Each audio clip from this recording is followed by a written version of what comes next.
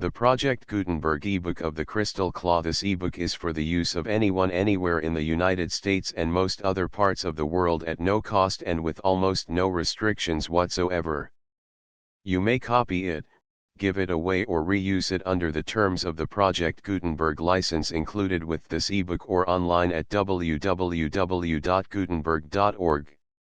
If you are not located in the United States, you will have to check the laws of the country where you are located before using this ebook.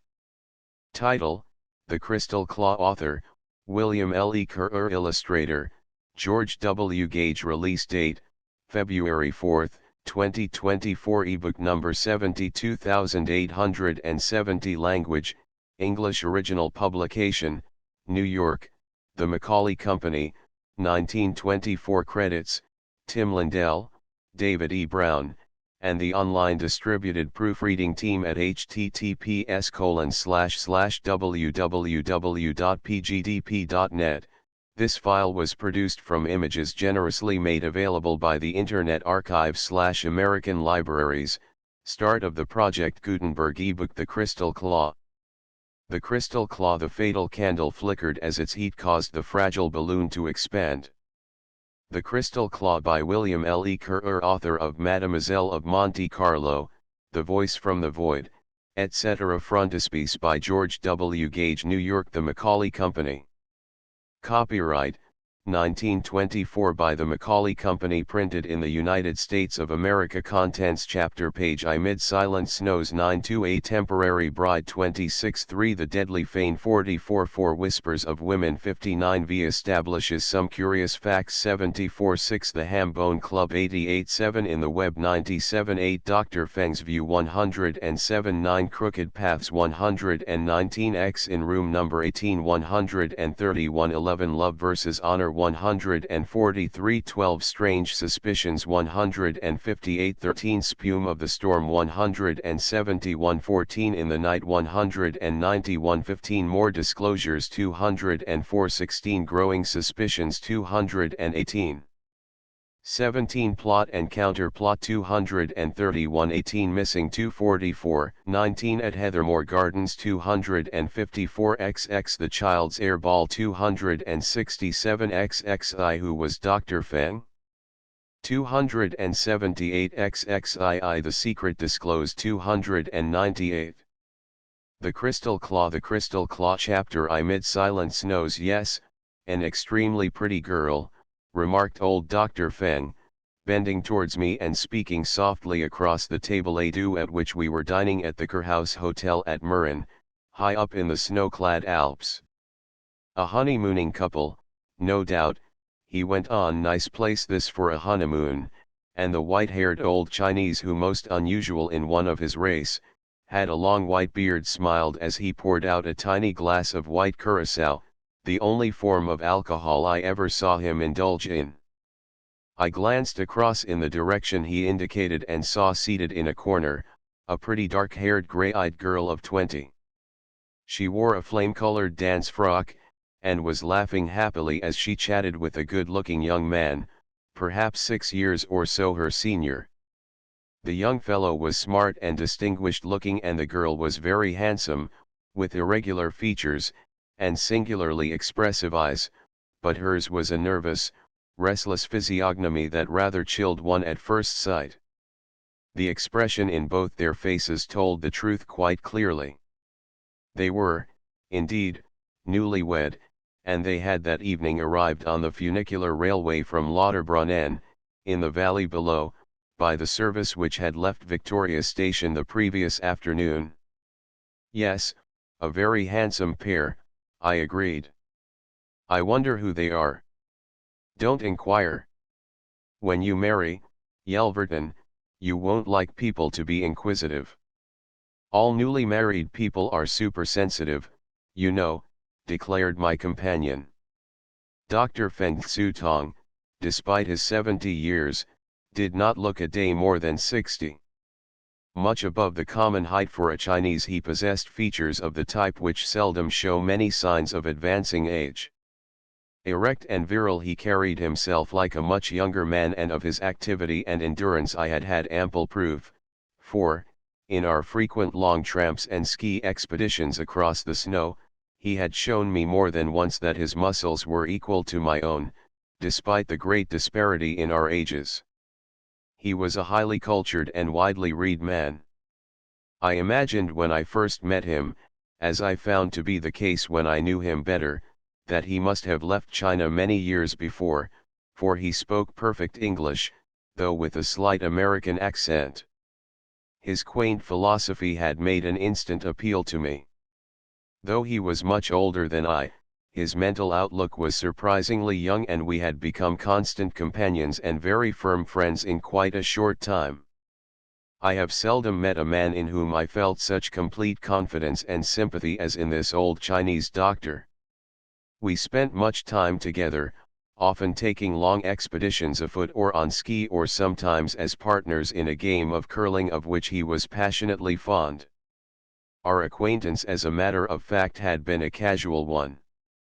I had left London blanketed under fog and rain, and after a 24 hours journey by rail had found myself in Mürren, that winter paradise of the young, opposite the towering Jungfrau with its attendant heights, the Monk and the Eiger, high up in a glittering world of sunshine, snow, and silence.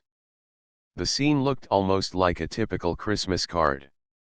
We were so high up that by day the sun shone brightly from a sky as blue and cloudless as that of Cannes. There were 10 feet of powdery snow everywhere, and the crystal clear air was as bright and invigorating as champagne.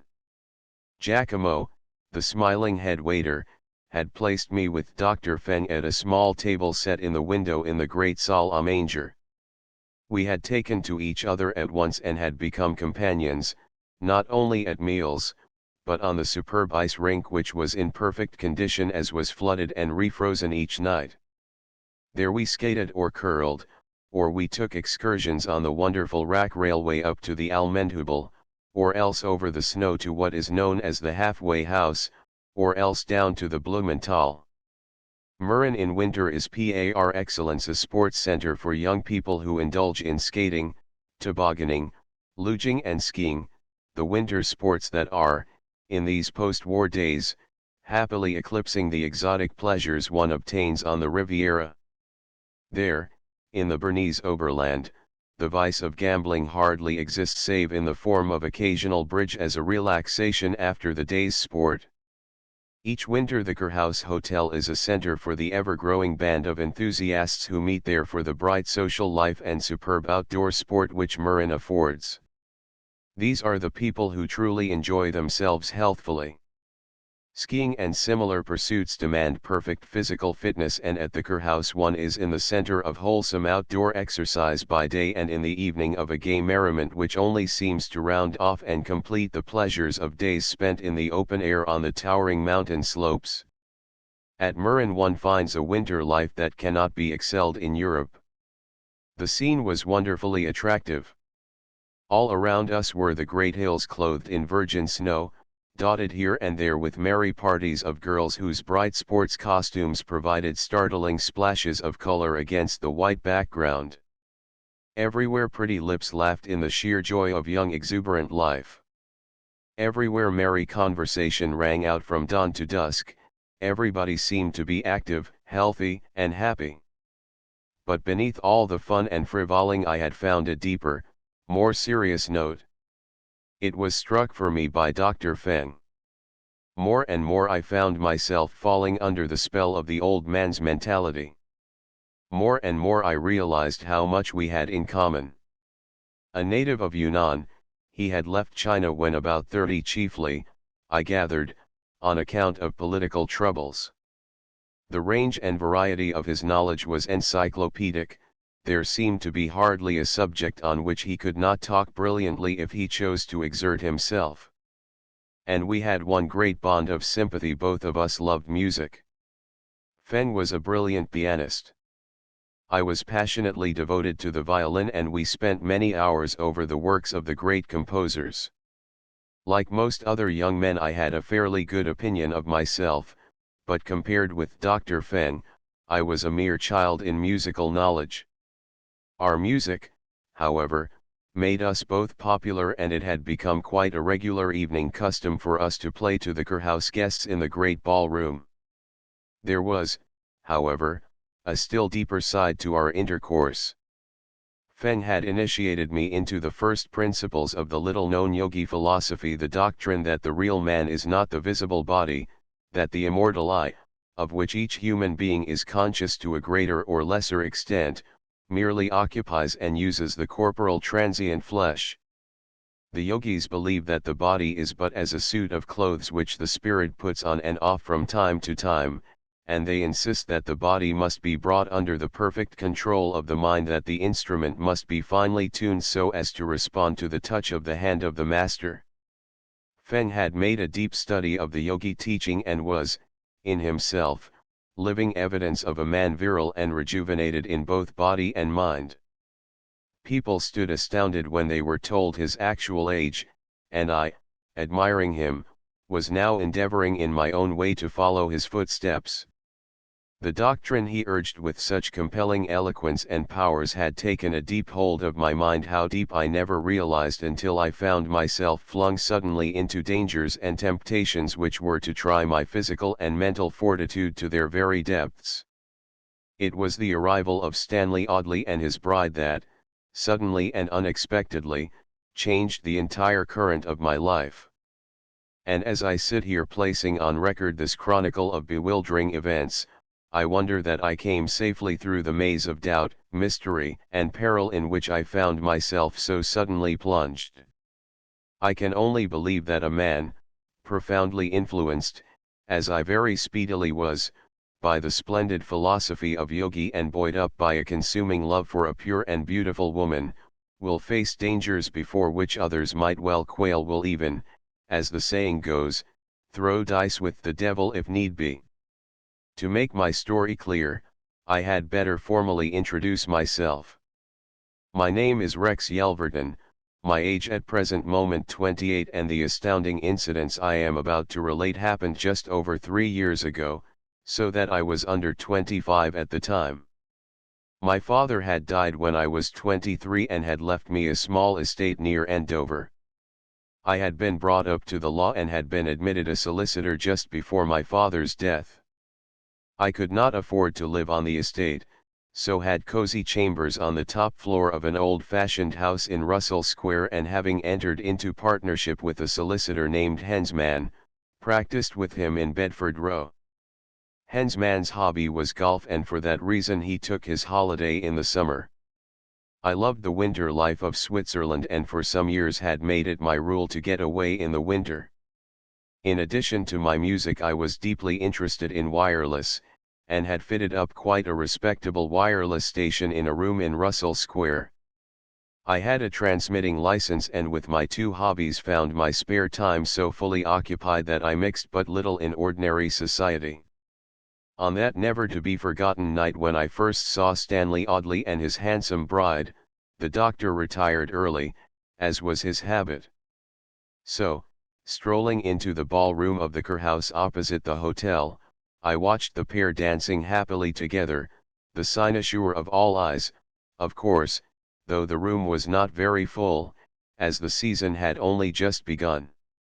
Like all other honeymoon couples, they were trying to pretend that they had been married for years, and, like all other honeymoon couples, they were failing lamentably. The truth was, as ever, palpable to every onlooker. Like everyone else, I admired them, though like everyone else, I smiled at their pretty pretense. As they had arrived by the night train from Calais, I guessed they had been married in London about 30 hours before and had come straight through to Murin. This, in fact, proved to be the truth. In my admiration of the beautiful young bride I was not alone, for a middle-aged, grey-bearded invalid, named Hartley Humphreys, with whom I often played billiards before going to bed, also remarked upon her beauty, and expressed wonder as to who they were. It was then that another man in the room, also evidently interested, told us that their name was Audley. Next morning, on coming downstairs, I found little Mrs. Audley dressed in winter sports clothes and looking inexpressibly sweet and charming. She wore a pale grey Fair Isle jersey, with a bright jazzy pattern, with a saucy little cap to match, and over the jersey a short dark brown coat with fur collar and cuffs, and around her waist a leather belt. Brown corduroy breeches, and heavy well-oiled boots and ski anklets completed one of the most sensible ski outfits I have ever seen. That she was no novice at skiing was evident from the badge, a pair of crossed skis, she wore in her cap. It was the badge of the Swiss Ski Club, the same as that worn by the Alpine guides themselves. Naturally I was surprised.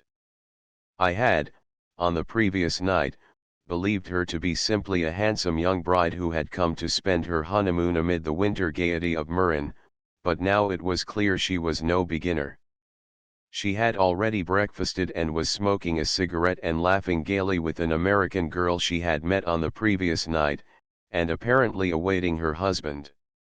In a few moments the husband, in a windproof ski suit and wearing one of those peaked caps of blue serge which nobody dare wear save the practiced ski runner, came down with a word of apology. "I broke my bootlace, dearest. I apologize." "Oh. That's all right, Stan," she laughed, "John has got the food in his rucksack." Then I saw that John von Allman, the intrepid and popular young guide, was waiting outside for them. They were going on a skiing excursion up the Skeldhorn. Certainly they were no novices. I soon afterwards discovered they had both passed their tests in previous winters at Wengen and Pontresina. The sun was shining brightly upon the newly fallen snow, although it was not yet 9 o'clock, and as I watched the happy young couple adjust the ski bindings to the boots and take their ski sticks, those iron-spiked poles of cherry wood with circular ends of cane to prevent sinking where the snow is soft, I noted how merry and blissful they were. Suddenly the tall, lithe, young Alpine guide in his neat blue serge skiing suit drew on his leather mitts, hitched on his rucksack, and the little party slid swiftly away over the snow. It was clear the girl was an expert, her every movement showed it. Those who go skiing well know the difficulty of keeping their balance on the long, narrow planks turned up in front which constitute ski. But the bride had long ago passed through the initial stages. As I found out later, she had been year after year to winter sports and had long passed the period when she practiced her telemarks and stemmings on the nursery slopes. Her lithe swift movements were delightful to watch, and it was clear she was enjoying to the full the keen exhilaration born of the swift gliding over the crisp snow. As I stood watching the swift progress of the Audleys and their guide, old Dr. Feng spoke behind me. "A pretty sight, Yelverton. It is good, indeed, to be young. There's an example of the fate lying before you. You'll have to marry some day, you know." "No sign of it yet, doctor," I laughingly replied. As a matter of fact, matrimony had so far made no appeal to me. I had never met a girl who had stirred me deeply. I had many friends, or at least acquaintances of my own sex, but I was deeply absorbed in my hobbies and, not seeking society for society's sake, I had hardly any woman friends. Sometimes I fancied that the opposite sex found in me something antipathetic and ungenial. At any rate, I made little progress with them and, perhaps for that reason, was quite content to remain a bachelor and keep my father's old housekeeper, Mrs. Chapman, to mother me as she did when I was a boy and manage my flat in Russell Square. I suppose I was no better and no worse than thousands of other fellows of my age. Men coming down from Oxford and flung into the whirl of London life are not usually Puritans or ascetics. I suppose I was much like them.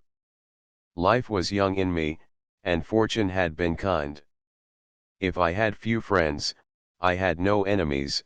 I had an income ample for my wants, and I enjoyed myself in my own way.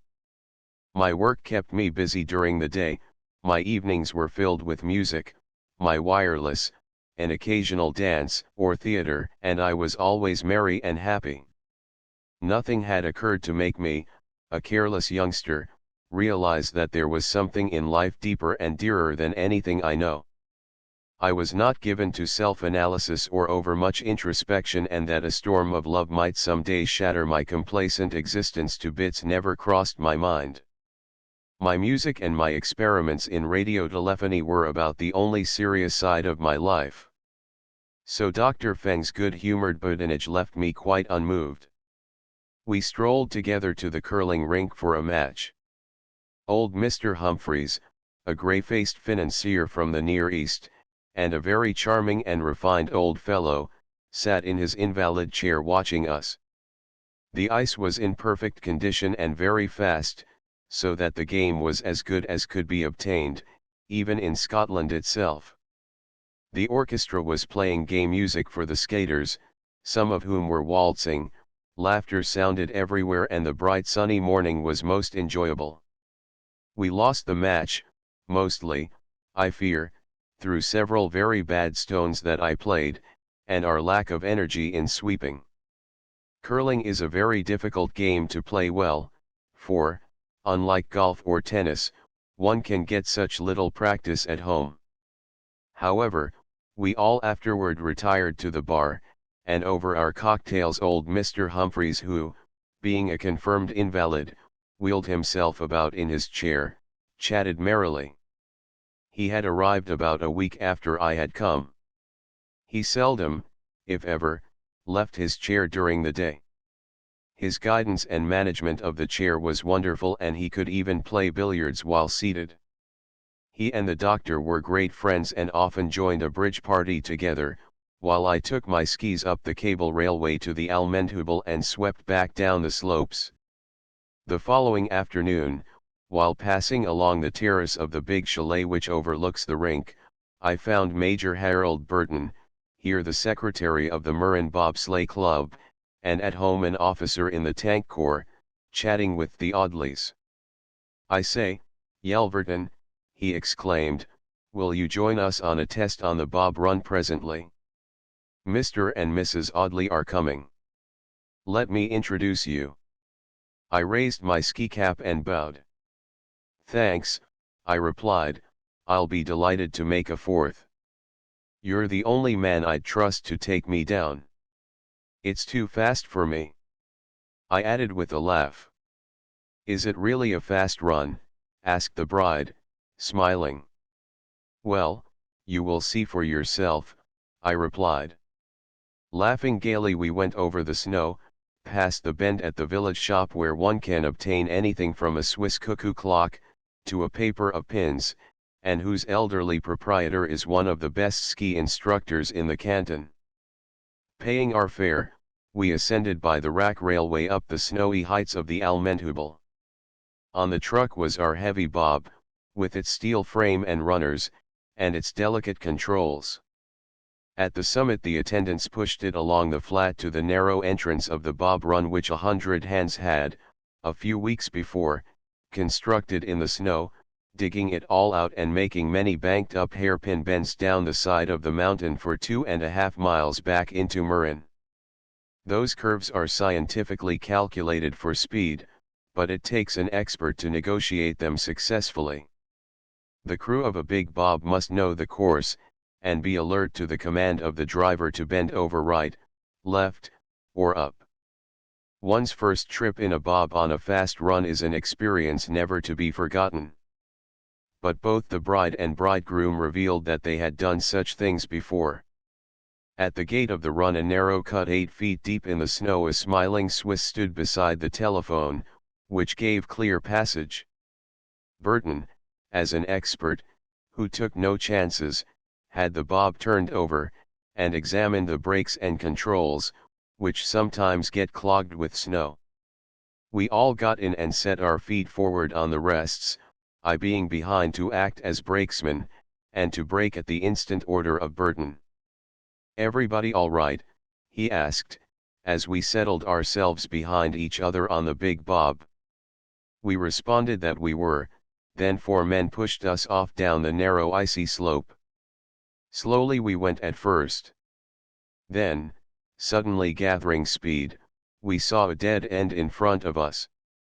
Right, cried Burton, and all of us leaned over to the right and thus negotiated the corner. Left, was the order, and round we went every moment gathering speed. Careful, he cried, in a minute we shall have a right and left quickly. Now. Right.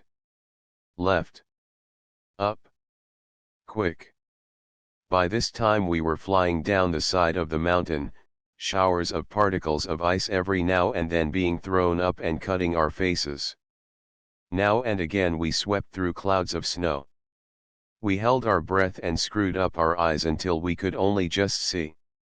Left. Right. Up. Left again. Right, shouted Burton, and each of us alert and quick, obeyed. We were traveling at a furious speed and any fault might mean a serious accident, such as that in which one of the British bobsleigh team for the Olympic sports broke both his legs during a run at Chamonix. Straight, we heard Burton shout as we flew along, still down and down. Right in a few moments, he cried. Be careful. Then a big bump and we're down. Steady, steady. Now WW. Right, look out. Bump. Good, and he steered us down a straight path past where the watcher stood at the other end of the telephone. Well, he shouted to the timekeeper, as he pulled up, what is it? 4 minutes, 8.5 seconds, sir, replied the tall, thin-faced Swiss peasant, speaking in French. Good. Fairly fast. But we'll try to do it in better time tomorrow. I had sat behind little Mrs. Audley who, turning to me, her face reddened by the rush of frosty air, exclaimed, wasn't it glorious? I been to Switzerland 3 times before. I passed my 3rd test in skiing 2 years ago, but have never been on a big bob run. That last double turn was most exciting, wasn't it? I agreed, and we all 4 strolled together back to the hotel to tea.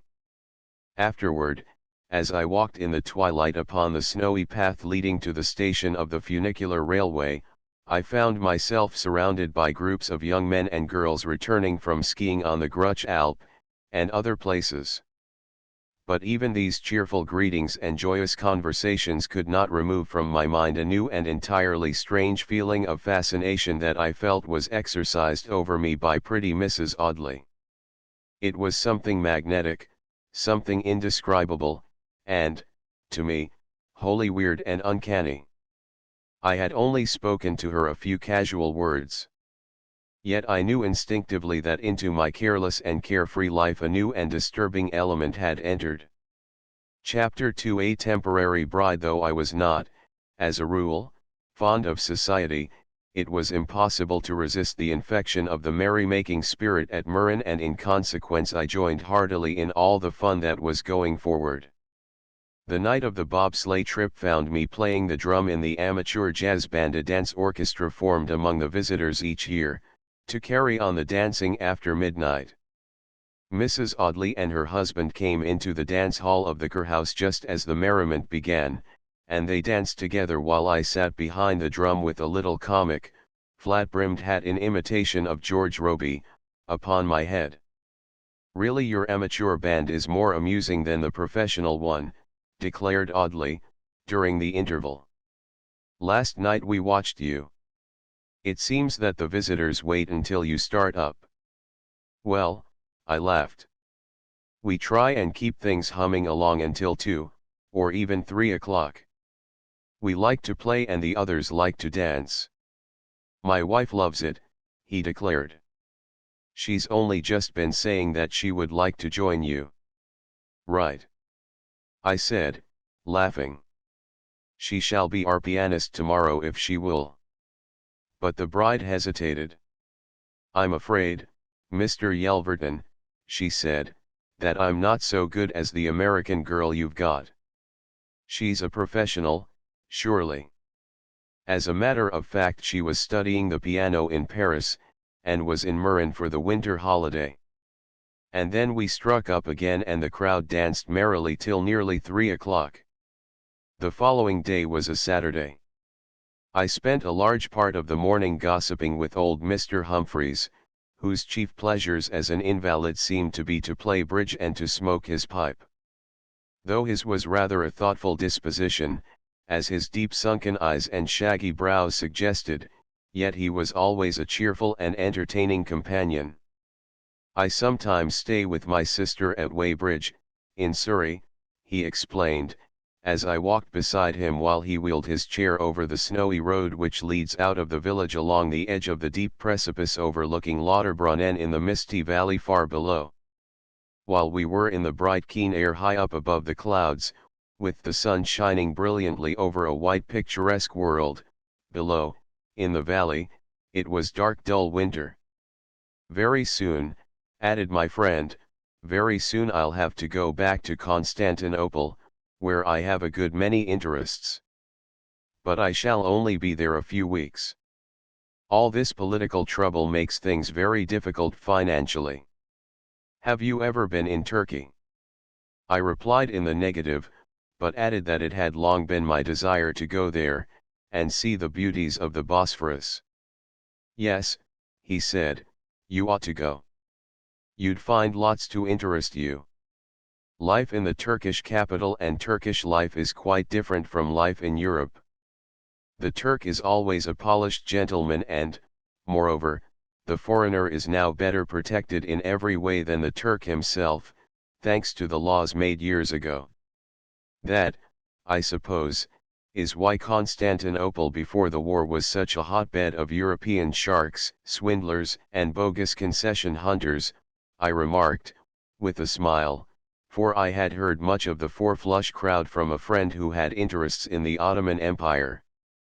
"Exactly," he laughed. "It is true that in Pera we have a collection of the very worst crooks in all Europe. But it is hoped that, under the new conditions, Turkey will expel them and begin a new and cleaner regime." As he spoke we turned a sharp corner, and Stanley Audley and his pretty wife, smart in another sport suit of emerald green that I had not before seen her wearing, shouted simultaneously the warning, "Achtung!" Next second, recognizing us, they greeted us cheerily as they slid swiftly past upon their skis. "A very charming pair, remarked old Humphreys. "The more I see of them the more interesting they become. What do you think of the girl? You are young, and should be a critic of feminine beauty," he added, with a smile. "I agree. She is very charming," I said. "Audley is, however, rather too serious, don't you think?" "Yes, I do. She's too go-ahead for him. She's a modern product as they call it. If a man marries he ought to have a comrade, not a cushion. A woman, to be a perfect wife, should not be too intellectual. A knowledge of literature, art, and science does not necessarily make for domestic happiness. In a wife you want heart more than brains. Yet a giddy, brainless wife is even a worse abomination." "Do you mean Mrs. Audley?" I asked. "Not in the least," he replied quickly. "I don't think she is either brainless or giddy. I am only giving you my idea of the perfect wife. The real wife would be a mate. The term is used by the lower classes and expresses the ideal perfectly. It sums up the whole thing. And I don't think Mr. and Mrs. Audley are really mated, though at present they are evidently very much in love with one another. I think they married in a hurry." This was a new line of thought for me, and, naturally, I was astonished. But I kept silence. Old Humphreys had seen far more of the world than I had, and I had a good deal of respect for his judgment. When we got back to the hotel, Dr. Fenn was waiting for me and we went in to lunch together. We were late and the big dining room was almost empty. After we had finished our meal, Fenn went to his room and I strolled into the lounge, intending to have a cup of coffee there and then go to my room to write some letters. To my surprise, for I thought they were out skiing, I found Audley and his wife seated on a settee. Both were obviously upset and the bride's eyes showed unmistakable traces of tears. To this day I cannot imagine what prompted me, but I think it must have been sheer nervous bravado, for, without passing, I stepped across to them, and with a laugh exclaimed, "Well, and what is the matter now?" Both stared at me in natural resentment. I could have bitten my tongue out in my vexation at having perpetrated such a banality. I started a stumbling apology. "Oh, all right, Yelverton," said Audley, his resentment vanishing. "The fact is we are in a difficulty and I don't quite know what to do." "Can I help you anyhow?" I asked. "I'm afraid not. But I'll tell you how things are. We were married in London only 4 days ago and now I have to go back and Thelma doesn't like it. I'm an electrical engineer at the head offices in Westminster of Gordon and Austin, the big combine which holds concessions for the supply of electricity to about 40 towns in England. I've just had a wire calling me to attend a meeting of the directors on Monday morning. It is proposed to promote me to be manager of the power works at Woolwich, which means a big lift that will be a great thing for me in the future." "Well, of course, you'll go," I said. "I suppose I must," he replied. "But according to the papers there's a big gale in the channel and only the little boat is crossing from Boulogne. Thelma doesn't want me to leave her, and she is such a bad sailor that if she came with me she would certainly be very seriously ill. The last time she was seasick she collapsed very dangerously. She cannot possibly make the crossing." The girl was obviously on the edge of a flood of tears. "But surely," I said to her husband, "Mrs. Audley will be all right here for a few days. If you care to trust me so far I shall be delighted to look after her, and so, I am sure, will Dr. Feng and Mr. Humphreys. She could be with us. You ought to be back by Wednesday evening." "It's awfully kind of you, Yelverton," said Audley, "but it rather looks like taking advantage of your good nature." "Nonsense," I said, "we shall all be delighted. If you catch the Boulogne Express from Interlaken tonight you will be in Victoria tomorrow evening in good time for your appointment on Monday. You can leave again on Tuesday and be up here on Wednesday. We will keep Mrs. Audley amused until then." Both expressed their thanks and we went to the telephone to get onto the sleeping car company in Interlaken and reserve a berth. I arranged to leave with them at 4 o'clock that afternoon and descend by the funicular into Lauterbrunnen, where Audley would take train for Interlaken to catch the night mail for Boulogne. Thus, having fixed things up, I left them and went up to the doctor's room where I told him what had occurred. The old fellow at first laughed immoderately and declared I was extremely foolish to intrude. However, he was sympathetic enough. "Poor little girl," he said. "Of course she would be very lonely. We must have her to sit at our table, Yelverton, and of course, my dear boy, you must entertain her. Poor little girl, she has only one honeymoon, and to think that it should be so interrupted." "Yes. You did quite the right thing, quite right." At 6 o'clock I stood on the snowy platform at Lauterbrunnen station with the little lady, as I called her, and we watched her husband wave us farewell as the train left. It was dark, damp, and dreary down there. A thaw had set in and it was sloppy underfoot. Lauterbrunnen is not a pleasant place in winter. Suddenly she turned to me and with a merry laugh exclaimed, "Well, Mr. Yelverton, I suppose I am now your temporary bride." We laughed together, and then crossed back to the little station of the funicular railway and slowly ascended until, just in time for dinner, we were back again in Mürren. Naturally, the fun-loving guests at the hotel made the best of the news that Stanley Audley had had to dash off to London and had left his pretty wife in my charge. Chaff and banter flew freely, Practical jokes were played on us by the score, and the excitement helped to chase away Mrs. Audley's depression. And, perhaps, wisely, she sought to get rid of her natural sorrow by flinging herself into the whirl of the Kurhaus life. She danced, laughed, and even flirted mildly with one or two young fellows in a way she certainly would not have dreamed of doing had Stanley Audley been present. But it was all very innocent and above board, and not even the strictest moralist would have found fault with this gay abandon which, I fancy, was half assumed. For, disguise it how she would, she was quite clearly devoted to her husband and longed only for his return. Next day she lunched with Dr. Feng and myself, and in the afternoon we put on our skis and I took her out over the snow to the Grutsch Alp by a way which commanded a magnificent view of the Hibernese Alps. We took our cameras with us, and, on my table, as I write, there is a snapshot I took of her as, in her smart winter sports kit, she sped swiftly down a steep slope with her ski sticks held behind her in real professional style. She proved a delightful companion. She was, I found, a Londoner born and bred, and she had all the genuine shrewdness and good humor of the town girl.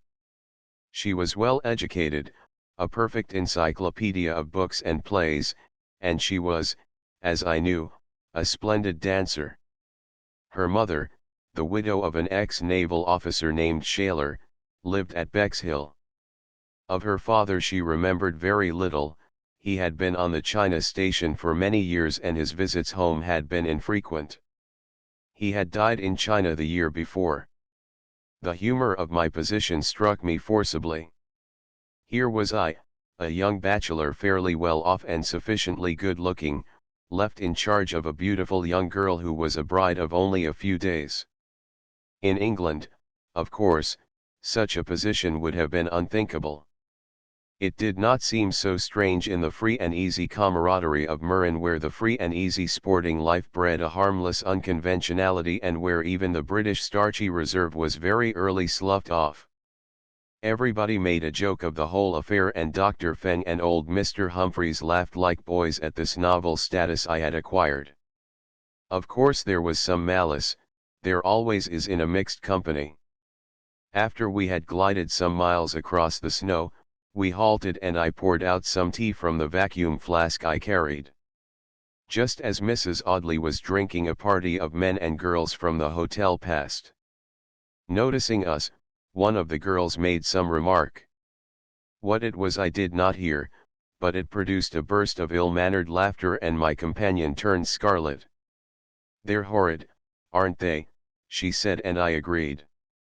"But it is really delightful here," she said, looking up into my face. "You are most awfully kind to us, Mr. Yelverton.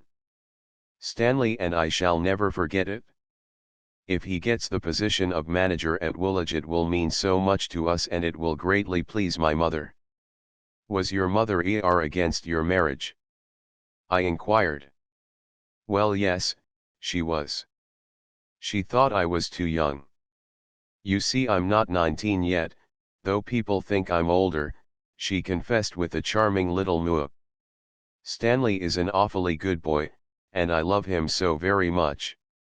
"Naturally, and I hope you always will," I said. "Of course, I'm older than you, but our position here today is really a bit unconventional, isn't it?" "It is," she laughed. "I wonder how you like being bothered with a temporary bride." "I'm not bothered, but most charmed to have such a delightful companion as yourself, Mrs. Audley," I declared. We returned to dinner after an enjoyable afternoon amid those wild mountains and snowy paths, and when she came to table she provided one of us, at any rate, with a startling surprise. We had taken our seats at our table and were waiting for her. Seated with my back to the door, I did not see her enter the room, but I saw Dr. Feng, who was facing me, suddenly stiffen in his chair, and not even his Chinese impassivity could disguise the look of amazement, almost of fear, which leaped suddenly into his eyes. "Whatever is the matter, doctor?"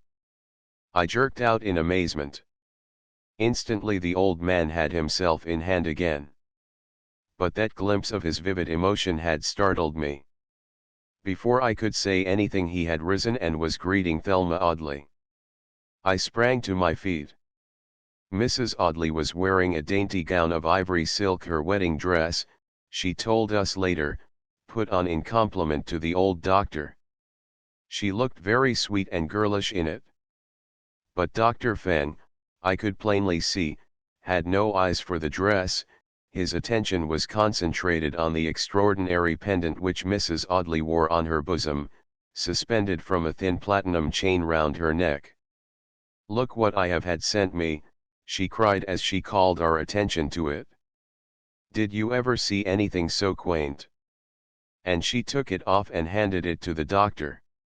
He took it from her with what, had the brooch been some sacred emblem, I should have thought was an expression of deep reverence, and examined it closely. It was a sufficiently striking ornament to have attracted attention anywhere. It was fashioned in the form of a peacock's foot, about 3 inches long.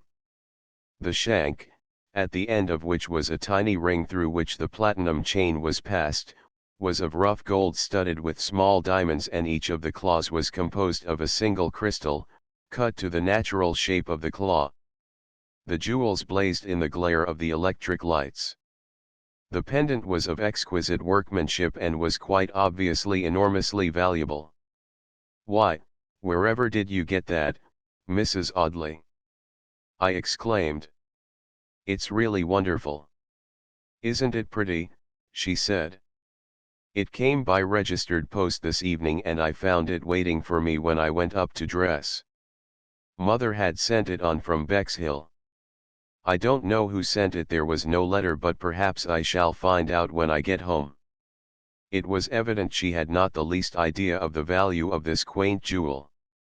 I was keenly watching Dr. Feng.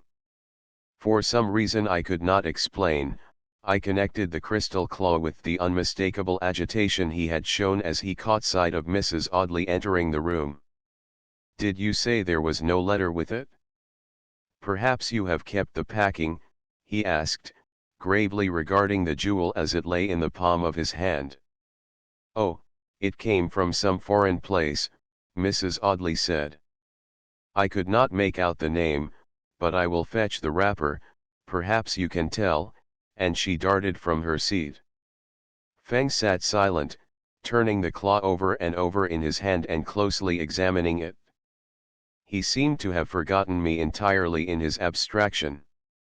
A few moments later Mrs. Audley returned with a small box and some peculiar paper in which it had been wrapped. The whole had been rewrapped in brown paper in England, and the original address, Miss Thelma Shaler, care of Mrs. Shaler, Bexhill-on-Sea, Sussex, England, was undamaged. It was a queer cramped handwriting, evidently that of a foreigner. Dr. Feng glanced at it.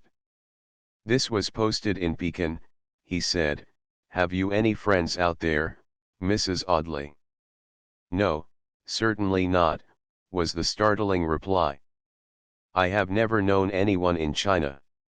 "Are you sure it is from Pekin?" Dr. Feng smiled. "You forget I am a Chinese, Mrs. Audley," he said.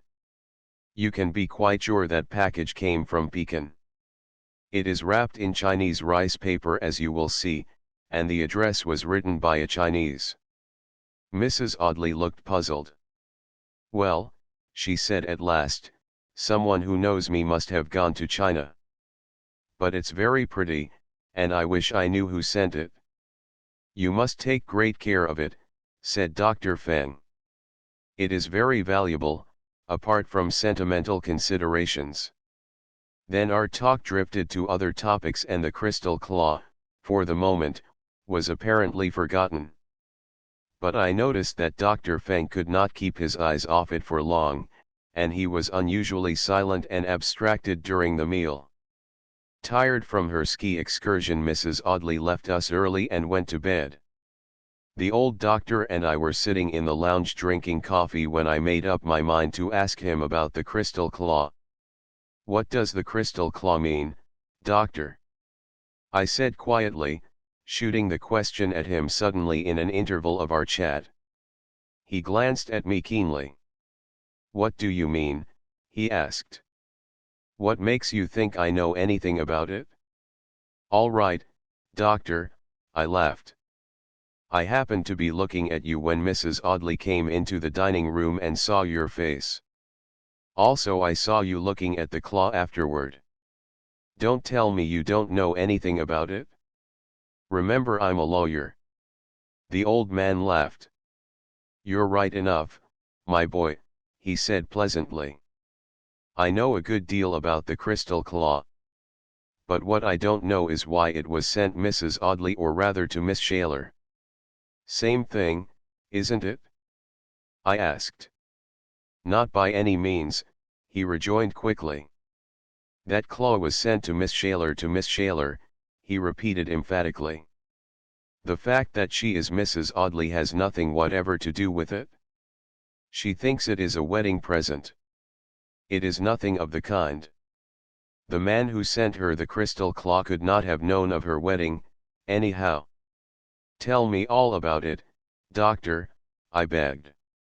Well, he said slowly, I don't suppose it will do any harm if I do. But you had better keep what I tell you to yourself, at any rate for the present.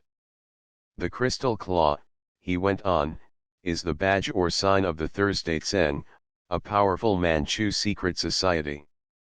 There is nothing illegal about the society, it simply works for the political regeneration of China. Shi Yuan himself is one of its leading lights. You know of him, of course. The claw is given, so far as outsiders are concerned, only to those who have rendered some signal service to the society. Now, I cannot see how Mrs. Audley, by any conceivable stretch of the imagination, can have helped the Thursday Tseng. Excepting myself, she has probably never spoken to a Chinese in her life. Did you know her father was a naval officer and was for many years on the China station? I asked. Feng started violently. Is that so? He asked quickly. Yes, I replied, she told me so only today. The old man sank back into his chair and pondered deeply. That may explain it, he said slowly. It is just possible the claw has been sent to her in recognition of something her father did. But, if so, it must have been something of very great importance. How long has her father been dead? About a year, I replied. Well, he said, after another period of thought, there must have been some reason why the sending of the claw was delayed. But, he went on with growing animation, you can take it from me, she has powerful friends. With that claw in her possession she could ask almost anything she liked in any part of China today. It would be a magic talisman there. Of course, I was as completely bewildered and amazed as Dr. Feng. But I could only assume that his solution of the mystery was correct. Mrs. Audley apparently knew next to nothing of her father's life abroad. Certainly she would and could know nothing of his political activities there. But Feng was confident he had somehow been associated with powerful members of the Thursday Tseng. I will send some cables tomorrow, he said, as we parted for the night. I am deeply interested in this affair. China is the land of mysteries, and this is beyond me. The last time I saw the crystal claw was when I was in Tibet 20 years ago. It was worn by a monk of a Buddhist monastery there. But, of course, I could never find out why he got it. Chapter 3 The Deadly Feign. Next day, while old Humphreys remained in his invalid chair to write some business letters to his agents in the Near East, and Dr. Feng had a match at curling, I took the little lady out upon the other side of the deep valley to the popular winter sports resort at Wengen, which lies up the mountain on the opposite side of the valley. We lunched at the splendid Regina Hotel, where everyone goes, and afterwards took some snapshots. Later we took the train up to the ski dig and came down on our skis, a glorious run back to Wengen, the snow conditions being perfect. In everything she was interested, admiring the scenery and thoroughly enjoying the run, until we returned in the darkness up the mountainside again to Murren. I had come to the conclusion that Mrs. Audley had been a London business girl, for she told me she knew shorthand and typewriting, and she was evidently familiar with business affairs. The old invalid had become even more interested in her. He studied her as the type of the modern girl, and she certainly was always bright and vivacious when with us. Dr. Feng, however, though he was invariably polite to her, seemed to have become, for some reason, decidedly antagonistic. It is true the position was decidedly unconventional and irregular, but I could not reconcile his present attitude with his earlier and very obvious liking for Mrs. Audley. He now disagreed utterly with my quixotic offer to look after her and did not hesitate to say so. "You are playing with fire," he declared. "You are both young and she is a very pretty girl. The best thing you can do will be to clear out." I laughed, of course, and told him I had only accepted this responsibility in order to help a man out of a difficulty. He shook his head. "You don't know either of them, and you don't know what you may have let yourself in for." I wondered, naturally, whether he had been influenced by the arrival of the crystal claw, and asked him bluntly if this were the case. "Not at all," he assured me. "The crystal claw has nothing whatever to do with it." In spite of all he said, I would not take his advice. In the headstrong way of youth I put him down as a thoroughly conventional old fogey, a survival of the Victorian era when girls were compelled to go about with chaperones and the smoking of a cigarette was a vice to be indulged only in the strictest privacy.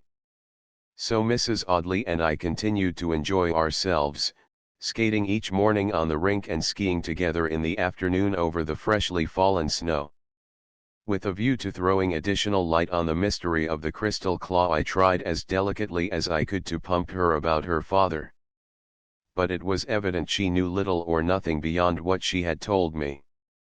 He was a naval officer on the China station for many years, seemed to sum it all up, and I wondered whether, for some reason I could not divine, further knowledge had been deliberately withheld from her. Of Eastern political affairs she obviously knew nothing. Of her husband she said little, though I saw she was devoted to him. "When we get back, Stanley and I hope to get a flat at Hampstead," she said one day when we were resting after a swift run on skis close to the halfway house, which is on the electric railway line which runs from Murren along the edge of the precipice, before one changes into the rack railway to descend to the valley. That night at dinner there was a strange incident. Mrs. Audley came down in a gown which was the envy of many girls in the hotel.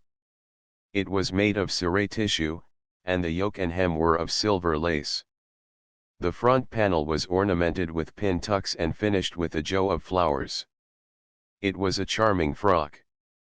On her breast the crystal claw winked and blazed in the light of the lamps. Old Humphreys, contrary to his usual custom, had come into the dining room for dinner and was seated in his wheelchair at the same table as Mrs. Audley, Dr. Feng, and myself. I shall never forget the look that came over his face when he caught sight of the crystal claw. Rage, fear, and amazement mingled together until the old man looked positively demoniacal. Luckily, Mrs. Audley was talking to Dr. Feng and neither of them noticed him. It was a moment or two before the old invalid could control himself. Then his face resumed its usual expression.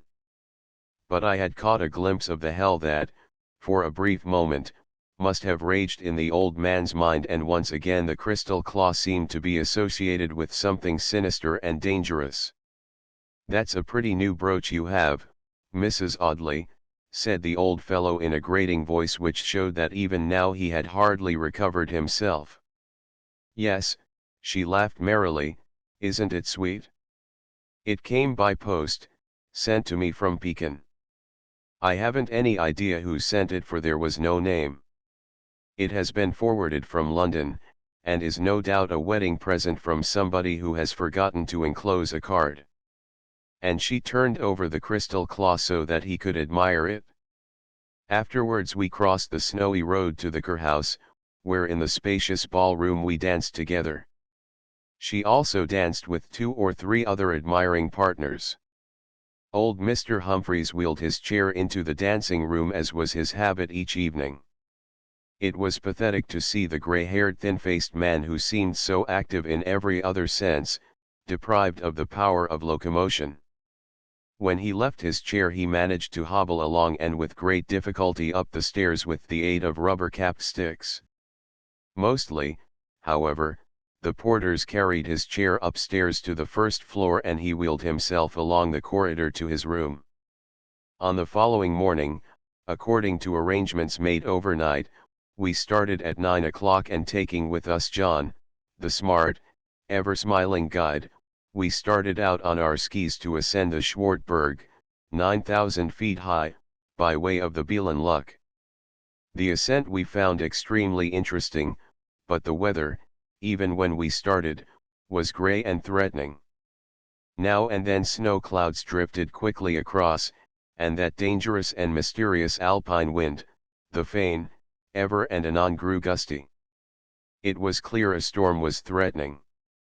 A little blizzard, perhaps, remarked the slim, agile John, in his soft English, as he slid along over the snow.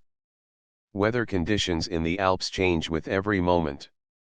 A blizzard may succeed brilliant sunshine within 5 minutes. A blizzard that whips the face with its icy blast, piles snow deep, and freezes one to the marrow. In the glacier regions of the higher Alps, the weather cannot be depended upon for a few minutes together. Thelma, that day, wore the ski kit in which I had first seen her, the Fair Isle jazzy patterned jersey, and over it the short little windproof jacket trimmed with fur, and her corduroy breeches and stockings. It was in every way serviceable.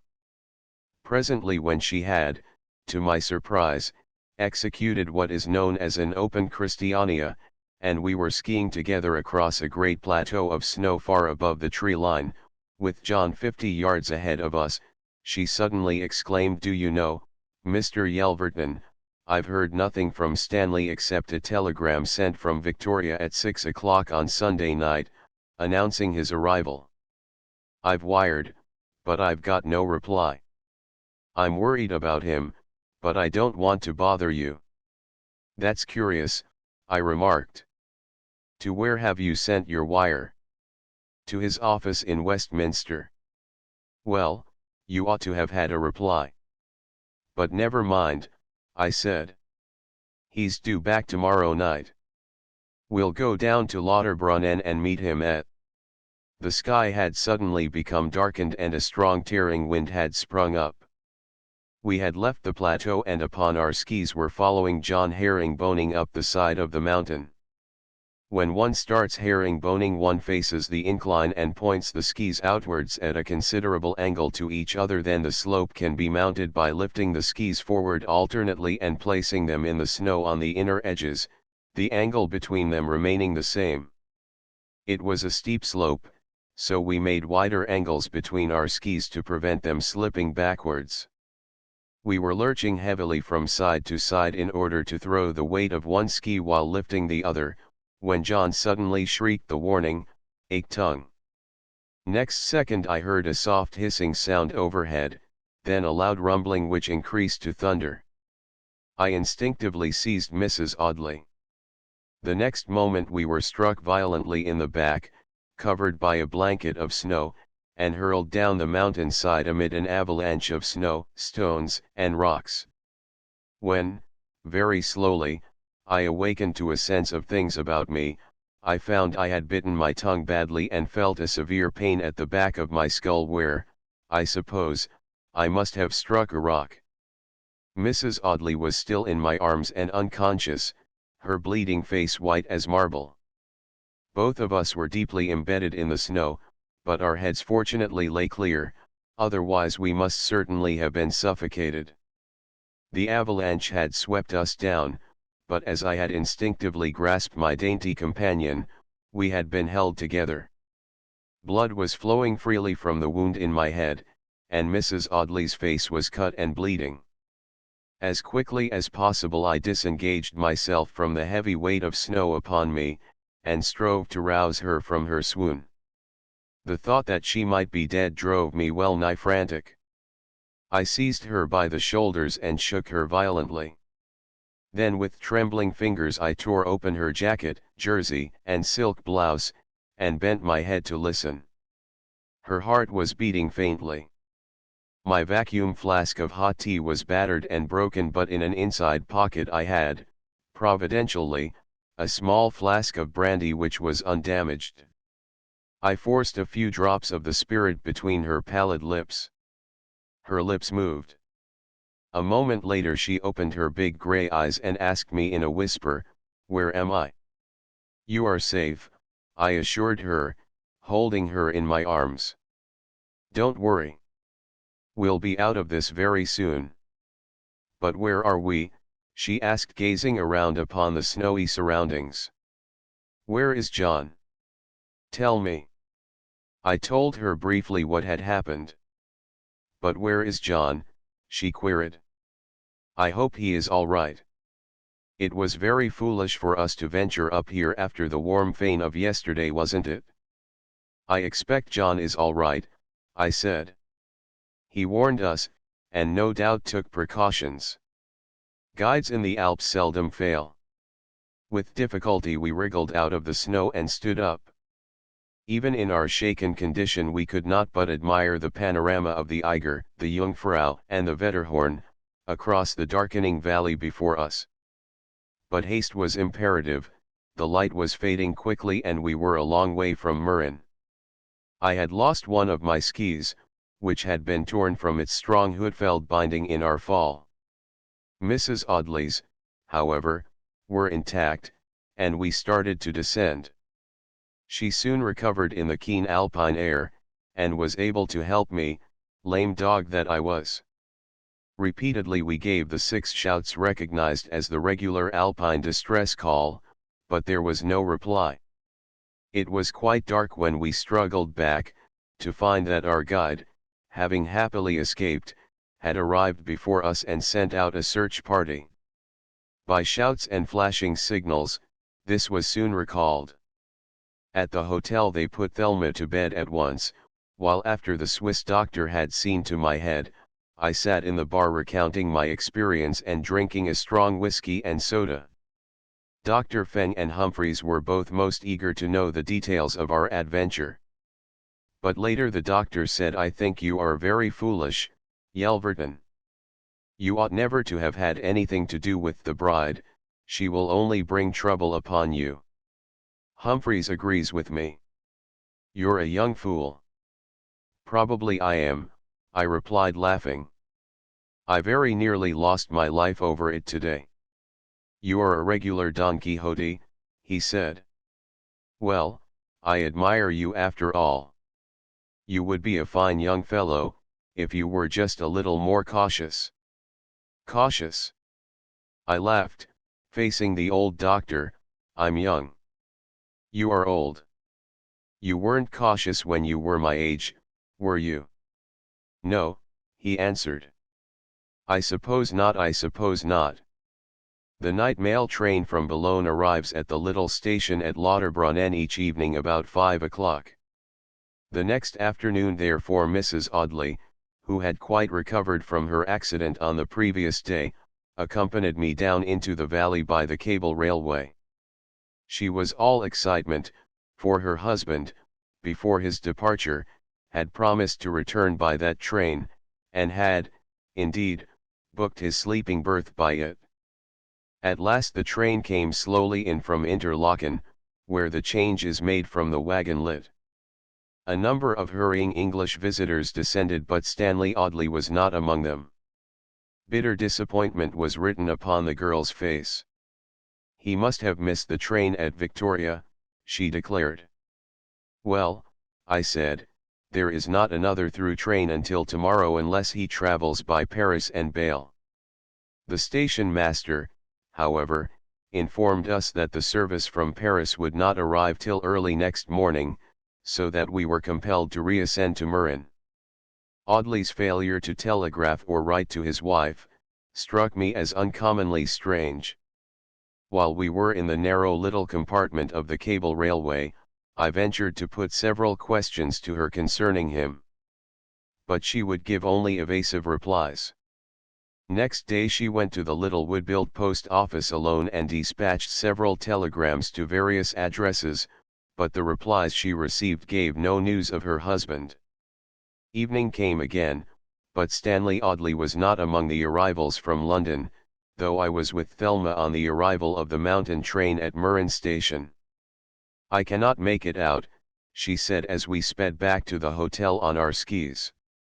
"Surely he must be delayed. Perhaps he has telegraphed to me and the message has gone astray." "That may be," I agreed in order to reassure her, but personally I felt much mystified. Next day I telegraphed to the managing director of Gordon and Austin, the electrical engineers in George Street, Westminster, asking for news of Stanley Audley, and in response about 5 o'clock in the evening came a reply which read, "Stanley Audley is not employed by us and is unknown to us." I said nothing to Thelma, but finding Dr. Feng alone, showed him the telegram. The old doctor grunted with dissatisfaction. "Something wrong somewhere," he remarked. "One should always be very careful of hotel acquaintances. I warned you at the time that you were indiscreet to offer to look after the bride of a man you don't know." "I admit that. But the whole affair is very mysterious. He told me a deliberate lie when he said he was employed by Gordon and Austin." "Yes. He's a mystery, and evidently not what he pretended to be." "What does his wife think?" "I haven't shown her the telegram." "Don't. Try and discover what you can from her." "You don't seem to like her, Doctor," I said bluntly. "No, I don't like either of them," the old man admitted. "There's too much mystery about the pair. I was discussing them with Humphreys this morning, and he agrees." "It is not Thelma's fault," I said. "It may be. She evidently knows more about her husband than what she has told you." "Well, she's told me nothing," I replied. "There you are. She is concealing the truth. Go and find out all you can. And don't be indiscreet. Your present position is dangerous. Perhaps he's left her deliberately and palmed her off upon you, hoping that you will both fall in love, and he can free himself of her at your expense. Such things are not unknown, remember." "I don't believe it," I declared. "I undertook a trust foolishly if you like, and it is up to me to carry it out to the best of my ability." "Ah, my dear boy, your eyes are closed very often," the old doctor said. "The lookers-on see most of the game, and I've seen one or two little things which show that your temporary bride is not adverse to a little secret flirtation." "How?" I asked quickly. "Well, she's on quite friendly terms with that young fellow, Harold Ruthen." "Ruthen?" I echoed. "I didn't know they were acquainted." "I've never seen them speak." "No, not when you are about," replied the old man laughing. "But I've often seen them chatting together." This surprised me. Harold Ruthen was a rather foppish, fair-haired man about my own age, whose airs were of the superior type. His interest in Thelma had not escaped me, but I had never seen them speaking together. He was, I understood, an ex-officer, and he was a very good skater. But at first sight I had taken an instinctive dislike to him, and, that he should have made Thelma's acquaintance in secret, greatly annoyed me. I felt myself responsible to Stanley Audley, even if he had deceived me. Now I found myself in a difficulty. Only at that moment I recollected how, on the morning before Thelma's husband had announced his forced return to London, I had seen Ruthen walking with the doctor up a narrow path with high snow banks close to the hotel. They were deep in conversation, and old Feng seemed to be impressing some point upon Ruthen while he listened very attentively. Did Dr. Feng know more than he admitted? I must say that I did not like his hostile attitude towards the newly wedded pair, an attitude which now seemed to be shared by old Mr. Humphreys. That night, when Thelma came to table, she was wearing a charming gown of almond green, that we had not seen before. Though she looked beautiful, her face was more serious than usual, and I suspected that I saw traces of tears. As we sat together I fell to wondering who was Stanley Audley. Why had he deceived his young wife, and then deserted her, leaving her in my charge? Had I fallen into a clever trap? Chapter 4 Whispers of Women. 2 days passed, yet Stanley Audley did not return.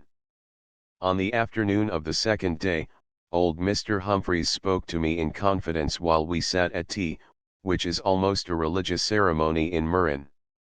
"Funny about that young fellow Audley," he said. "Have you discovered anything further?" "No," I replied, "the fact is I don't like to be too inquisitive." "Of course, but the girl is left in your charge, and you certainly have a right to know the truth," declared the old invalid. "Personally, I don't like the situation at all. I shall go back to London in a few days, but do let me know how you get on, for I am interested. You can always write to me, care of the Ottoman Bank in London." I promised, and finding Thelma, who had just come in from the rink, where there had been an ice hockey match, I greeted her in the hall as she went downstairs to tea. Later we went for a stroll together, and as we passed out into the grey twilight, young Ruthen held open the door for us, bowing, but not speaking. Before me the pair posed as strangers. "I don't like that fellow," I remarked, as we walked along the snowy road out of the village. "Neither do I," was her quick response. "But, if I'm not mistaken, Mrs. Audley, you are acquainted with him," I remarked. "Well, yes and no," she said. "It is true that he thrusts himself upon me whenever he has the chance, and your back is turned. I've snubbed him a dozen times, but he is always lurking about." "Then you are not friendly with him?" "On the contrary. I confess I don't like him," she answered quite frankly. Whereupon I resolved to try and catch him speaking with her and tell him what I thought of him. "He's a cad," I declared. "He pretends to be a gentleman, but he does not behave like one." "You speak as though you are annoyed, Mr. Yelverton," and she laughed lightly. "I am. You are left in my care, Mrs. Audley. Your husband would be very angry if he knew that the fellow pestered you with his unwanted attentions, would he not?" "I suppose he would," she faltered. "I wonder why we hear nothing from Stanley," I said.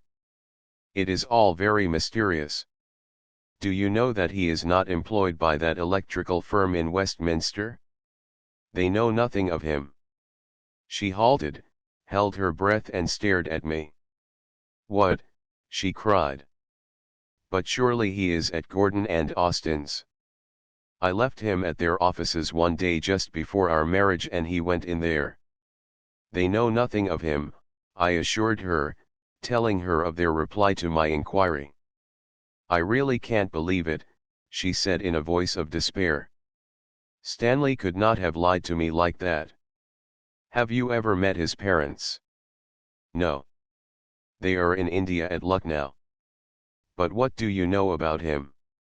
Where did he live before you married him?" "He had rooms in Half Moon Street. I went there once or twice, and she told me the number." "How long had you known him before you married?" I inquired. "About 6 months, but he was mostly away in Paris, on business for his firm." "That is the story he told you, but it is now proved to be incorrect." The firm have no knowledge of him. There must be some mistake, she said, much puzzled. Did you introduce him to your mother? Yes, he came home to Bexhill once and stayed the weekend at the Sackville. Mother liked him awfully, but at the same time she thought I was too young to marry. Then during the time of your engagement he was mostly away at? Did you ever meet any of his relatives? No, she replied rather hesitatingly. I thought then she endeavored to change the topic of our conversation. I, however, pursued it. A suspicion forced itself on my mind that she really knew a good deal more than she would tell me. But though I persisted for some time she would tell me nothing more, and naturally I began to be annoyed. I did not wish to think hardly of her, but it was impossible to stifle entirely the suspicions that insisted on forcing themselves upon my mind. Had I been caught in some carefully prepared trap, or had I merely made a colossal fool of myself? 10 minutes later, my companion, bursting into tears she could no longer control, blurted out, "I've been foolish, Mr. Yelverton, so very foolish. The fact is I've married a man I did not know." "Did not know," I gasped in turn. "Is that really the truth?" "It is," she said sobbing. I believed all that he told me, but now I have found out that what he said was false. And already he has deserted me." "But you love him," I said, full of sympathy for her in her obviously genuine distress. "Perhaps, after all, we are misjudging him. Something has occurred which prevents his return. I will wire at once to Half Moon Street and see whether we can get any news." "Yes, do," she urged. "Mr. Belton is the man who keeps the chambers. I recollect the name." So we turned back to the Chalet post office, whence I sent a reply-paid telegram. Next evening came the answer. "Mr. Audley left for abroad about 2 months ago, Belton." That was all. We had at least one person who knew him and who might place us in possession of more facts than we had at present. After dinner that night Dr. Feng asked me to go with him to his room. "I have had some telegrams from China," he said, when he had established me comfortably in an easy chair with a whiskey and soda at my hand. "Any news about Thelma?" I asked. "Yes," he replied, "it's a very curious story. Of course, I have no details and I am afraid we shall never get any. But there is enough information to show, as I expected, that the crystal claw was sent to Mrs. Audley in recognition of services rendered by her father to a powerful member of the Thursday Tseng. Have you ever heard of Sung Chun?" I nodded. "Wasn't he the chap who escaped from Siberia under rather extraordinary circumstances in the early years of the war, about 1916 or 1917? There was a lot about him in the papers, I remember, but I never saw any reason given for his imprisonment." "No public explanation ever was given," said Dr. Feng, "but, as a matter of fact, he was arrested on Russian territory north of China on a trumped-up charge.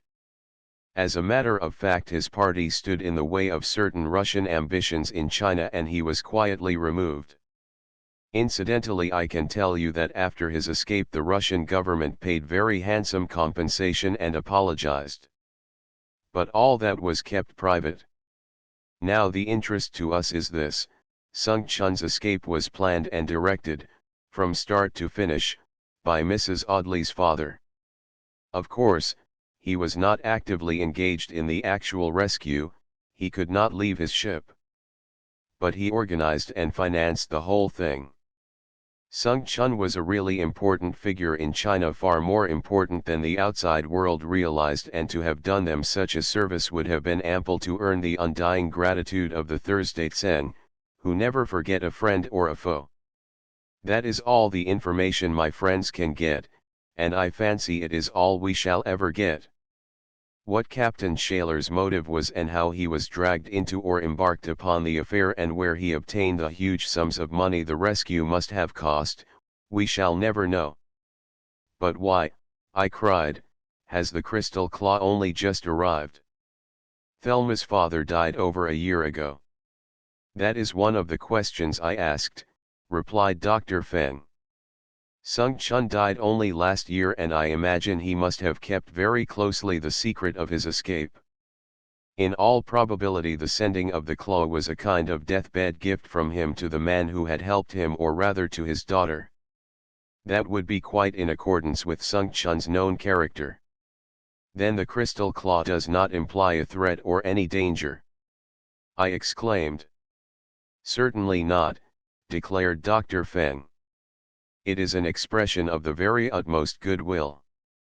Any member of the Thursday Tseng would be bound by the most solemn obligation to help in every way in his power the owner of the crystal claw. Well, I said as I rose to say good night, at any rate, I am glad there is no danger about it. But I don't see how the Thursday Tseng can ever help Thelma. Old Feng gave me a queer look. You can never tell, he said slowly. Most people want help badly at some time in their lives. Mrs. Audley, for instance, is in a position of considerable difficulty at the moment and may be in a worse one very soon. And remember this, my boy, the Thursday Tseng has an arm longer than you dream of. As the days slipped by I became more and more concerned about Thelma. Feng's antagonism to herself and her husband became daily more apparent, and I was glad when, the day after old Humphreys had departed, he left for London. However, we parted good friends. He was going to London first and then to the Riviera, and he gave me his solicitor's address so that I might write to him. Before he left I mentioned to him the effect the sight of the crystal claw had had on old Humphreys. Does he know all about the crystal claw? I asked, half banteringly.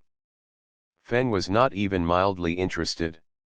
He spent some years in China, I know, he remarked indifferently, but I fancy you must have been mistaken. All his interests were in trade and finance, not in politics. Probably what you took for an expression of rage and fear was the result of the terrible spasms of pain that seize him occasionally. The explanation seemed so reasonable that I accepted it without hesitation. After all, it was extremely unlikely that old Humphreys could have been mixed up with the Thursday Tseng, and Feng, I thought, could hardly have been so unmoved had he really thought there was anything in my suspicions. But I was to learn months later that the astute Chinese had completely hoodwinked me. I had made no mistake at all. The information I had given him was to prove of supreme importance in the game Dr. Feng was playing, so we learned when the final move had been played. The man must have had nerves of iron. He was off his guard when the crystal claw arrived, it is true, but the news of tremendous import, as events showed that Humphreys had good reason to fear the Thursday Tseng, did not cause even the quiver of an eyelash. There are few things in nature so utterly impassive as the face of the cultured Chinese. Thelma passed day after day in tense anxiety for news of Stanley. To fill time we made frequent skiing excursions to the Skelthorn or the Sealing Furen, but every evening at 5:30 we were at the little shed-like station, breathlessly awaiting the train bringing up travelers from England. And each evening we hurried away disappointed. In the hotel, on the ski fields, and on the bob run the fun was fast and furious, but the laughter and the dance music jarred upon the nerves of both of us. And, to make matters worse, many visitors were beginning to look askance at Thelma, now that young Audley did not return. Questions were asked of Thelma on all sides, and to them she was compelled to give evasive, and sometimes, untrue, answers. 10 days after young Audley should have returned, I had, late at night, left the ballroom at the Kurhaus opposite the hotel after a couple of hours of strenuous drumming in the jazz orchestra. Thelma had retired early, and, though in no mood for gaiety, I had been compelled to help my brother amateur bandsman. So at 2 o'clock we had closed down and the dancers were all crossing the snowy road back to the hotel. The moon was shining brilliantly over the towering glaciers, transforming the silent snow-clad mountains and forests into a veritable fairyland. Such a clear, frosty night was inviting for a stroll, and many couples wrapped in coats had put on their gouties or snowshoes and were going for walks before turning in. I turned into the hotel gardens where the trees were heavily laden with freshly fallen snow, and entered a path where the snow was piled 6 feet on either side. My footsteps fell noiselessly on the fresh snow, and suddenly I heard voices in the path that ran parallel with mine, the voices of a man and a woman. Instantly I recognized the woman's voice as Thelma's, and I stood in surprise that she should be out of doors at such an hour. "Now, for the last time I ask you, Thelma, where Stanley is," I heard a man's voice say. "You had a telegram from him today. Where is he? I want to see him very urgently." The voice, beyond any possibility of mistake, was Ruthen's. Thelma had assured me she disliked him, that he pestered her with unwelcome attentions. Yet here she was talking to him at 2 o'clock in the morning, 3 hours after she had said good night and, apparently, gone to bed. "I tell you it is no business of yours," came her reply in a hard, resolute voice. "He is my husband, and if he tells me to keep silence I shall do so." "Then you refuse to let me see the wire?" he asked. "I arranged 10 days ago that I should know if you received a telegram. It was delivered to your room at 5 o'clock tonight, and you know where Stanley is, though to everybody, including that fool Yelverton, you pretend ignorance and shed crocodile's tears." "Oh, let me get back," cried the girl. "I won't be insulted. Mr. Yelverton does not know the truth, but he is at least kind and considerate towards me."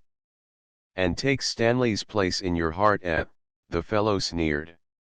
"Now, I ask you once again if you will tell me where I can find Stanley. Every hour is of the greatest importance to both of us. If you tell me, then your husband may be saved, after all." "Mr. Ruthen, if I could trust you, I would reply. But I don't," was her plain answer. I held my breath as I listened to that strange conversation. "But surely you know me well enough, Thelma, to know that I am acting only in your interest. Yelverton is a very good fellow, but happily he is in ignorance, and his devotion to his duty as your guardian makes it all the easier for us. Now, don't be a little fool." "Where can I get into communication with Stanley?" he asked. "I refuse to tell you," replied the girl. "I know a little more than you think, and I would rather trust Stanley than you, even though I have to make pretense of ignorance to Mr. Yelverton." "To fool him, you mean," laughed the man superciliously. "Well, and if I have to fool him, it is for my benefit, not yours," she said defiantly. "And suppose I told him all that I know," said Ruthen. "I know that he is your admirer, that Stanley ought never to have left you in his charge, and well, it is patent to everybody that you are fonder of Rex Yelverton than of your newly married husband." "How dare you say such a thing?" she cried in fierce anger. "Because it is true, my dear young lady," was the cool reply. "I did not come out here for nothing. Stanley has disappeared, and this afternoon you had a telegram from him telling you, in secret, of his hiding place. I want to know it. And I refuse to tell you. He has cut himself adrift from you forever." The man laughed jeeringly. "That would be more difficult than you imagine," he said. "You are treading upon very dangerous ground now, Thelma. Tell me what I want to know, and I will help both Stanley and yourself. You must know he is in serious danger." "I refuse," she said. "I will not betray Stanley." "Betray him. It is not a case of betrayal. He is already betrayed. It is a matter of saving him. From what? You know. Don't pretend ignorance, my dear Thelma. Surely we know each other well enough to be friends when Stan's safety is concerned. He doesn't know I'm here in Murren, or he would have wired me his whereabouts, so that I could go straight to him. I listened amazed to this extraordinary conversation. I had never dreamed that the tall fair-haired young man who posed as a stranger to my temporary bride, was, after all, an intimate friend of her husband's. Remember, he went on. Yelverton is highly inquisitive and very naturally. He has been bamboozled from the very first. I wonder he hasn't smelt a rat long ago. But, of course, he is your admirer. But we can't waste time, we've been out here too long now. Tell me where I can find Stanley. I refuse, was her firmly repeated reply. In that case I shall act as I have already warned you. I do not intend that you should meet him again. I know sufficient concerning your friendship, too much indeed, she said determinedly. I am not blind to the fact that you are my enemy and Stanley's. He has hidden himself from his enemies, of whom you are one, and it is not likely I shall tell you, she added. Very well, then take the consequences. I shall tell what I know, the man said. In which case I shall also tell what I know, which, I venture to think you will find a trifle awkward for yourself. So think it over, she said defiantly in a low clear voice. Good night. Her footsteps were muffled in the soft snow as she made her way back to the hotel, alone. Ruthen followed a few minutes later. No one would have guessed that they had been out together. I went to my room more puzzled than ever. Chapter V establishes some curious facts. When I met Thelma next morning I noticed that she was pale and obviously nervous and ill at ease. I longed to question her, but to do so would have been to reveal the fact that unintentionally, it was true I had been eavesdropping.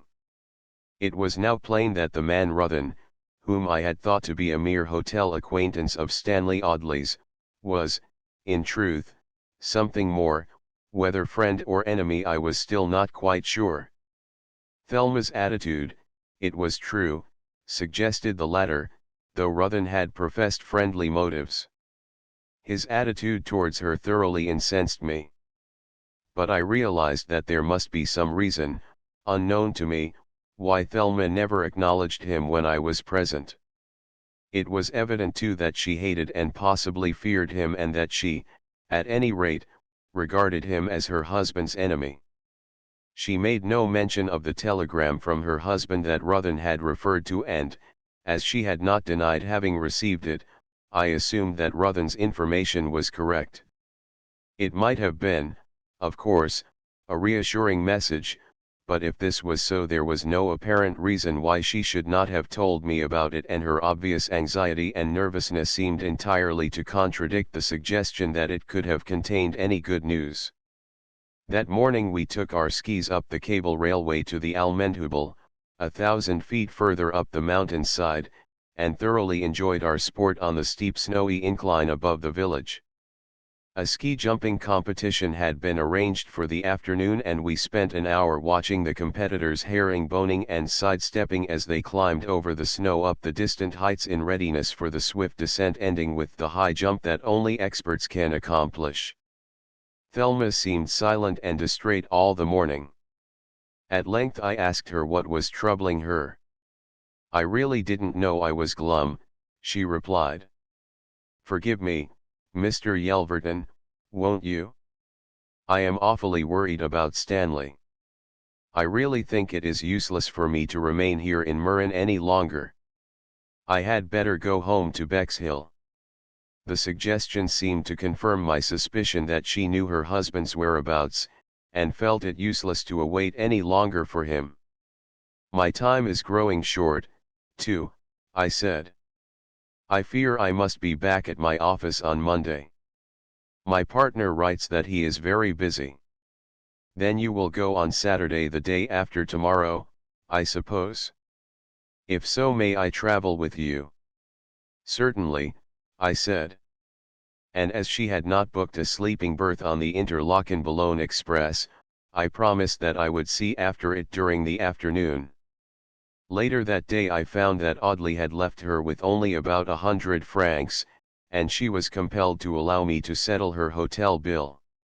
As we came up into the hall after dinner, the concierge handed Thelma a note, saying, "Mr. Ruthen has left, miss, and he asked me to give you this." She held it in her hand for a second, and then, after glancing at me, moved away and tore it open. The words she read had an extraordinary effect upon her. Her face went as white as the paper, and she held her breath, her eyes staring straight before her. Then she crushed the flimsy paper in her hand. She reeled against a small table, and would have fallen had she not, with a supreme effort, recovered herself, and quickly stood erect again. "Forgive me, Mr. Yelverton," she managed to ejaculate. "I'm not feeling very well. Excuse me, I'll go to my room." And she turned and ascended the stairs, leaving me astonished and mystified. What, I wondered, did that farewell note contain? I saw her no more till next day. She sent me a message by the chambermaid to say that she was not coming down again, and I passed the evening gossiping with Major Burton and 2 other bobbing enthusiasts. By this time I had pretty thoroughly wearied of the eternal round of pleasure.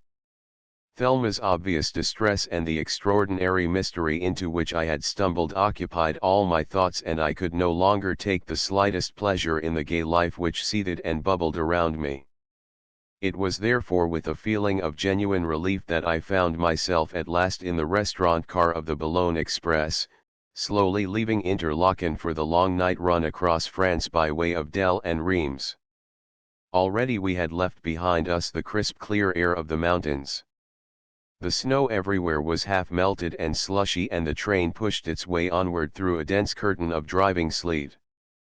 We ate our dinner amid a gay crowd of holiday makers returning, not only from Mürren but from Grindelwald, Wengen, Adelboden, Kandersteg, and other winter sports centers. The talk was gay and animated, merry laughter resounded through the long car. Yet Thelma sat pale, silent, and nervous, and her tired eyes told their own tale of sleeplessness and anxiety. She gave me the impression that she had been crushed by some sudden and unexpected shock, and though more than once I fancied she was on the edge of confiding in me, she remained almost dumb and was clearly disinclined to talk. We arrived at Victoria on Sunday afternoon, and I drove with her in a taxi to Charing Cross. On the way she suddenly seized my hand and, looking straight into my eyes, said, "I really do not know how to thank you, Mr. Yelverton, for all your great kindness towards me. I know I have been a source of great worry to you, but she burst into tears without concluding the sentence. I drew her towards me and strove to comfort her, declaring that I would continue to act as her friend and leave no stone unturned in my efforts to trace Stanley. At last, as we went down the Mall, she dried her eyes and became more tranquil. We were approaching the terminus whence she was to travel to Bexhill. "Now tell me truthfully," I said to her at last, "do you, or do you not, know where Stanley is?" She started, her lips parted, and she held her breath. I deceived you once, Mr. Yelverton. I did once know where he was. But I do not now." "Then you wish me to discover him?" I asked. "Yes. But, I fear you will never succeed. He can never return to me, never." "Never return to you? Why? Was he already married?" I gasped. "No. Not that. Not that. I love Stanley, but he can never come back to me." The taxi had stopped, and a porter had already opened the door. I asked her to explain, but she only shook her head in silence. 10 minutes later, I grasped her hand in farewell, and she waved to me as the train moved off to the pleasant little South Coast resort where her mother was living. Thelma Audley's was surely a sad homegoing. Back in my rooms high up in grey and smoky Russell Square, I found old Mrs. Chapman, with her pleasant face and white hair, had prepared everything for my comfort. The night was cold and rainy, and the London atmosphere altogether depressing and unpleasant after that bright crisp climate of the high Alps. I looked through a number of letters which had not been sent on and, after a wash, ate my dinner, Mrs. Chapman standing near and gossiping with me the while. My room was warm and cozy, and with the familiar old silhouettes and caricatures upon its walls, the sideboard with some of the Georgian plate belonging to my grandfather, and a blazing fire, had that air of homelike comfort, which is always refreshing after hotel life. After I had had my coffee, and my trusted old servant had disappeared, I threw myself into my big armchair to think over the amazing tangle in which I had allowed myself to become involved. Was I falling in love with Thelma, falling in love foolishly and hopelessly with a girl who was already married? I tried hard to persuade myself that my feeling towards her was nothing but a deep and honest affection, born of her sweet disposition and the queer circumstances that had thrown us together. Stanley Audley, whatever the explanation of his amazing conduct might be, had trusted me, and I fought hard in my own mind against a temptation which I realized would, in normal circumstances, be a gross betrayal of confidence. I had been brought up in a public school where to play the game was the one rule of conduct that mattered, and hitherto I had prided myself on my punctiliousness in all the ordinary matters of life. Was I to fail utterly in the first great temptation that life had brought me? I could not disguise from myself, try how I would, that even an honest admiration for Thelma had its perils. As Dr. Feng had said, it was dangerous. We were both young. I had hitherto escaped heart-whole. Thelma was not only more than ordinarily beautiful, but she possessed a degree of charm and fascination for me, at any rate that was well nigh irresistible. For a long time I paced my room in indecision. To act as Dr. Feng had suggested would be to break off our acquaintanceship, treating it merely as the passing incident of a pleasant holiday. But that, I argued, was impossible. I had promised Audley to look after his wife when everything seemed plain and straightforward. To desert her now when she was clearly in difficulty and distress was unthinkable. Yet to go on probably would spell utter disaster to my peace of mind, and make shipwreck of my honor. Hour after hour passed, and I seemed to draw no nearer to a conclusion. But at length the glimmerings of a solution of the problem began to draw in my mind. If I could but find Stanley Audley, I could cut myself adrift from the mystery and try to forget Thelma as speedily as possible. This I determined honestly to try to do, and I think I felt better and happier for the resolution. What I failed to realize was the strength of the feelings that had me in their grip. And ever and anon, like an inducement of hope, came the resolution of Thelma's declaration that Stanley could never return to her. In that case, but I resolutely tried to push away from me the thoughts that crowded into my mind. Next day, after spending a couple of hours at Bedford Row with my partner, Hensman, I set out on my first inquiry regarding Stanley Audley. I took a taxi to the house in Half Moon Street in which he had lived, and there saw Mr. Belton, the proprietor. He was a tall, bald-headed man in grey trousers and morning coat, and nothing could disguise the fact that he was a retired butler. "Yes, sir," he said in reply to my inquiry, "Mr. Stanley Audley lived here for nearly 2 years. But he went abroad a short time ago, as I wired to you, sir." "Well, the fact is, Mr. Belton, he's disappeared," I said. "Disappeared," echoed the ex-butler. "Yes, I wonder if I may glance at his rooms." "Certainly, sir. But they are let again." Colonel Mayhew is out, so we can go up. Mr. Audley sent all his things to store when he left, but I was away at the time, so I don't know where they went to. He took me to a well-furnished front sitting room on the first floor. Do you recollect that he had a lady visitor, a tall, handsome, dark-eyed young lady, whose name was Shaler? Certainly, sir. A young lady came once or twice to tea, but I don't know her name. And well, to tell you the truth, sir, his movements were often very curious. How? I asked, with sudden interest. Well, he would walk out without any luggage sometimes, and then a week later I would hear from him telling me to send on his letters to some poste restante abroad. Once it was in Paris, another time at Geneva, and twice in Madrid. It always struck me as very curious that he traveled without any luggage, or if he had any, he never brought it here. Curious, I said.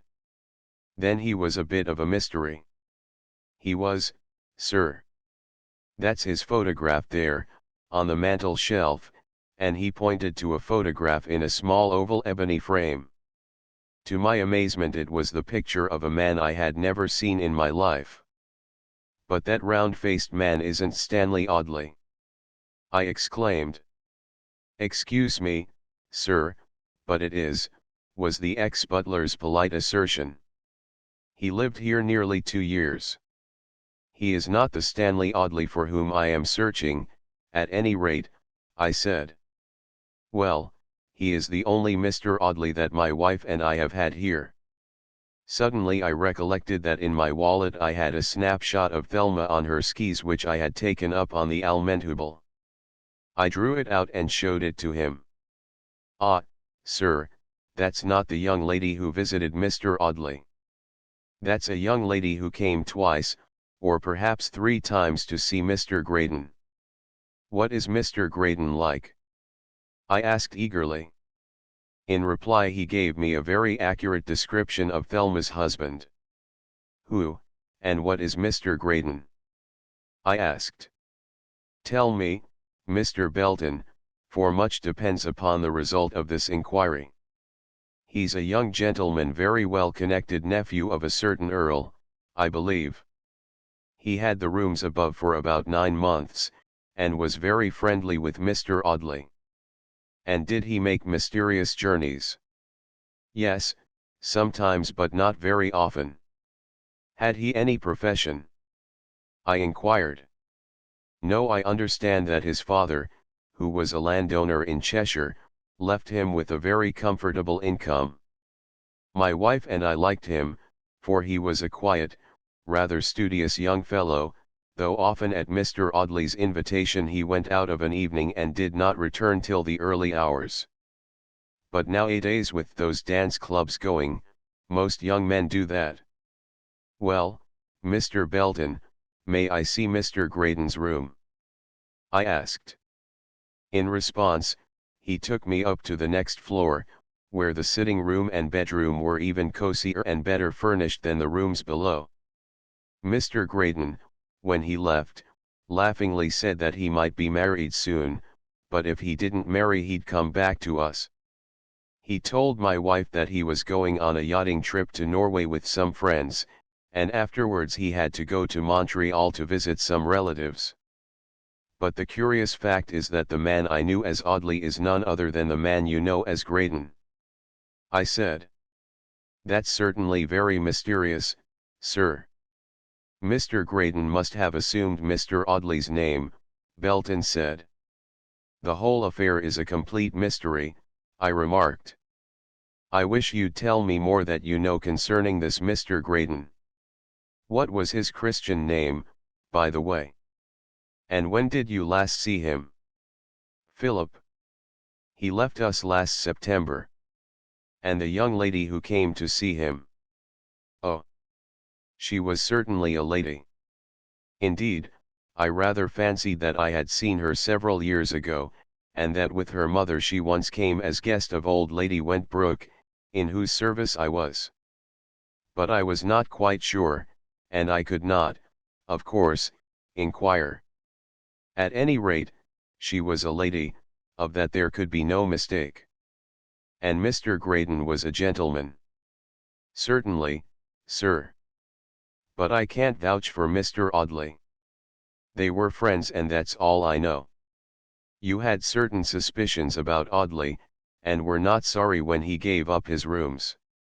Yes, sir, you're quite right, I was. And how about Graydon? We were very sorry when he left, sir. My wife liked him immensely. But she always said that he was somehow under the influence of Mr. Audley. Did you ever meet a Mr. Harold Ruthen? I asked. And from my wallet I took another snapshot which showed him with a party of skaters on the rink. The ex-butler scrutinized it closely and replied, yes. He's been here. He was a friend of Mr. Audley's. But I don't think that was his name. I believe he was called Rutley, or some such name. Did Mr. Graydon know him? No, sir. Not to my knowledge. He came here once and stayed with Mr. Audley while Mr. Graydon was up in Scotland shooting.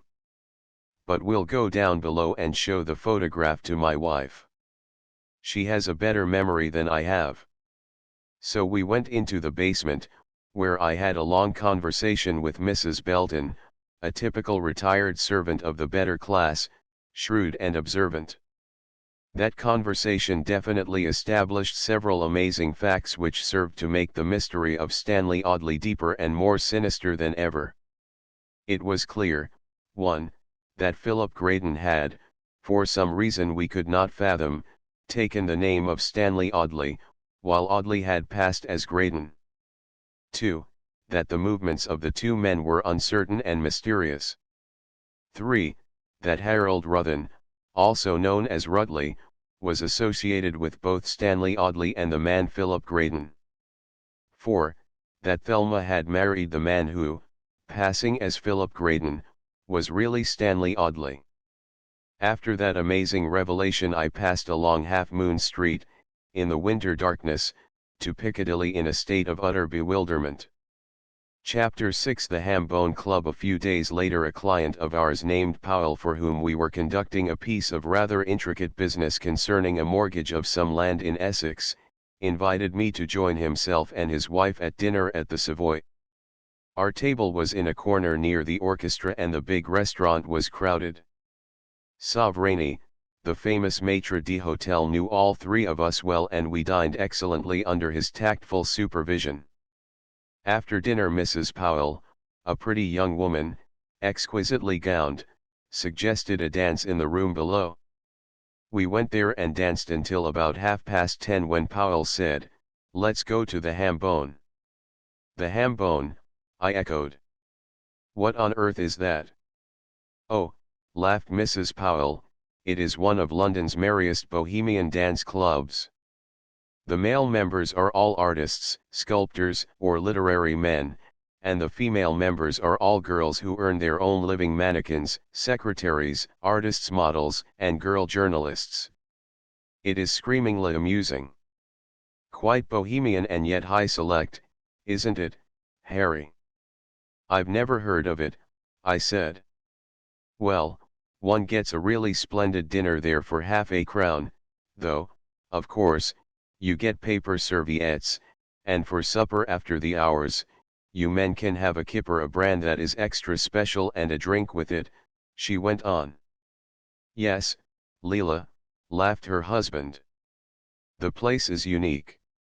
Half the people in smart society, men as well as women, want to become members, but the committee, who are all well-known artists, don't want the man about town. They only want the real hard-working bohemians who go there at night for relaxation. Burlak, the sculptor, put me up. The novelty of the idea attracted me, so we went in a taxi-cab to an uninviting-looking mews off Great Windmill Street, behind the Café Monaco in Piccadilly Circus. Walking up it, we passed through a narrow swing door, over which hung a dim feeble light and a big Hambone. Up a precipitous flight of narrow stone steps we went until we reached a little door where a stout ex-sergeant of police smiled recognition upon my host, placed a book before him to sign and relieved us of our coats. In a room above a piano was being played by someone who was evidently an artist and dancing was in progress. The place might have been a cabaret in the Montmartre in Paris. I thought I knew London's nightclubs fairly well: the Embassy, Ciro's, the Grafton, the Mayfair, the Royalty, the 20, Murray's, Tate's, the Trippers, the Dainty, and others, but when I entered the big whitewashed dancing room I found myself looking on a scene that was a complete novelty to me. The room was long and narrow. The walls were painted in stripes representing oaken beams, and set around them were many small tables. The floor was filled with merry dancers, among whom I recognized many people well known in artistic and social circles. Some of the men wore dinner jackets and many of the women were in beautiful evening dress, but smart clothes evidently were regarded as a non-essential, for a large proportion of the men wore ordinary lounge suits. As we stood watching the scene, a tall, elderly man rose from a table and cried, "Hello, Leela. What a stranger you are." My hostess smiled and waved recognition, whereupon her friend, a portrait painter whose reputation was worldwide, bowed over her hand and said, "Well, only fancy. It is really delightful that you should return to us. We thought we'd lost you after you married." "My dear Charlie," she laughed, for it was a rule in the Hambone that every member addressed everyone else by his or her Christian name, and Charlie was a Royal Academician. "I am an old Hamyardian, I was one of the first lady members." "Of course. You'll find Marigold here. I've just been chatting with her. She's round the corner, over yonder. But she's funny." "What's the matter with her? Do you know?" he added in a low, serious voice. "No, I didn't know there was anything wrong," replied my hostess. It was easy to realize that here in this stable converted into a club was an atmosphere and an environment without its like in London or elsewhere. The denizens of that little circle of Bohemia cared for absolutely nothing and nobody outside its own careless world, whose boundaries were Chelsea and the Savoy Club. Ordinary social distinctions were utterly and completely ignored. Gaiety was supreme, and in the merry throng I caught sight within a few minutes of a well-known London magistrate before whom I had often pleaded as a solicitor, a famous scientist, the millionaire owner of a great daily paper, several leading members of the Chancery Bar, an Under-Secretary of State, and quite a sprinkling of young scions of patrician families.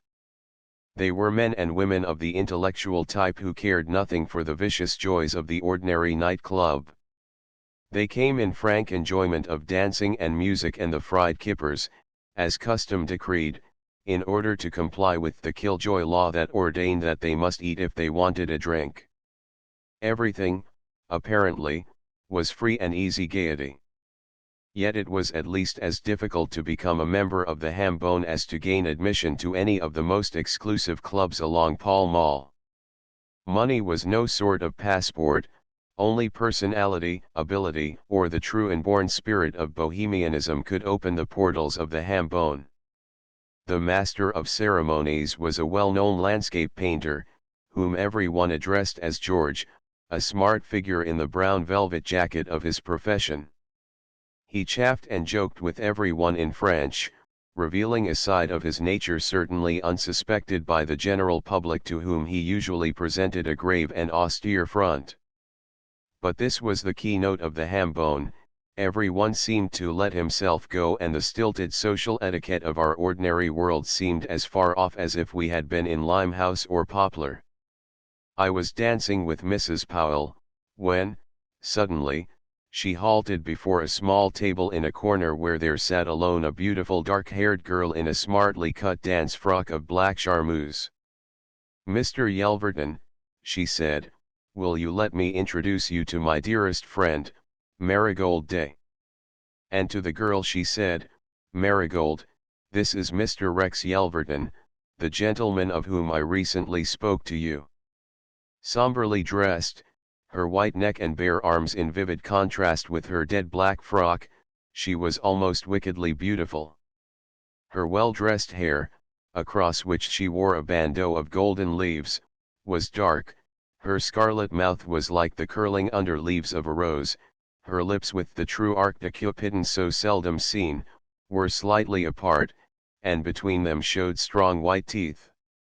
Her eyes were large and deeply violet, and they held a fascination such as I had seldom before seen.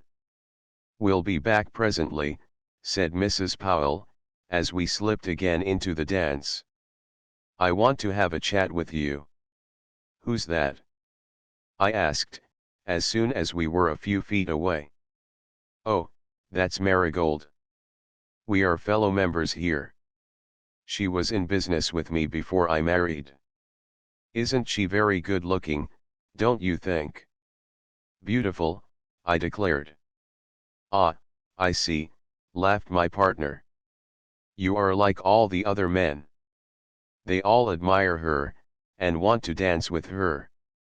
But Marigold is a queer girl, I can never make her out in these days. Once she was very bright and merry, and always gadding about somewhere with a man named Audley. Now there's a kink somewhere.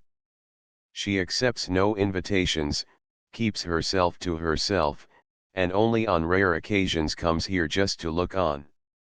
A great change has come over her. Why, I can't make out.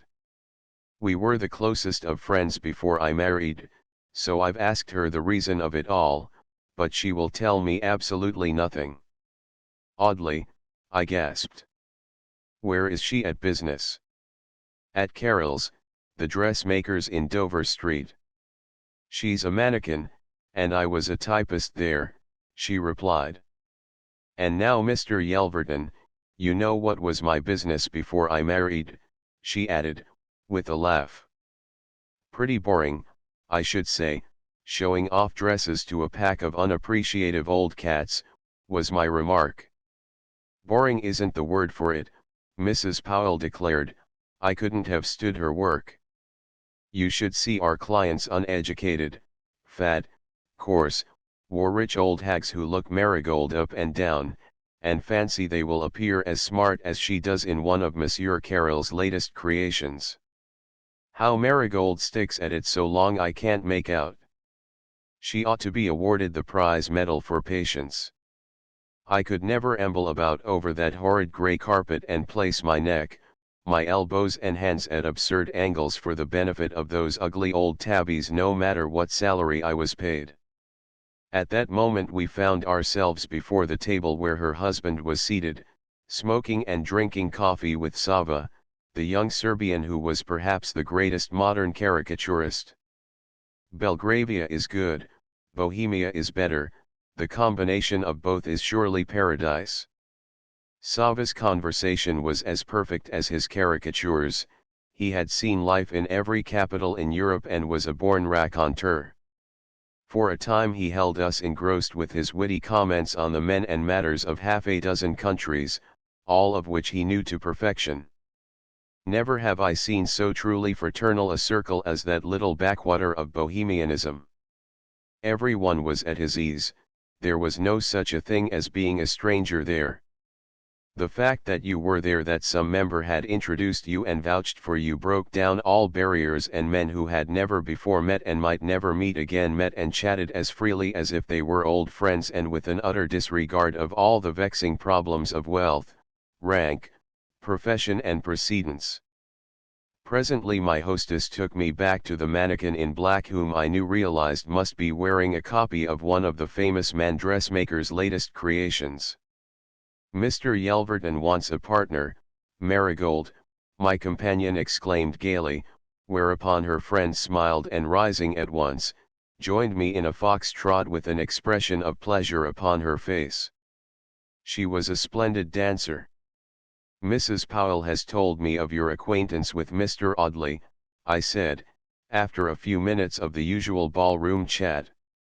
"I wonder if it is the same man I know. He used to live in Half Moon Street." She clearly resented the question. "Why do you ask?" she demanded. "Because I've lost sight of my friend of late," I replied. "Well, Mr. Audley did live in Half Moon Street, but he has gone away," she replied. And I thought I detected a hint of tragedy upon her face. Chapter 7. In the web. As we danced, Marigold told me something more about herself. She lived, I found, with 3 other business girls at a boarding house in Bayswater, going by tube to Dover Street each day. She had met Audley, and for a time they had been rather friendly, seeing a good deal of each other. I guessed, though of course she did not tell me, that the friendship bade fair to ripen into something deeper. Then Audley had suddenly disappeared. As our dance ended, Mrs. Powell came up and we all went up the narrow wooden staircase to the balcony where, as we enjoyed our bohemian supper, we could watch the dancing below. It was just before midnight, when the fun was fast and furious, and the Haymardians, as the merry circle call themselves, were enjoying themselves in the wildest and most nonsensical fashion, that Marigold Day, glancing at her wrist-watch, declared that she must go. I went down with her to the door. "Can't you tell me some more about Audley?" I asked just before she entered her taxi. She shook her head. "Don't ask me, please," she said, and she entered the taxi and was driven away towards Bayswater. "Well, what do you think of Marigold?" asked Mrs. Powell, as I resumed my seat at the supper table.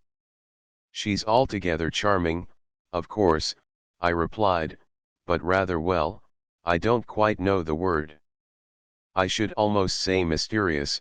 At any rate she seems to be troubled about something and trying to hide it." "That's it, exactly," declared my hostess. "During the past few months she seems to have become an entirely different girl. As you know, we were the closest of friends. She seems to live in constant dread of something, but she absolutely refuses to tell me what it is. Indeed, she declares there is nothing wrong, but that is nonsense. No one who knew her 6 months ago could fail to realize that something is very wrong indeed." "Do you know anything about her friend, Mr. Audley?" I ventured to ask. "Not very much," said Mrs. Powell.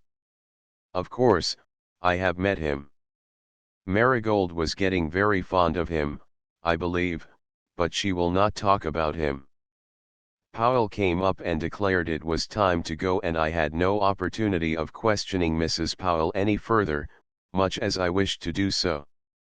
However, I determined to see her again, and also to meet Marigold Day and see whether either of them could give me further details about Audley.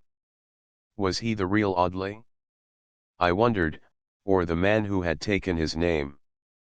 A few days later I received a letter from Mrs. Shaler inviting me to go to Bexhill. I was in 2 minds about accepting. I wanted to see Thelma, wanted to help her, and certainly did not want to lose touch with her as I might if I refused to go. But was it wise? Of course, inclination conquered prudence, and I went. I found that she and her mother lived in a pretty red-roofed, red-brick detached house, with high gables, and a small garden in front. It stood in Bedford Avenue, close to the Sackville Hotel and facing the sea. Mrs. Shaler, a pleasant, grey-haired woman of a very refined type, greeted me warmly and thanked me cordially for what I had done for her daughter in Murren, while Thelma expressed her delight at seeing me again. I got a chance during the morning of speaking to Mrs. Shaler alone and asked her if Thelma had heard anything more of her husband. "Not a word," was Mrs. Shaler's reply. "It is a most disastrous affair for her, poor girl. The suspense and anxiety are killing her." "She does not look so well," I replied. I had, in fact, been struck by the change in the girl. She was paler and thinner, and it was evident the strain was telling on her rather heavily. "I understand you did not know very much of Mr. Audley," I said. "Very little indeed," unfortunately, was Mrs. Shaler's reply. Thelma met him when she was staying with her aunt at the Majestic at Harrogate, and they became friendly.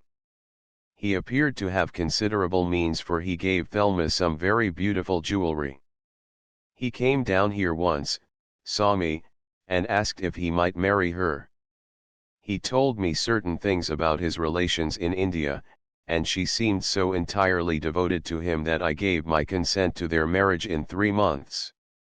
But, judge my surprise when a fortnight later they were married secretly and left next day for Switzerland for their honeymoon. Then you really know very little of him, Mrs. Shaler? I asked. Very little indeed. It was a most foolish and ill-advised marriage. He seems to have lied to her here and then deserted her. I must say I liked what I saw of him, I said, and I wonder whether we are right in thinking that he really deserted her in the ordinary meaning of the word. It looks like it, of course, but it has occurred to me, though I have only very slight grounds to go on, that he is being kept away from her by some influence at which we cannot guess. He really seemed devoted to her and genuinely sorry to have to leave her. Well, she certainly seems devoted to him and will not hear a word against him. But what can one think under the circumstances? The drawing room opened onto a wide veranda, and across the promenade we could see the rolling Channel surf beating upon the beach. The winter's day was dull and boisterous, and now and again sheets of flying spray swept across the promenade. He pretended to me that he was an electrical engineer, I remarked, but I have found out that the firm for whom he said he worked knows nothing of him. That is what he also told me. But I have reason to believe that he is in fact a young man of considerable fortune. Yet, if so, why has he deserted poor Thelma? I am doing my level best to find him, Mrs. Shaler, I said. Some very great mystery enshrouds this affair, and I have, in your daughter's interest, set myself to solve it. I'm sure all this is extremely good of you, she said, gratefully. We are only women, and both of us powerless. I paused for a moment. Then I said, I really came down here, Mrs. Shaler, to put several direct questions to you. I wonder if you will answer them and thus lighten my task. I am a solicitor, as perhaps you already know. Certainly. What are they? Has your daughter ever known a man named Harold Ruthen? The lady's face changed, and her brows contracted slightly. Why do you ask that? She asked. Because it has a direct bearing upon the present situation. Well, yes. I believe she has, or had, a friend of that name. A man who lives in Paris. Was he a friend of Audley's? Not to my knowledge. Have you ever heard of a girl named Marigold Day, a mannequin at Carroll's? Never. I paused. Then I bent towards her and said, very earnestly, has it ever struck you, Mrs. Shaler, that your daughter knows just a little more concerning Stanley Audley than she has yet told us? Why do you ask that question? She inquired. Well, because somehow it has struck me so, I said. And I will go a little further. I believe she knows where her husband is, but for some reason or other fears to betray him. Is that your suspicion? She asked, in a low strained voice. Yes, I replied. Mr. Yelverton, she said very slowly. I admit that it is mine also. I've questioned Thelma time after time, but she will tell me nothing, absolutely nothing. Are there any more facts you can tell me, anything to throw further light upon these strange circumstances? I asked her. No, was her reply. I'm afraid I know nothing else. Thelma is worried. I feel terrified lest the real truth, whatever it may be concerning her husband, be disclosed. Thelma came in and we talked of other matters. She made great fun of my position as her temporary husband at Murren and seemed in better spirits than when I came down. After luncheon we went for a stroll together through the driving health-giving breeze to Cooten Beach, and then back for tea. Thelma wore a serviceable golf suit, thick brogues, and carried a stick, while her Airedale Jock ran at our side. On the way I told her of my adventure at the Hambone Club.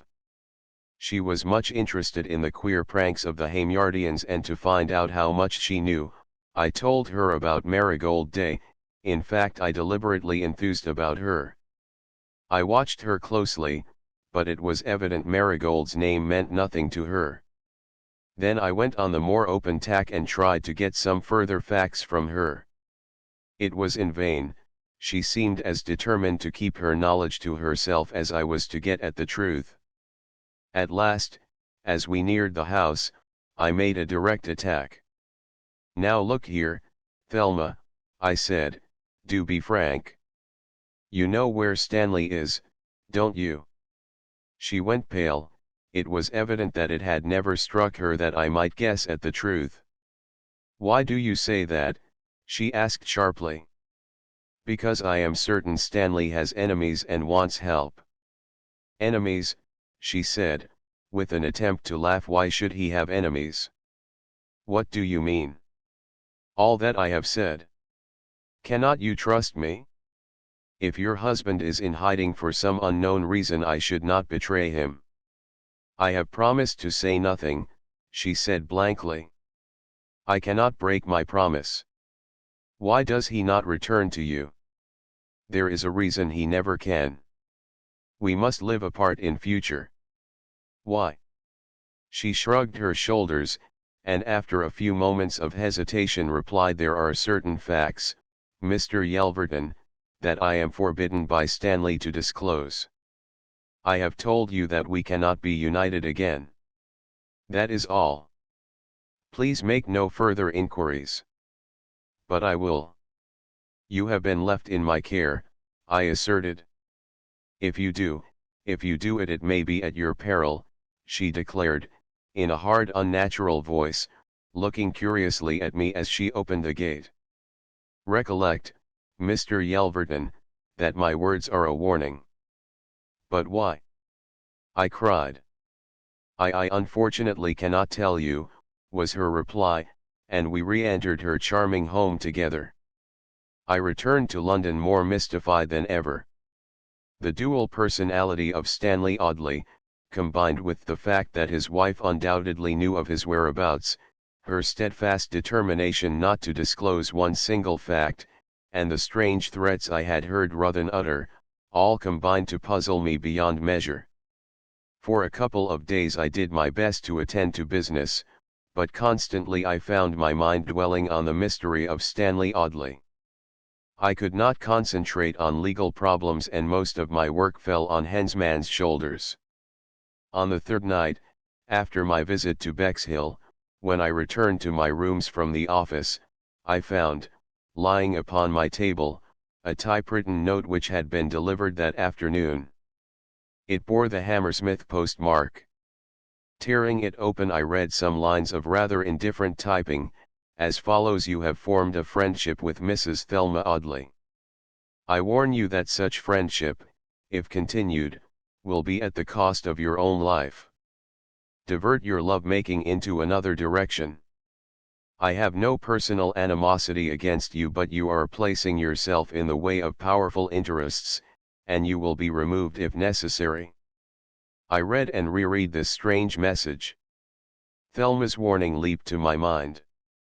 Was there, then, a real risk to myself in the strange coil?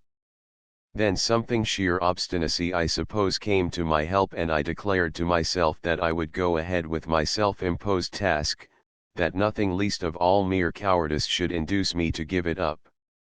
Chapter 8 Dr. Feng's view. I am not going to deny that at first that strange warning perturbed me a good deal. After all, I make no claim to be a hero, and not even a hero likes threats of death, even though they be anonymous. At the same time, I never proposed, even in thought, to give up my quest. For, whether I wished it or not, I could not shake myself free of Thelma's influence. My daydreams were themselves on the fancy that someday, in some way, she would be free. More and more I began to think that she had married Audley so suddenly under an overwhelming girlish impulse. Perhaps her mind had been made up by some story he had told her to justify haste and secrecy. If this were really so, would her love survive desertion and a separation which she herself apparently regarded as permanent? It would be strange, indeed, if it did. So, through the dark March days that followed, I worked at the office half the day, while the remainder I devoted to seeking traces of the mysterious young man who had lived in Half Moon Street under the name of Graydon. Mrs. Powell and her husband had been suddenly called abroad. But Marigold Day was an obvious source of possible information, and to make further inquiry of her I wrote asking her to dine with me one evening at the Cecil. She accepted, and we ate our dinner at one of the tables set in the window of the big grill room overlooking the embankment. She again wore her plain black dress which enhanced the whiteness of her arms and shoulders, and laughed merrily at me across the table as we chatted over dinner.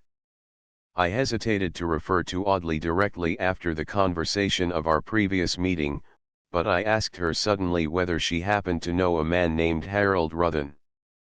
Harold Ruthen, she echoed. Yes, but why do you ask? Because he was a friend of Audley's, was my reply. Do you happen to know him? Certainly. I saw him only a few days ago. He's looking for Audley. He believes he is in Paris. Now, I wonder if the Mr. Audley you know is the same man as my friend. Will you describe him? She did so, and the description made it clear that he was indeed Thelma's husband. Yes, I said. He is no doubt the same. He was well known at the Hambone, where everyone called him Stanley, she said. But I can't think why he disappeared and has never written to me. A girl told me that he'd married. But I don't believe it. Why not? For the simple reason that he had asked me to marry him, was the startling reply. Was Ruthen on very friendly terms with him? Yes. But Stanley did not like him. He used to tell me that Ruthen was not straight, and I know he avoided him whenever he could. I suppose we all hate most those we fear most. Why do you say that? I asked in some surprise at her philosophy. Well, she said, I always had a suspicion that Stanley went in fear of Ruthen. Why, I don't know. That's curious. What made you think so? From certain remarks he once let drop. Then Audley may be hiding purposely from that fellow, I exclaimed, as I recollected that queer conversation between Ruthen and Thelma. I have thought that possible, but even then, he could easily write to me in confidence, and tell me where he is, said the girl. Where does Ruthen live? I inquired. In Whitehall Court, and she gave me the number. You have no idea what his profession may be. Like Stanley, he is independent. Audley is a rich man, isn't he? I asked. No doubt. When we first met he gave me some very expensive presents merely because I happened to look after a girl he knew who was suffering from pneumonia. He's an awfully generous boy, you know. The fact is, Miss Day, I am doing all I can to discover Stanley Audley. Can you tell me any other facts, anything concerning his other friends? He had another friend named Graydon, living at the same chambers in Half Moon Street, a rather stout, round-faced man. But he has also left London, I understand. Graydon! I ejaculated. So it seemed that the pair exchanged names when occasion required. At Half Moon Street Audley was Graydon, but outside, he took the name of the man who lived on the floor below. What could have been the motive? I afterwards took my pretty companion to the theatre, and, later, she took me to Hambone Club, where we danced till nearly 2. From members there, I gleaned several facts concerning Stanley Audley. He was apparently a rich young man about town, but surrounded, as all wealthy young men are, by parasites who sponged upon his generosity. Of these Harold Ruthen was undoubtedly one. Days passed, and although I went hither and thither, making inquiries in all likely quarters, I could obtain no further knowledge. Stanley Audley had disappeared. I felt more convinced than ever that Thelma possessed knowledge she feared to disclose. In my perplexity, I thought, at last, of old Dr. Feng. Perhaps he would be able to help me.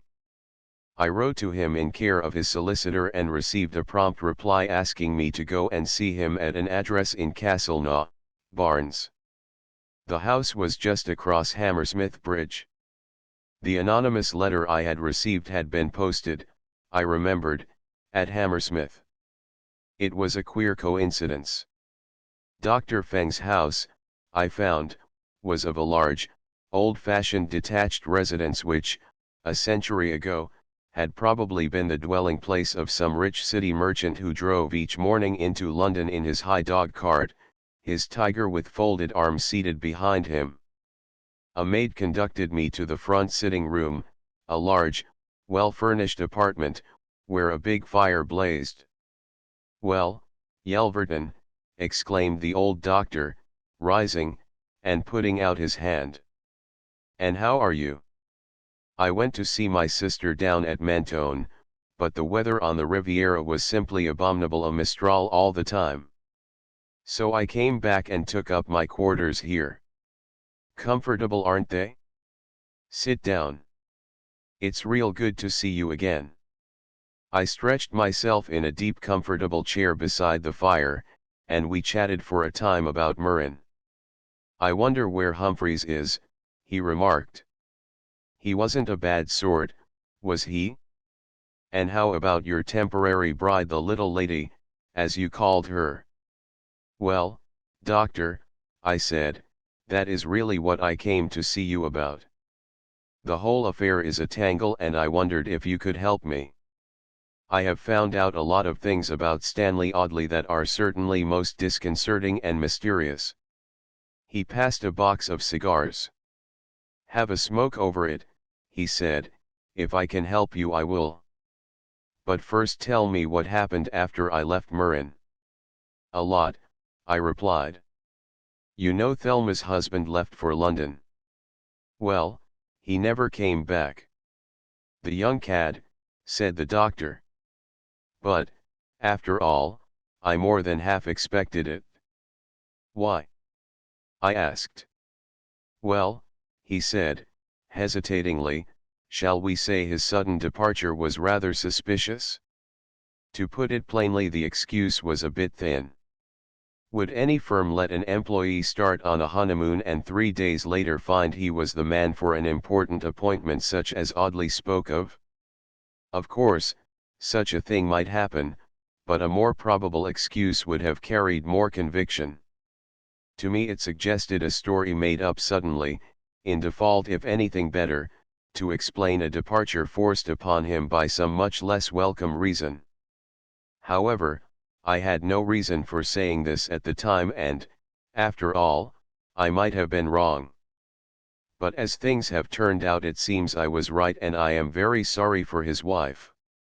After all, whatever her husband may be, she is a charming girl, much too good for him, anyhow. But go on, tell me what you have found out." I frankly told him, and as he smoked he sat back listening thoughtfully without a word of comment. At last, when I had concluded, he asked, "Have you seen Harold Ruthen?" "Not yet." "He is an enemy of Thelma's." "What makes you think that?" he asked, whereupon I told him of the curious conversation I had overheard. He bit his lip and smiled mysteriously, but said nothing. It was, however, plain that what I had described greatly interested him. "And little Mrs. Audley will tell you nothing, eh?" "She refuses." She is evidently hiding some secret of her husband's. Don't you think so? To me, she seems in deadly fear lest I should discover her husband. Oh, I quite agree, Yelverton, the old man said. There's more behind this curious affair than we've hitherto suspected. A man doesn't leave his young wife in the hands of a stranger without some strong and very doubtful motive. Depend upon it that you were marked down as the victim. Not by Thelma. I protested. No, she has been your fellow victim. But the motive of it all? I asked in dismay. What is your opinion, doctor? The same that I formed when you first told me of your offer of help, that you've been a silly idiot, Yelverton. Didn't I point out at the time the risks you were running? Yes, you did, I replied, but I still intend at all hazards to get to the bottom of the affair. Feng hesitated, and then, looking me straight in the face, said very seriously, if you take my advice you will drop the whole affair. Why? I asked, in surprise. Because those men who lived at Half Moon Street and their friends are evidently a very queer lot. In any case you ought to cease visiting Mrs. Audley. I paused, recollecting that strange warning I had received, of which I had not told him. But, after all, I protested, we are very good friends. Surely I ought to help her by finding her husband. When she probably knows where he is all the time, scoffed Feng. I don't see what good you will do that way. Anyhow, I said shortly, I'm not going to see her left in the lurch like this if I can help it. Really, Yelverton, I don't see what good you think you can do. We both believe she knows where he is. If that is so, why should you interfere?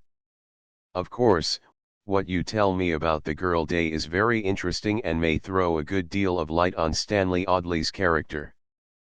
But, after all, men change their minds, and if Audley preferred Thelma to Marigold, there was no reason why he should not have asked her to marry him. Nonetheless, take my advice, drop the whole thing.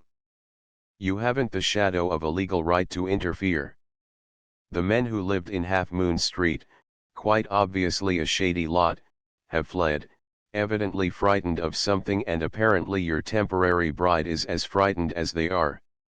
I don't see why you should run any risk in the matter. But what earthly risk do I run? I asked. Surely I am capable of looking after myself. Considerably more risk than you imagine, unless I am very much mistaken, he replied gravely. I wondered for a moment whether my mysterious warning had come from the doctor himself. But what could he know about the affair? I could not read anything in his inscrutable face, but his manner certainly suggested that he was in deadly earnest, and, to my intense surprise, he suddenly let fall a remark, quite unintentionally, I believed, that, I realized with a curious suspicion, showed that he knew Thelma and her mother were living at Bexhill.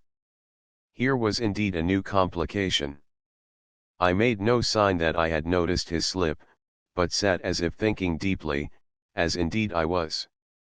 How, and for what purpose, had he obtained that information? He had professed not to know what had happened after he had left Murrin. The idea flashed through my mind that he and Thelma were acting in collusion to call me off, but this seemed so absurd that I dismissed it at once. Now, look here, Yelverton, he said presently. You've not told me everything. Yes, I have, I protested. You haven't told me that you've fallen deeply in love with little Mrs. Audley. That is why I warned you and still warn you of rocks ahead. I did not think that necessary, I said with some heat. That is surely my own affair. Certainly, he said, dryly, in the paternal tone he sometimes assumed. But remember, my first view of the situation was the correct one. I thought you extremely indiscreet to accept the trust you did. It was a highly dangerous one for you. But you agreed afterwards that I did the right thing, I argued. You acted generously in the little lady's interests, but you have certainly fallen into some extraordinary trap. That's my point of view, he answered. In any case, you are in love with a wife whose husband is absent. That is quite enough to constitute a very grave danger to both of you. So, if I were you, I'd keep away from her. Take my advice as an old man. His repeated warning angered me, and I fear that I did not attempt to conceal my impatience. At any rate, I took my leave rather abruptly, and as I walked in the direction of Hammersmith Bridge I felt more than ever puzzled at his attitude, and more than ever determined not to deviate from the course upon which I had embarked. Chapter 9 Crooked Paths. One cold evening I returned from the office after a heavy day which had been devoted to the successful settlement of a very complicated and serious action for libel against a provincial newspaper which we represented. As I entered my room, Mrs. Chapman, in her spotless black dress just as she always wore when my father was alive, followed me in, saying, "Oh, Mr. Rex. A gentleman called about 3 o'clock. He wouldn't leave a card. He gave his name as Audley, Mr. Stanley Audley. He repeated it 3 times, and told me to be sure to recollect the name. He said he was extremely sorry you were not at home, but you were not to worry about him in the least." I started, staring blankly at her. Wouldn't leave a card? Wouldn't he call again? He seemed to be in a very great hurry, sir. He said he had come from abroad to see you, but couldn't wait and said he was very sorry. Only I was to give you his urgent message. What was he like? Well, sir, he was a round, rather red-faced gentleman. He was evidently greatly disappointed at not meeting you, but he impressed upon me the message that he was all right, and that you were not to worry about him. This was indeed a surprise. It was evident that my caller was the man who had lived on the first floor in Half Moon Street, and was the friend of the Stanley Audley who had married Thelma. What did that amazing visit portend? It worried me. Why should a reassuring message be given to me by a man who was not the person in whom I was interested, and whom I had never met? The whole affair was becoming more and more obscure and mysterious. As a solicitor I had been brought into contact with more than one queer affair, but the Audley mystery was beyond anything in my experience. Couldn't he call again, Mrs. Chapman? I asked. No, sir. He said he had come to see you just for a moment, and that he was sorry that he couldn't wait. He had a taxi outside. Thanks, Mrs. Chapman. I'm sorry I was not at home to see him. Did you give him my office address? I did, sir. But he said he had no time to go round to Bedford Row, and that you would no doubt understand. Understand? What could I understand? I was more bewildered than ever. Next day I called again upon Belton, in Half Moon Street, and questioned him more closely about his recent Box and Cox tenants. But he could tell me nothing more than he had already. Mr. Graydon and Mr. Audley were close friends. That was all. Tell me something about their visitors, I asked. Did Mr. Graydon, the gentleman who lived above, have many? No, sir. Very few. Several of them I knew quite well when I was in service, gentlemen from the clubs. One, a Canadian millionaire, came often, but Mr. Graydon never had any lady visitors except that young lady we spoke about a short time ago, the lady whose photograph you showed me, Miss Shaler. And Mr. Audley, who lived below. Oh, he had quite a lot of callers, both ladies and gentlemen. He was older than Mr. Graydon, and seemed to have quite a big circle of acquaintances. They used to play bridge a lot. Now, tell me, Mr. Belton. What is your private opinion about your tenants? Well, Sir, as you are a solicitor, he had gained that knowledge from my card. I can speak quite frankly. Now that they are gone, I don't mind saying I held them both in suspicion. They had plenty of money and paid well, but I don't think they were on the straight. That's my firm opinion, and my wife thinks the same. What first aroused your suspicion? Their card parties. They weren't always square. I'm sure of it. Mr. Audley had an invalid friend, an old man named Davies, who came about 3 times, and when he came woe betide those who played. I kept my eyes and ears open when I served their drinks, and I'm sure I am not mistaken. An invalid? I exclaimed. What kind of man was he? Oh, he was very lame, was Mr. Davies, sir. An old man, but as keen as mustard on poker. Did Mr. Graydon play? I asked. Very little, sir. Did he ever meet this Mr. Davies? I think not, sir.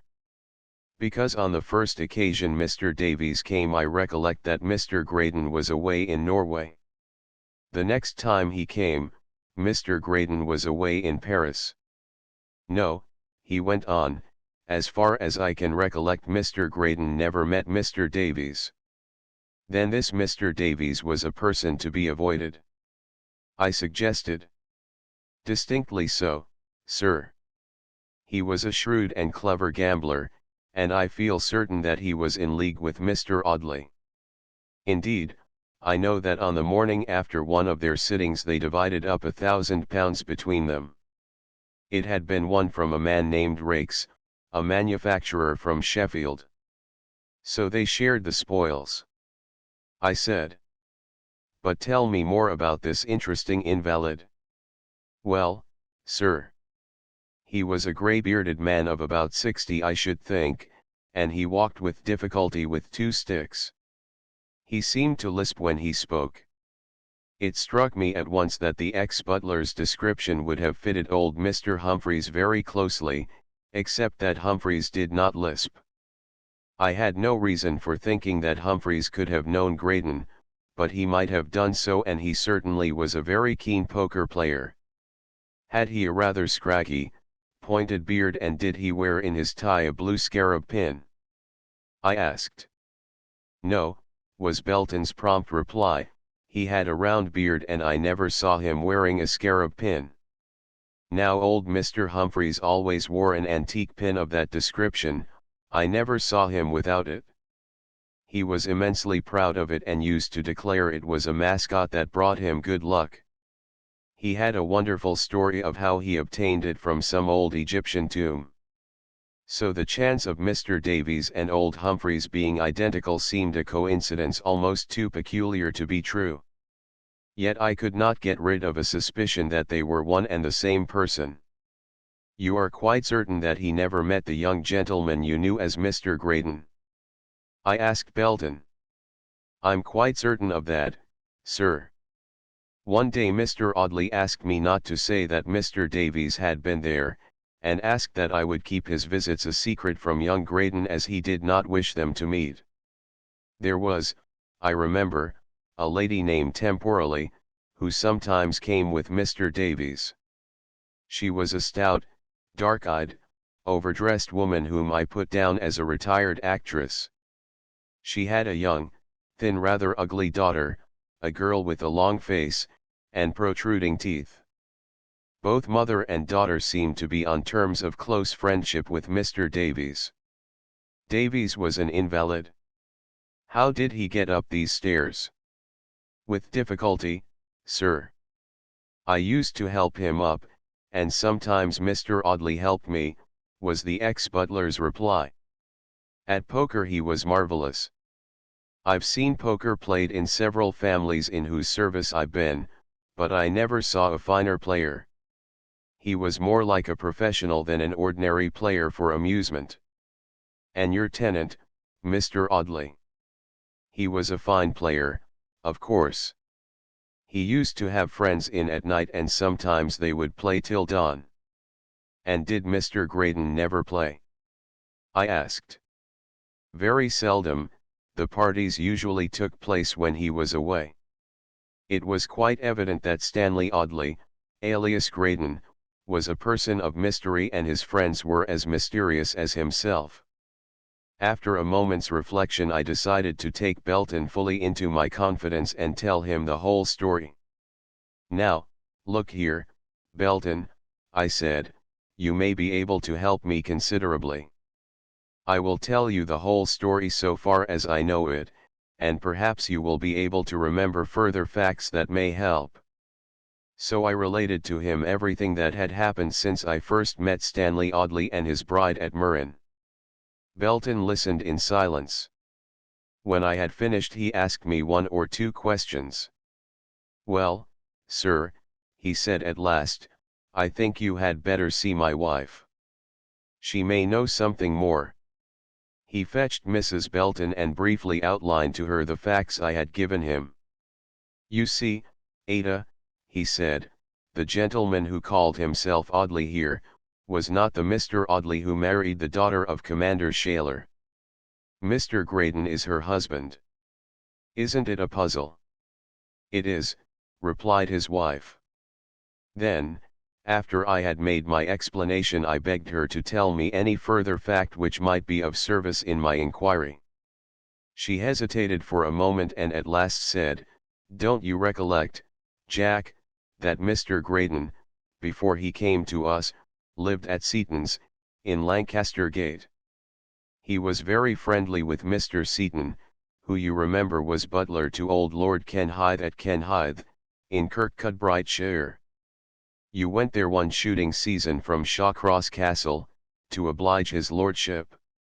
Oh, yes, of course, exclaimed her husband. Really, Ada, you've a long memory.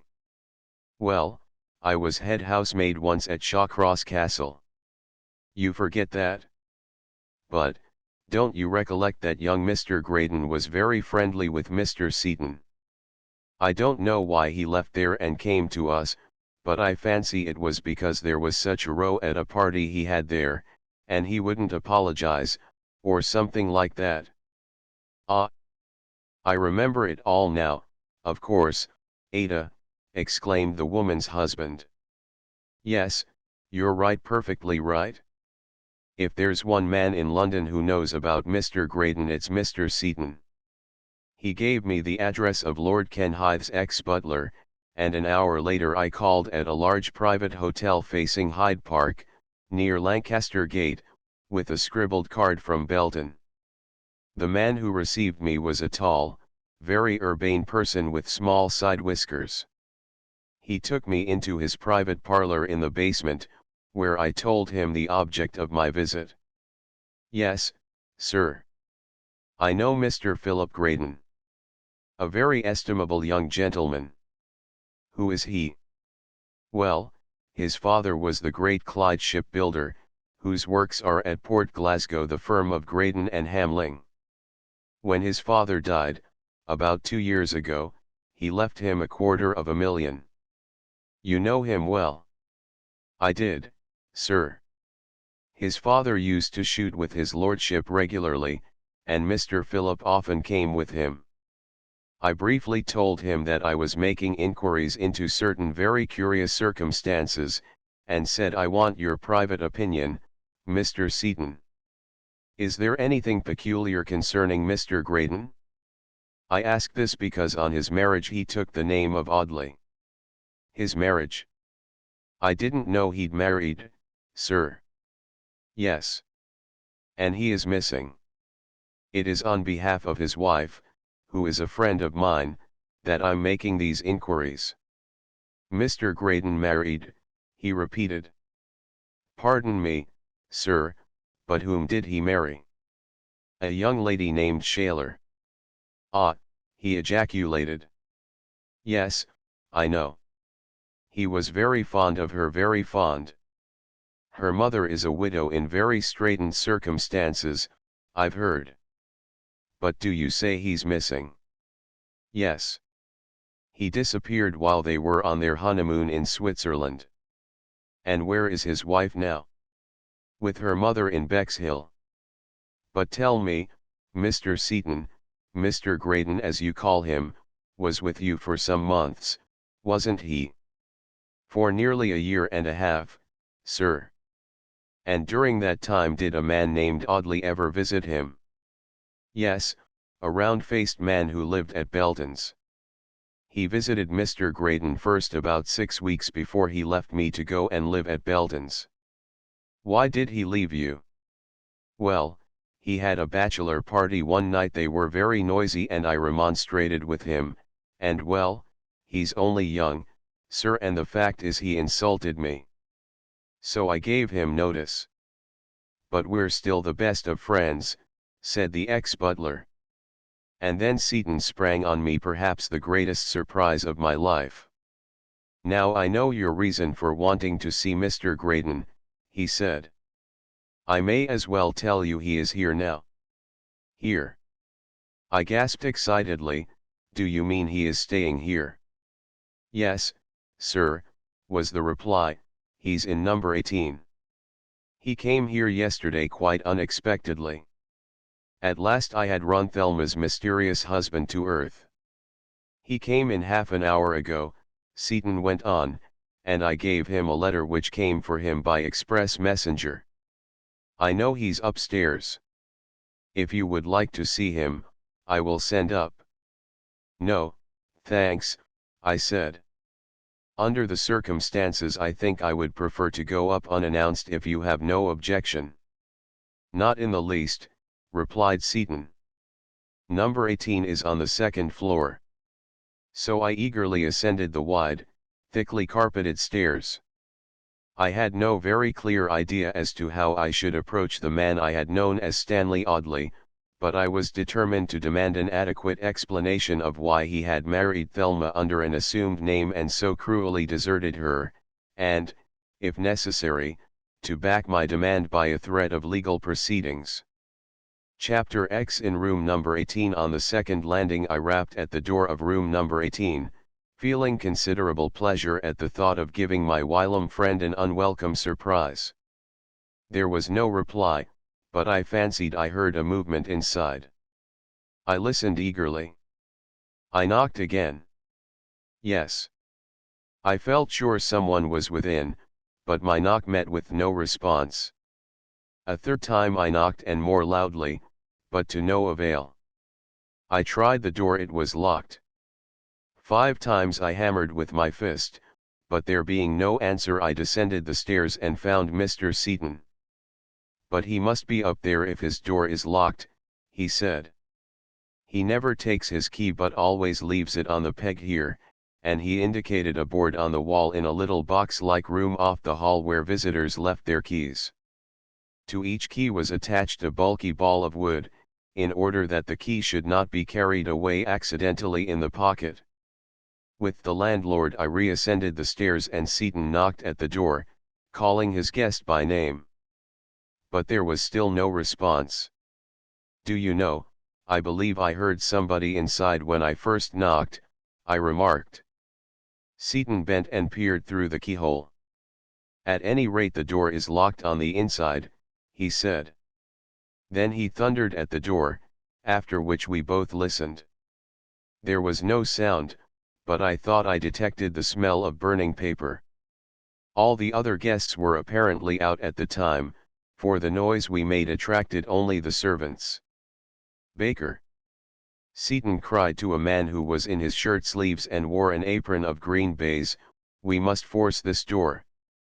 There's a crowbar down in the cellar. Go and get it. As the man addressed ran downstairs, the ex-butler turned to me with a scared expression upon his face, saying, "This is very peculiar, sir. Why has he locked himself in like this? Did you really hear a noise?" "Yes. I am sure I did, yet with the roar of the traffic out in the road, I really couldn't quite swear to it," was my reply. "What I heard was like a man bustling about hurriedly, and yet trying to make no noise. Surely he can't have fainted or committed suicide," Seaton remarked. For a few minutes we stood outside the door utterly mystified, until the porter brought us a rusty bar of iron about 3 feet long, curved and flattened at the end, a very serviceable crowbar. This, Seaton inserted between the door and the jamb, close to the lock, and then drew it back slowly. The woodwork groaned, creaked, and cracked, and with a sudden jerk the wood round the mortise lock tore away and the door flew open. We stood amazed. The room was empty. In a few seconds we had searched the big old-fashioned wardrobe and had looked beneath the bed and behind the curtains. But nobody was there. And, moreover, while the key was still in the door on the inside, the window was closed and latched. The fireplace was a small one with a flue through which not even a small boy could pass. In the grate were smoldering ashes of something, apparently a coat that had been hastily burned. There was an odor of consumed petrol, and it occurred to me at once that some clothing had been hurriedly saturated from a bottle of motor spirit and set fire to, for the room was still heavy with smoke. Seaton crossed to the window and saw at once that it had not been opened. I glanced out and down. From the narrow windowsill there was a sheer drop to the paved basement 40 or 50 feet below, with not even a stack pipe by which an active man might have escaped. "Well, this is extraordinary," cried Seaton. "How could Mr. Graydon possibly get out of the room and leave it still locked on the inside?" Seaton bent suddenly over the fireplace. "Well, we may as well see what he was burning," he said as he picked up a half-charred piece of paper that had apparently been crumpled up hastily and thrown into the grate. He smoothed it out and looked at it in amazement. It was a portion of a £50 Bank of England note. It was partly burned, but quite enough was left to identify it without any possibility of a mistake. "Well," I exclaimed, "burning £50 notes is certainly a new kind of pastime. What on earth can it mean?" "I can't imagine," replied Seaton. "And how can Mr. Graydon have gone?" "Certainly not through the door or the window. And before he went," I added, "he burnt a coat or something of the kind and a £50 note." In front of the window was a small early Victorian escritoire. Upon it were several loose sheets of paper from a new writing pad, an ink-stained envelope, and a couple of bills from a local chemist. Seaton opened 2 or 3 of the drawers and from one of them drew a folded wad of papers. "More notes," he ejaculated, as he felt with his fingers the crisp familiar crackle. There were 3 notes for £50 each, obviously quite new. Clearly Graydon, in his hurry, had forgotten that they were there. "It seems to me," I said to Seaton, "that Graydon must have been frightened by something and had to get away quickly." "Frightened, but of what?" Seaton asked. "I saw him only half an hour before you came, and he seemed all right then." "Do you think my visit might have frightened him?" I asked. "Well, sir, I don't know. But why did he burn a £50 note, and how did he get out? That's what puzzles me. I could have understood it if he had locked his door on the outside. It beats me, anyhow," I said, looking round the room. I noticed Graydon's 2 suitcases stood open and some of his clothes were hanging in the wardrobe. Why, and above all, how had he vanished so suddenly? But for the fact that he had actually called to see me, showing that he certainly was not afraid of meeting me, I might well have thought that he would be alarmed on recognizing my voice. But he had evidently not done so, and must have thought I was someone else whom he urgently desired to avoid. Those £50 notes puzzled Lord Kenhythe's ex-butler as completely as they did myself. Men do not usually go about burning £50 notes. We knew that the young fellow who, in Switzerland, had posed as a hard-working electrical engineer welcoming the prospect of a rise, was on the contrary, a rich young man. But that he should burn banknotes of such value or leave them discarded as he had done, was simply inexplicable on any hypothesis we could frame. I was deeply chagrined. I had come within an ace of capturing the truant bridegroom, and yet he had eluded me. Could it really, I asked myself, have been the same man? Again I carefully described to Seaton the man I had known as Stanley Audley. He was emphatic in his assertion that it was Philip Graydon, the man who had been in that very room barely half an hour before. And as if to make assurance doubly sure, I found on one of his suitcases a label of the Kurhaus Hotel at Murren and another put on at Murren Station, registering this case through to Victoria. There could not be the slightest doubt as to the mystery man's identity as Thelma's husband. "Look here," said Seaton, suddenly, as he held up a towel he had taken from the rail. It was stained with blood. The hand basin was half full of water deeply tinged with blood. Evidently he had cut himself badly, was Seaton's comment. "Perhaps," I said, "but is this his own blood or someone else's?" "Surely, sir, you don't suspect he has been guilty of a crime," gasped Seaton. I pointed to the charred fragments of the coat. "It might be so," I rejoined.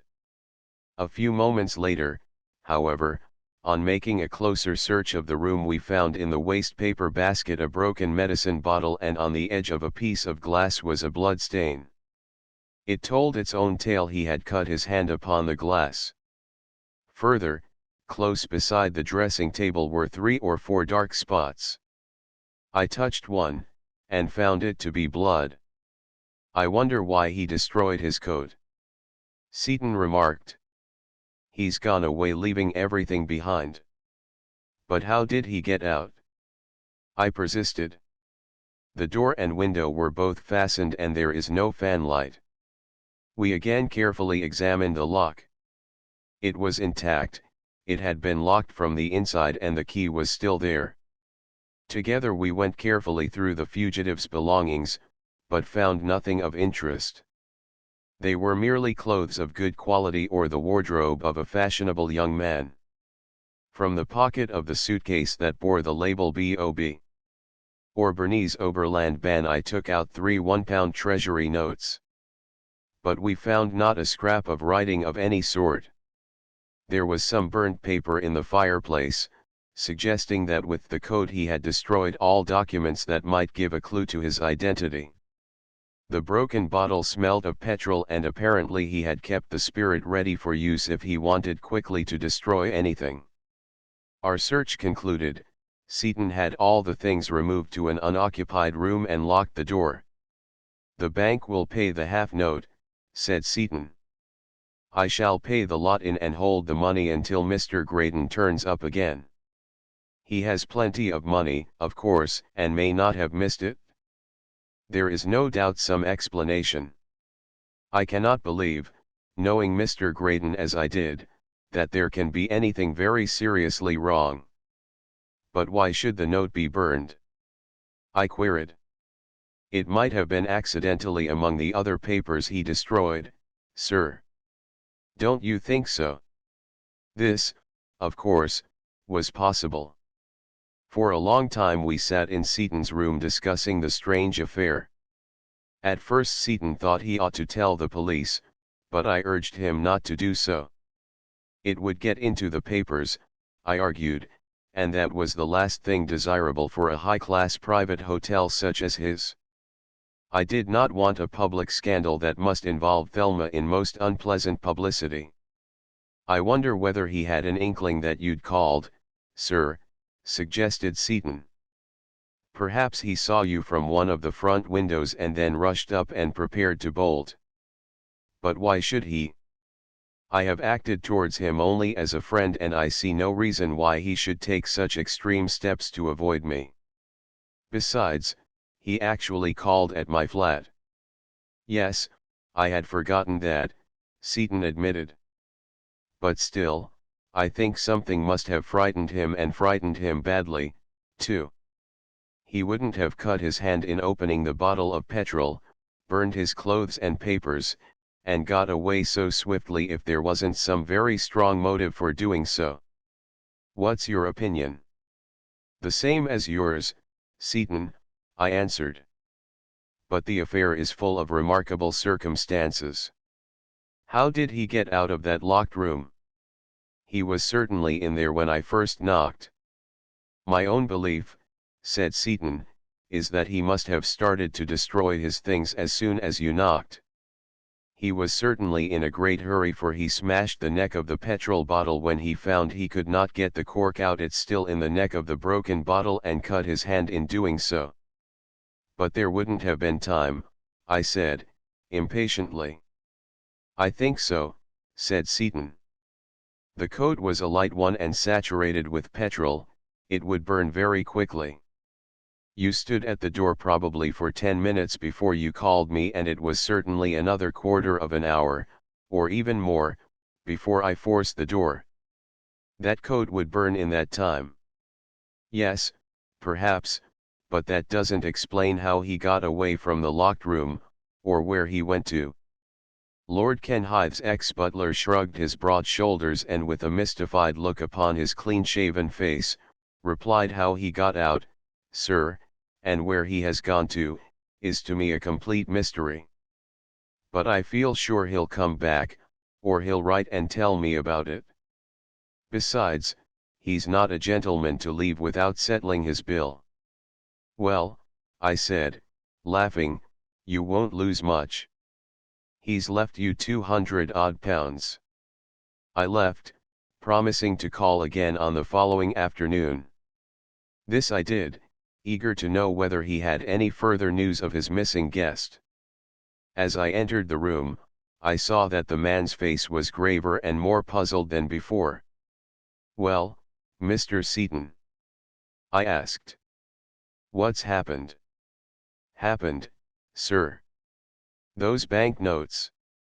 When I took them to the bank this morning, the manager called me into his room and questioned me very closely. They're forgeries. Forged notes? I gasped, staring at him.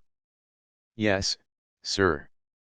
The manager told me that all banks here and abroad had been warned about 6 months ago that a quantity of spurious £5 and £50 Bank of England notes were in circulation. They've been printed in Argentina. The police made a raid on the factory, seized the printing press and plates, and 6 men were arrested. All of them have been sent to prison for long terms, but at the trial it came out that they were in league with certain Confederates in Paris, Madrid, and London who were engaged in circulating them, mostly the £5 ones. And what did you say? I asked. Well, sir, I told the whole story. The manager took the notes, and I believe he sent them to the Bank of England. Then the police will start inquiries. I cried, dismayed, for the situation was becoming daily more complicated. Yes, sir, he replied. I understood from the manager that they will. Chapter 11 Love vs Honor. Here was a new and extraordinary complication. Why was Stanley Audley, alias Philip Graydon, in possession of forged notes from the notorious factory in South America? Why had he attempted to destroy one of them, while leaving the others in a drawer? In the hope, though it was but faint, of getting further information about Audley, I telephoned to Marigold Day and asked her to dine with me at the Piccadilly Hotel. She promptly accepted, and during the meal I brought the talk round to Audley, telling her of his remarkable disappearance from the room in Seaton's Hotel in Lancaster Gate. But are you really certain it was Mr. Audley? She asked. Quite, I replied. Seaton's description of him bears no possible room for doubt. Besides, he had known Audley for a long time, and there is no possibility that he can have made a mistake. It is an extraordinary thing if he has been in London that he did not let me know, she said, frowning and evidently puzzled. Yes, that is so, but we have to remember that for some unaccountable reason he seems to have decided to completely efface himself. Harold Ruthen believes that he is hiding in Paris, she said. But from whom should he be hiding, and why? I questioned. Do you think that he can possibly be hiding from the police? I don't know what to think, She replied with a sigh, "But why do you suggest the police?" "Well," I answered, "I think you ought to know that a very strange thing happened at Lancaster Gate. When we searched the room we found in the grate a half-burned Bank of England £50 note. In a drawer were 3 others. And all of them have been found to be forgeries." "Ah, then you know," said the girl with a queer, hard look that I had never seen in her eyes before. "That is all I know," I said, "and I wondered whether you could tell me any more. Is it on account of these forged notes that he is hiding?" "It certainly looks very like it, and I have no doubt whatever that that will be the view of the police." "What does Ruthin say?" "He hasn't told me anything, but I remember one queer incident. Once when we were out together he paid for supper with a £5 note and we were about to go out when the manager of the restaurant came back and declared it to be a forgery. Stanley apologized profusely, and gave the man another in its place, explaining that he had cashed a check at his club and they had given it to him with 4 others. Apparently the others he had were genuine. I did not think much of it at the time. Such a thing, of course, might easily have happened, but after what you have told me I don't know what to believe." It was difficult to believe that the young fellow who had married Thelma and for whom I had formed a genuine liking, could be the ally of a gang of banknote forgers, yet the evidence was becoming overwhelming.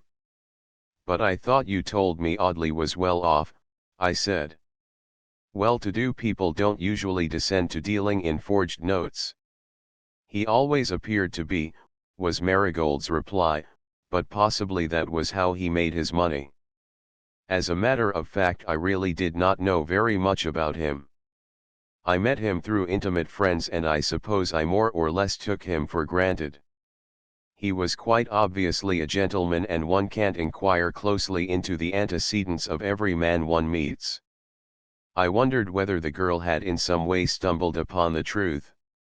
If this were the case, the shock of finding that the man she undoubtedly was beginning to love was involved in such infamous practices as the passing of forged notes would be quite sufficient to explain the strange change Mrs. Powell had noticed and commented on.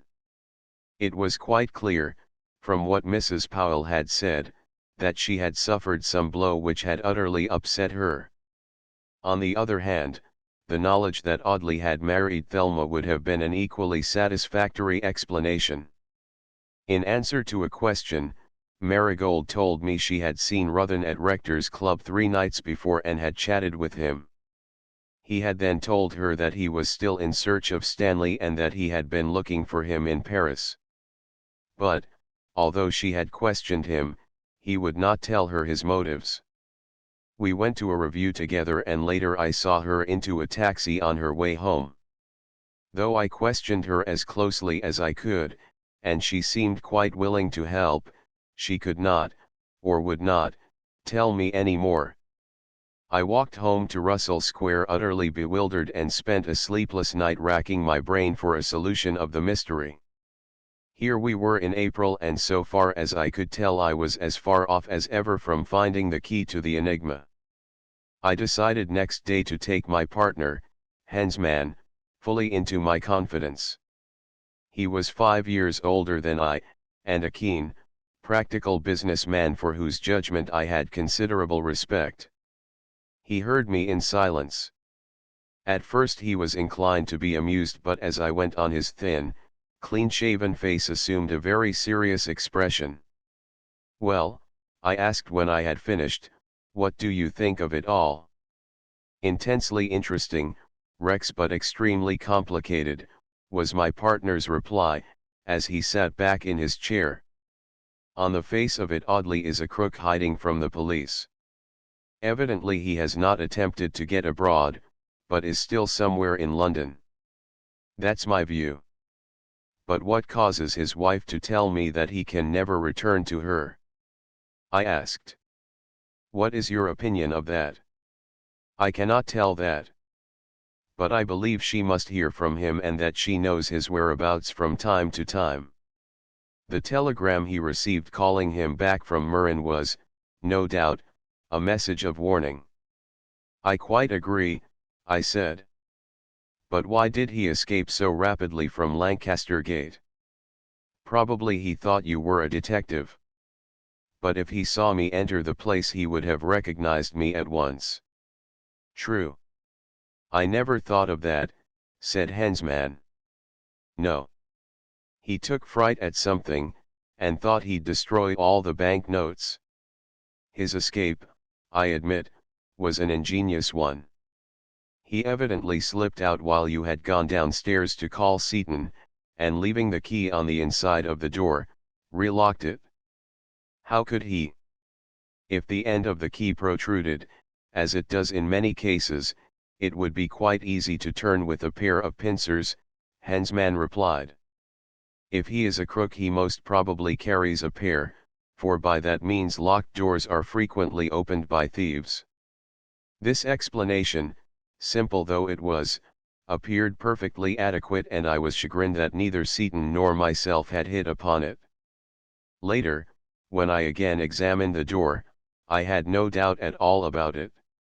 The end of the key projected beyond the surface of the door, and as the lock was well oiled and went very easily, it was easy, I found, to turn the key from the outside with a pair of pliers.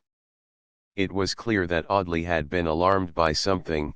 Whether it was my knock at his door that had disturbed him, we could not tell.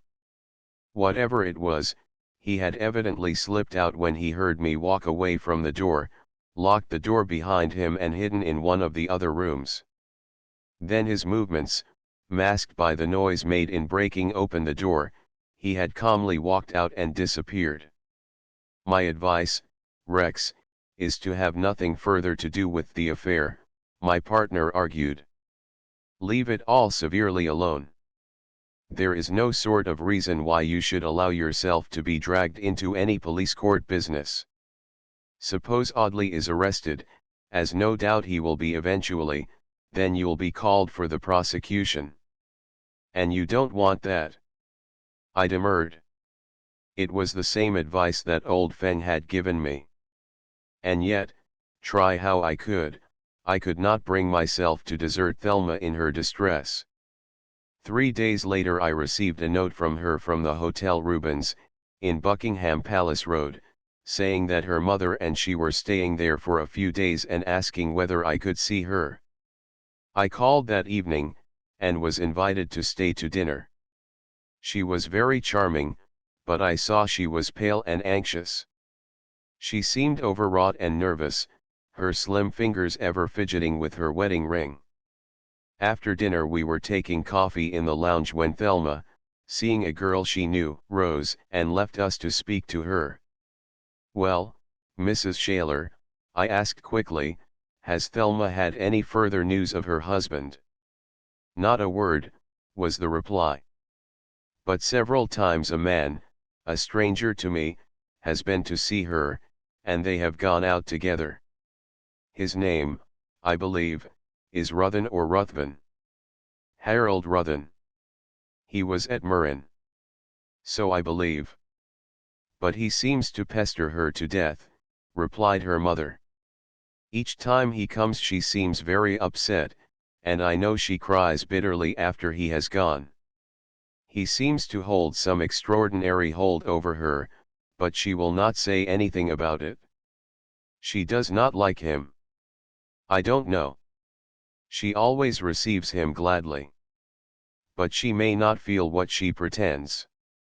Curious if that fellow really has some hold over her," I said, recollecting that strange conversation in the night at Murren.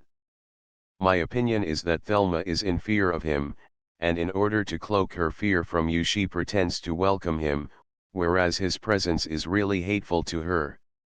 "You think so?" asked the widow, stirring her coffee and looking straight into my face. "All she has told me is that the man is a friend of her husband's." "I believe that is true," was my reply. "And he is in search of Stanley, just as you are, Mr. Yelverton," she added. I drew a long breath, but made no reply, for at that instant Thelma rejoined us, exclaiming, "Only fancy, mother, I haven't seen Sybil Dayton since I left school." And now she's married. That's her husband she's with. Rather a nice boy, isn't he? And she threw herself into the lounge chair next to me. Not until an hour later, when Mrs. Shaler had bidden us good night and we had retired into one of the cozy corners, that I ventured to speak of Stanley. "No, Mr. Yelverton," she said, shaking her beautiful head sadly, and raising her big grey eyes to mine. "I have heard nothing, not a word. If Stanley is still alive he would surely send me a reassuring word. I begin to think that he must be dead. Stanley oddly dead. If that were so, I should be free to love her and to win her if I could." The very thought caused my heart to leap. I even found myself cherishing the wish that it might be true. Yet a moment later I began to despise myself for entertaining such an unworthy thought. It was not playing the game according to the right traditions of the school in which I had been brought up. And so far, at any rate, I had tried to conform to the code of personal honor that, with many men, is a far more powerful rule of conduct than most forms of religious belief. Though I led the conversation several times in the direction of Harold Ruthen, Thelma said nothing of his visits to Bexhill. I was irritated because she would not be frank with me. At length I thought it would be best to speak plainly, and told her of my adventure in Lancaster Gate, of course without mentioning the discovery of the forged bank notes. "But, surely it could not have been Stanley," she exclaimed excitedly. "Why should he want to avoid you, of all men? He could not imagine you as anything else but a friend. Equally so, why does he not let you know his whereabouts?" I asked in turn. She shook her head in dismay. Then suddenly, with an expression of despair in her eyes, she put out her thin white hand with the wedding ring upon it, and pointing to it, said in a low voice, "Think what a mockery this is to me." What could I reply? Here was a girl not yet 20, married only a few days and then deserted. Her distress was very real and very pitiful. It had been on the tip of my tongue to tax her with her concealment from me of Ruthen's visits, but in view of what she was suffering I could not bring myself to pain her further. Either she loved her husband, in spite of his apparently callous desertion of her, or, for some inexplicable reason, she was playing a part with a skill that many an actress would envy. More and more I was tortured by my growing love for her. Hitherto I had kept it within bounds, and, so far as I knew, I had never intentionally, at any rate, given a hint of it to Thelma herself. But as I look back, I can see now that such a restraint could not be maintained. A crash was bound to come. It came, very swiftly and very suddenly, a few days later. Thelma and her mother had promised to come and have tea with me in my rooms at Russell Square. At the last moment Mrs. Shaler was called to Watford to see her sister who had been taken ill, and Thelma came alone. She was in comparatively good spirits, and after my old housekeeper had served us with tea, we spent a couple of delightful hours. Thelma, an accomplished musician, sang to me, accompanying herself on my piano, and as I sat watching and listening to her I realized more fully than ever how handsome and lovable she was, and my anger against Stanley oddly became almost unbearable. "Poor mother," she exclaimed presently as she reseated herself by the fire, after singing a gay song from one of the latest revues, "she's awfully worried. That's why we are up in town.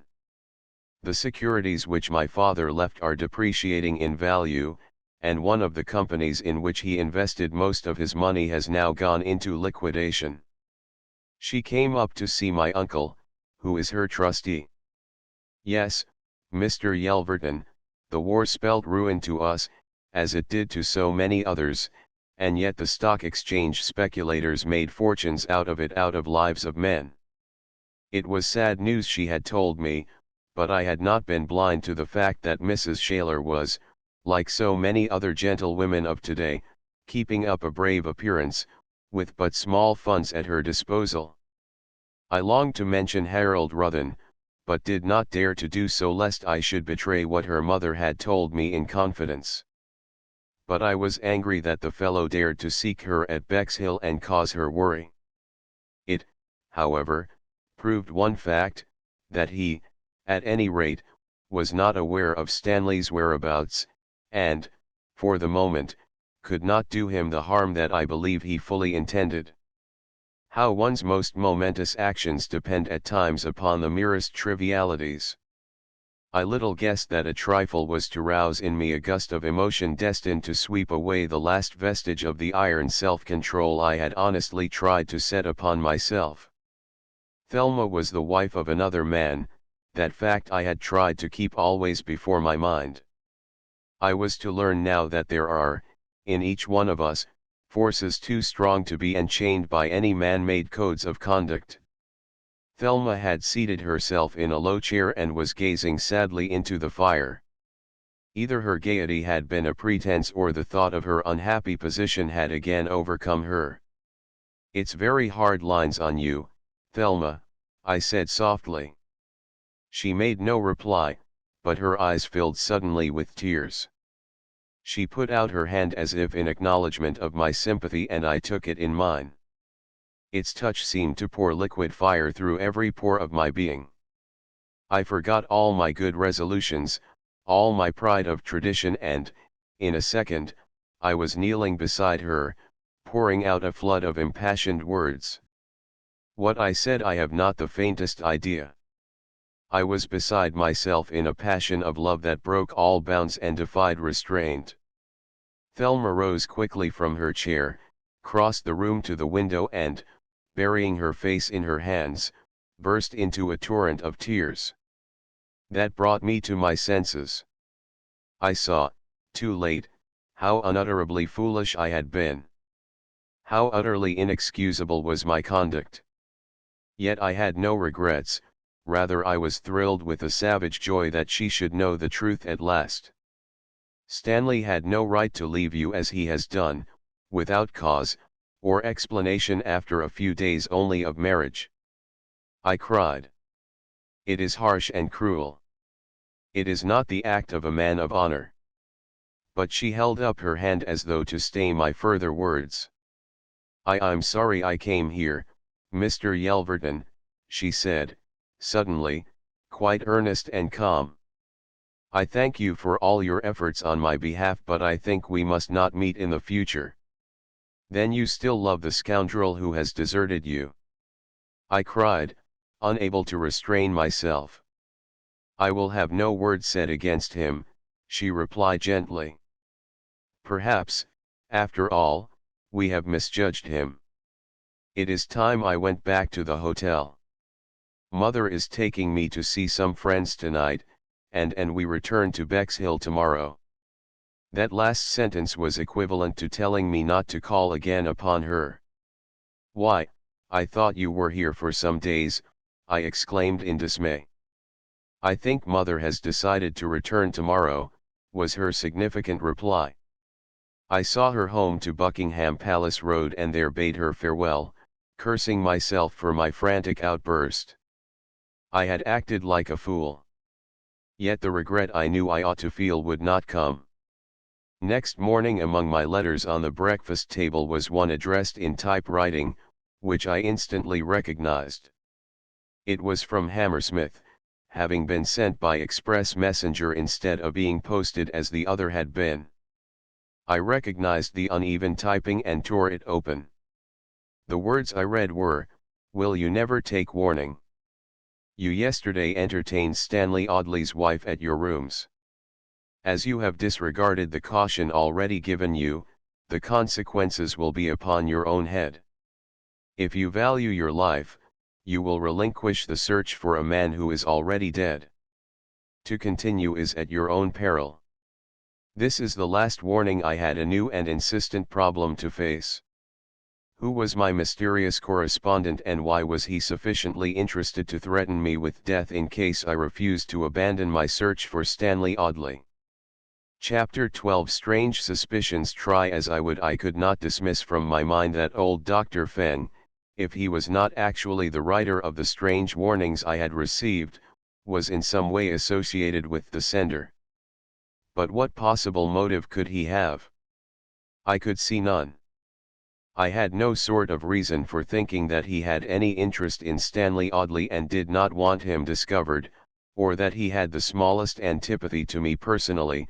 In fact, he had invariably been extremely friendly.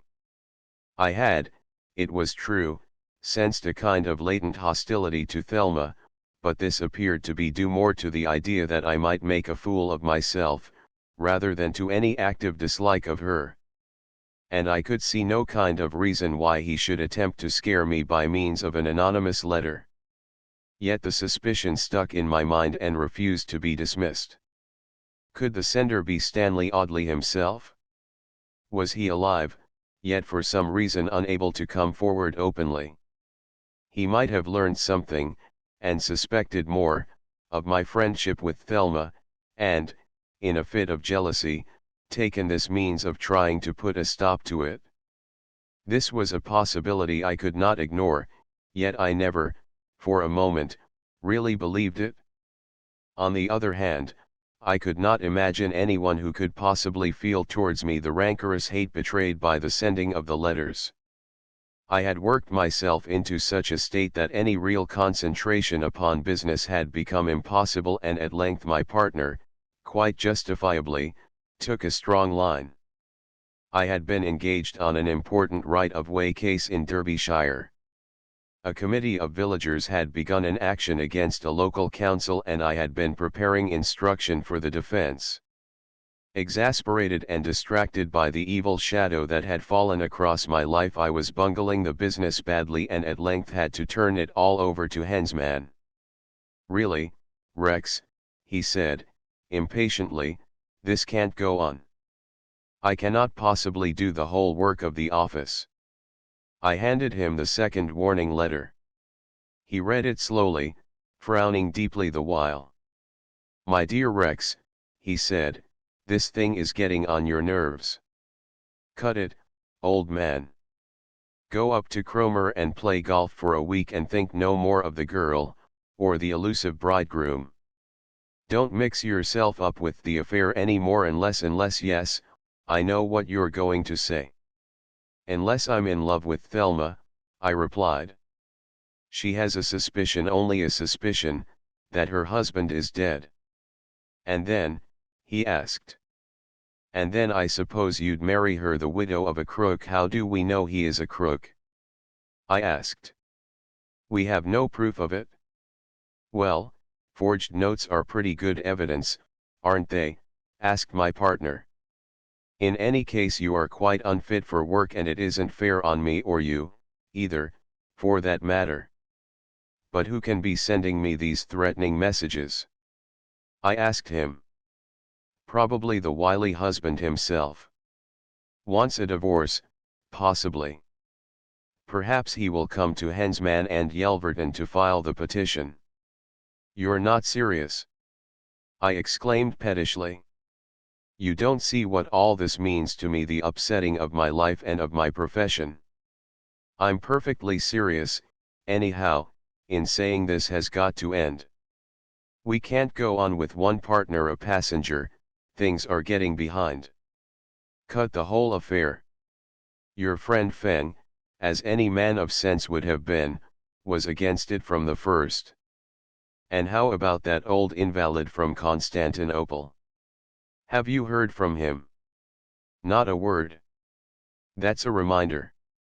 I'll write to the Ottoman Bank and see whether he is back again. But I don't see how he can help. He was back in London 3 days ago. Look." Hensman said, passing me over a cutting from the Times. I cut it out, intending to give it to you. I took the narrow little strip and read the words, "Mr. Hartley Humphreys has returned from Constantinople to the Carlton Hotel." By Jove! "I'll call and see him," I said. The paragraph escaped me. "Thanks. Well, Rex, do be careful. This obsession about your bride in distress is interfering seriously with business. It's all very well, but we the firm have to get on and to live. His reproach, I felt, was amply justified.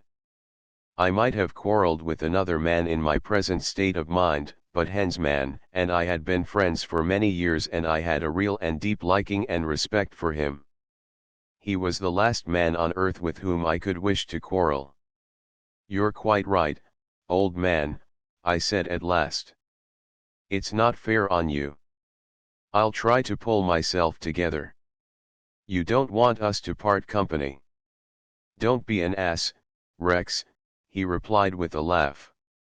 "It isn't so tragic as all that. But you are playing with fire. Suppose Audley turns up all right? You are getting yourself tied up in a hopeless knot, and my advice to you, once for all, is to cut yourself adrift from the whole business and have nothing more to do with it. After all, Mrs. Audley is not in actual want, and whatever may have happened at Murren, she has no shadow of claim on you any further. Certainly there is no kind of reason why you should run yourself into any danger for her sake. I can't help thinking that there is more behind the matter than we know, and that those letters are meant seriously. If you were in any way legitimately involved, I would not suggest you should show the white feather. Indeed, I would come in with you myself to the limit. But put the question to yourself, is there any real reason, apart from your infatuation for the girl herself, a married woman, why you should continue to take a hand in a very perplexing and unprofitable business? If we knew Audley was dead and you are really fond of the girl, it would be, I quite admit, a different thing." I could not pretend that there was any flaw in his logic. Yet I was still restless and dissatisfied. I went home with him that night and dined with his wife and himself in their quaint little cottage home at Hampton. As I sat in that small low-pitched room, for the house was composed of two old-world cottages knocked into one, I envied my partner his domestic happiness.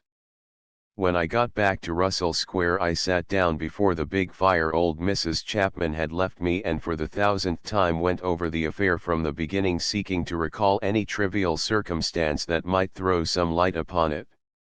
As to the personal threat, I recklessly made up my mind that I would not allow it to influence me at all. I would not run the risk of being fooled by a practical joke on the one hand, or, on the other, weakly run away if there were any real danger.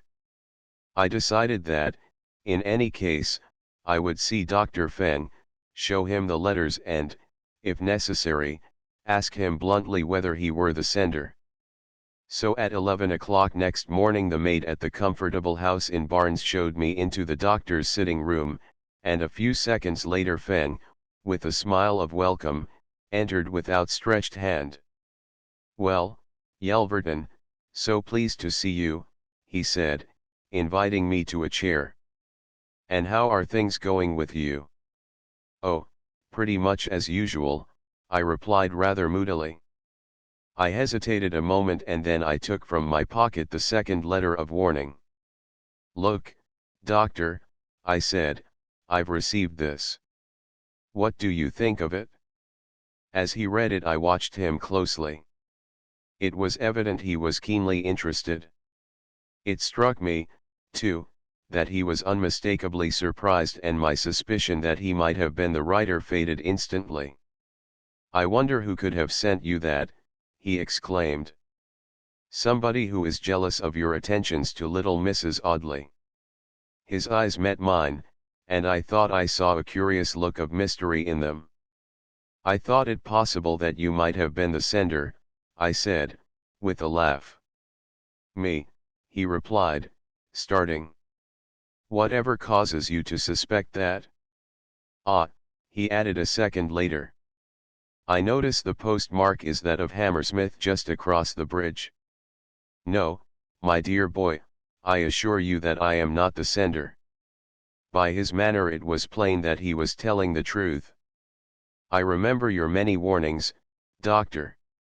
That is why I suspected," I said apologetically. "Well, I hope you don't believe that I'm guilty of sending you such silly nonsense. Personally, if I received such a letter I should take no notice of it. You're not alarmed, surely?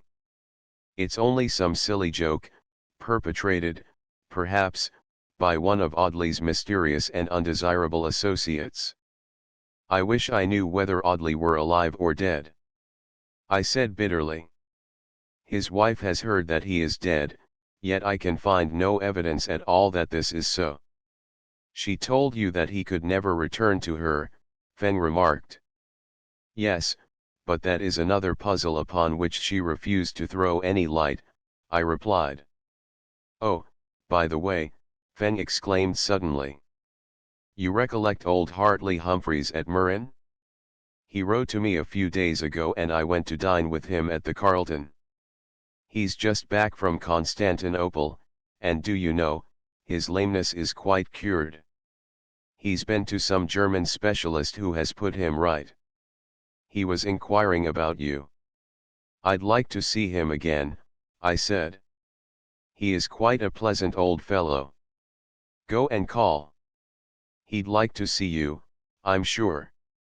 He was interested in your romance, and asked me how it had ended. I pretended ignorance, for I did not know how much you would like him to learn. I never care to obtrude in other people's affairs. I will certainly go and see him, I said.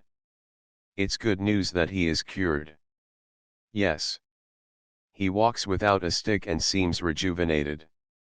Next day I went to the Carlton and sent up my card, after which I was conducted to a handsome private sitting room on the second floor.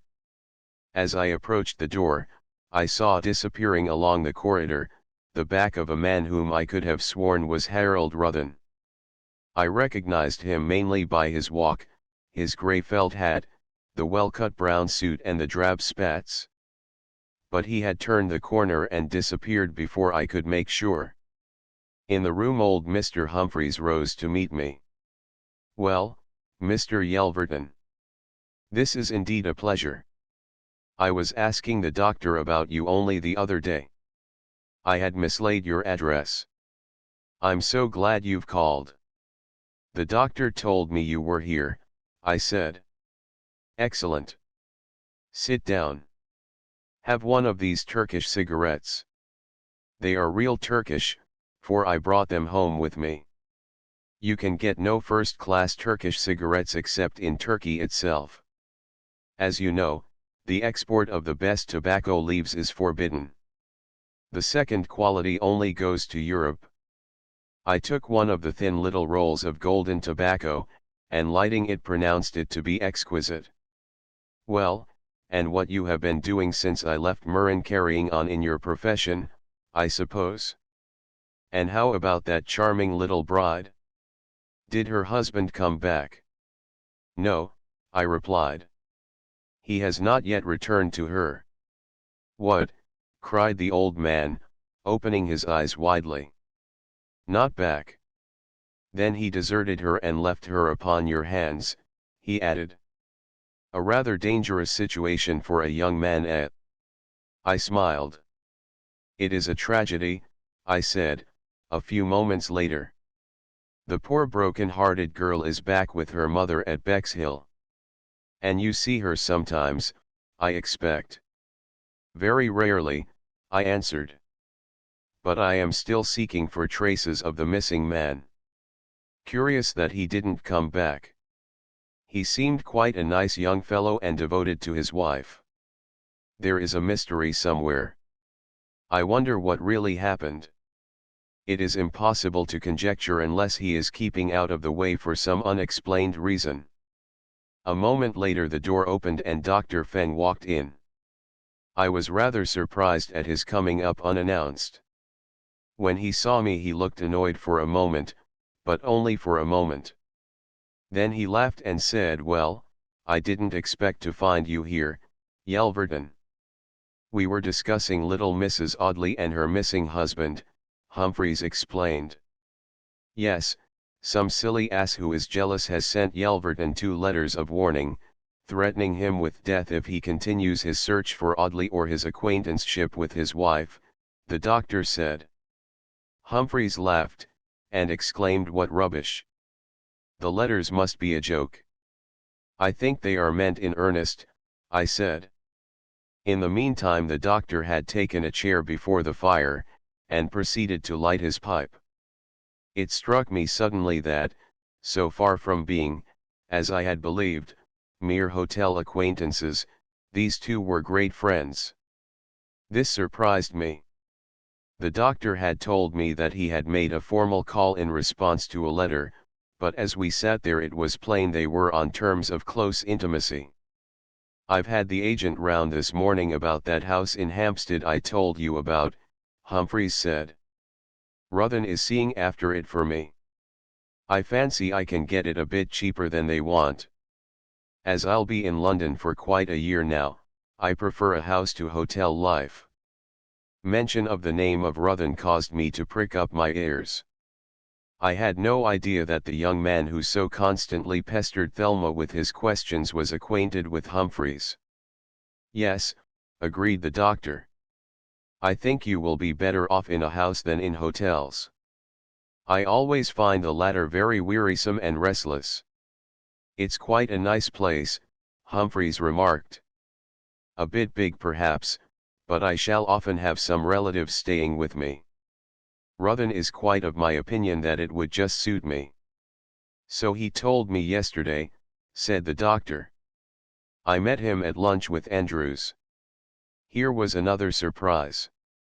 I learned that three men whom I had believed to be practically strangers to each other were on terms of intimate friendship. I remained for about an hour and then left the pair together. Old Humphreys begged me to call upon him again. 2 days later he rang me up at the office and asked me to dine with him. I accepted and we had dinner together in the Savoy restaurant, and afterwards watched the dancing in the room below.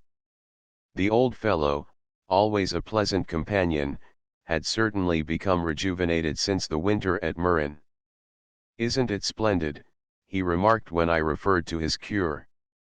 "Old Professor Goldman, in Dresden, has worked a miracle. I can now get about quite well, and I feel quite 20 years younger." "You look it," I declared, for he certainly seemed an entirely different man from the decrepit invalid who wheeled himself in his chair, and had often to be carried upstairs. Thoughts of Murren reminded me that Harold Ruthen had been there for a few days at the same time as the invalid. Evidently they must have met there and their acquaintance must have been renewed in London, where Ruthen was now acting on Humphreys' behalf in regard to the house. It struck me too, that if I mentioned Ruthen I might be thought too inquisitive. But I decided to watch closely, for I was beginning to grow distrustful of both the doctor and his friend. Of Ruthen I had never been anything else.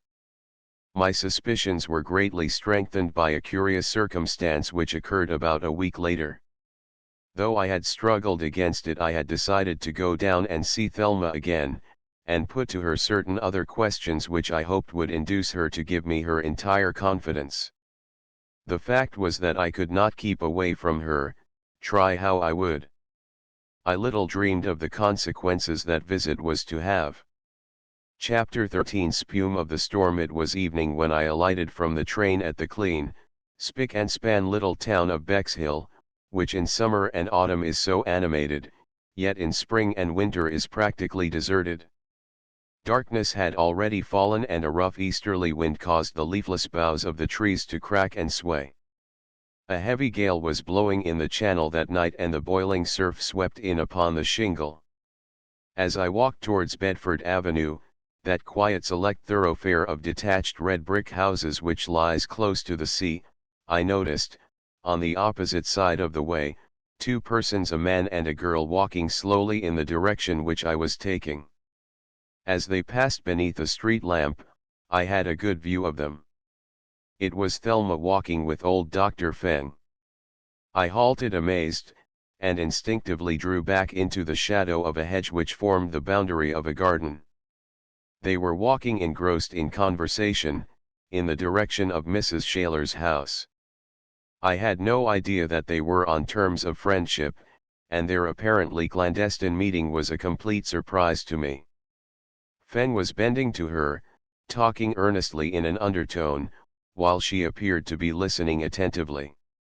There flashed across my memory a moment in Murren when I had seen the doctor and Ruthen walking together in secret up a narrow snow-piled lane, though we all believed they were strangers.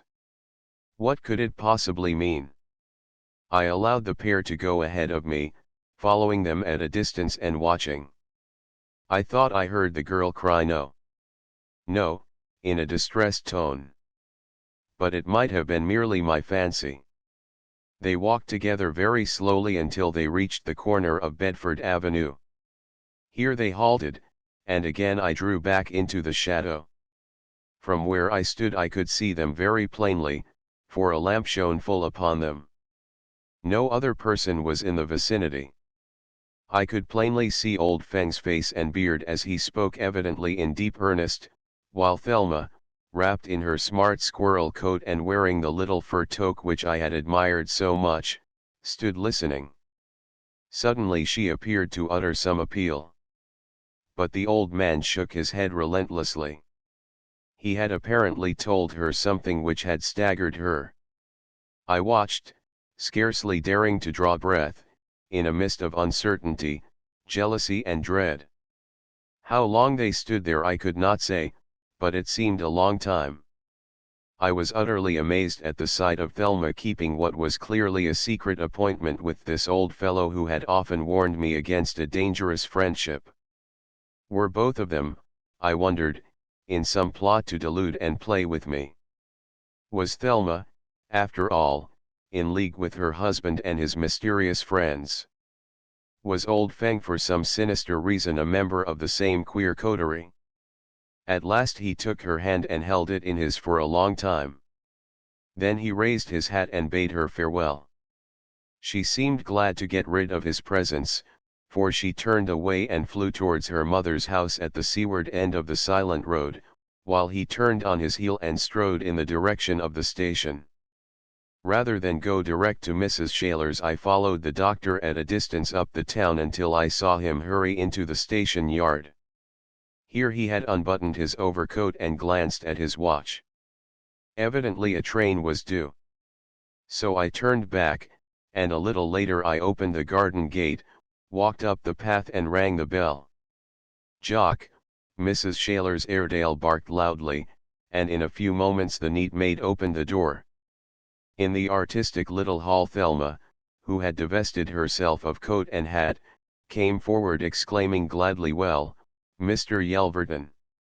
Whoever expected to see you tonight? Come in. Mother is out at a friend's playing bridge, I think, and I am all alone." She helped me off with my coat, took my hat, and ushered me into the charming drawing room overlooking the sea. She switched on more lights and handed me her cigarette case, then threw herself into a big chair before the fire opposite me. "Now, tell me what you've been doing," she asked. "It is a real surprise to see you tonight." She was, of course, ignorant that I knew of her secret meeting with old Feng, and I felt annoyed and mistrustful. "Well," I said, "I have very little news and none of any importance. I came down hoping that you might have something more to tell me. My only news is that the other day I met another of our friends, Mr. Hartley Humphreys. You remember the old invalid at Murren?" "Oh yes, of course. He often spoke to me, a charming old boy. I recollect him perfectly. How is he?" "Better. His lameness is cured, and he's quite young again." "And you have no other news for me," she remarked meaningly. "You mean about Stanley?" "No, nothing," I said regretfully. She sighed, and I saw again that hardening at the corners of her mouth which seemed to come with every mention of her husband. As for myself, my brain was in a whirl, my good resolutions, so easy to make when I was away from her, vanished like smoke. At the same time the suspicion I had felt when I saw her talking to Feng in the dark, lonely road, melted like mist before the sun. She was so frankly innocent and unspoiled, there was about her no trace of coquetry or desire to provoke admiration. The impression grew stronger and stronger as we sat chatting freely in that pretty drawing room, with the roar of the sea and wind sounding faintly through the curtained windows that, whatever appearances might suggest, this child bride of a few days was actually alone, more hopelessly alone in her wedded life than if she were in a convent. I saw myself looking into the depths of a soul unsullied, and for the first time, I truly believe, I began to understand dimly some of the feelings and desires that must be tearing at her heart.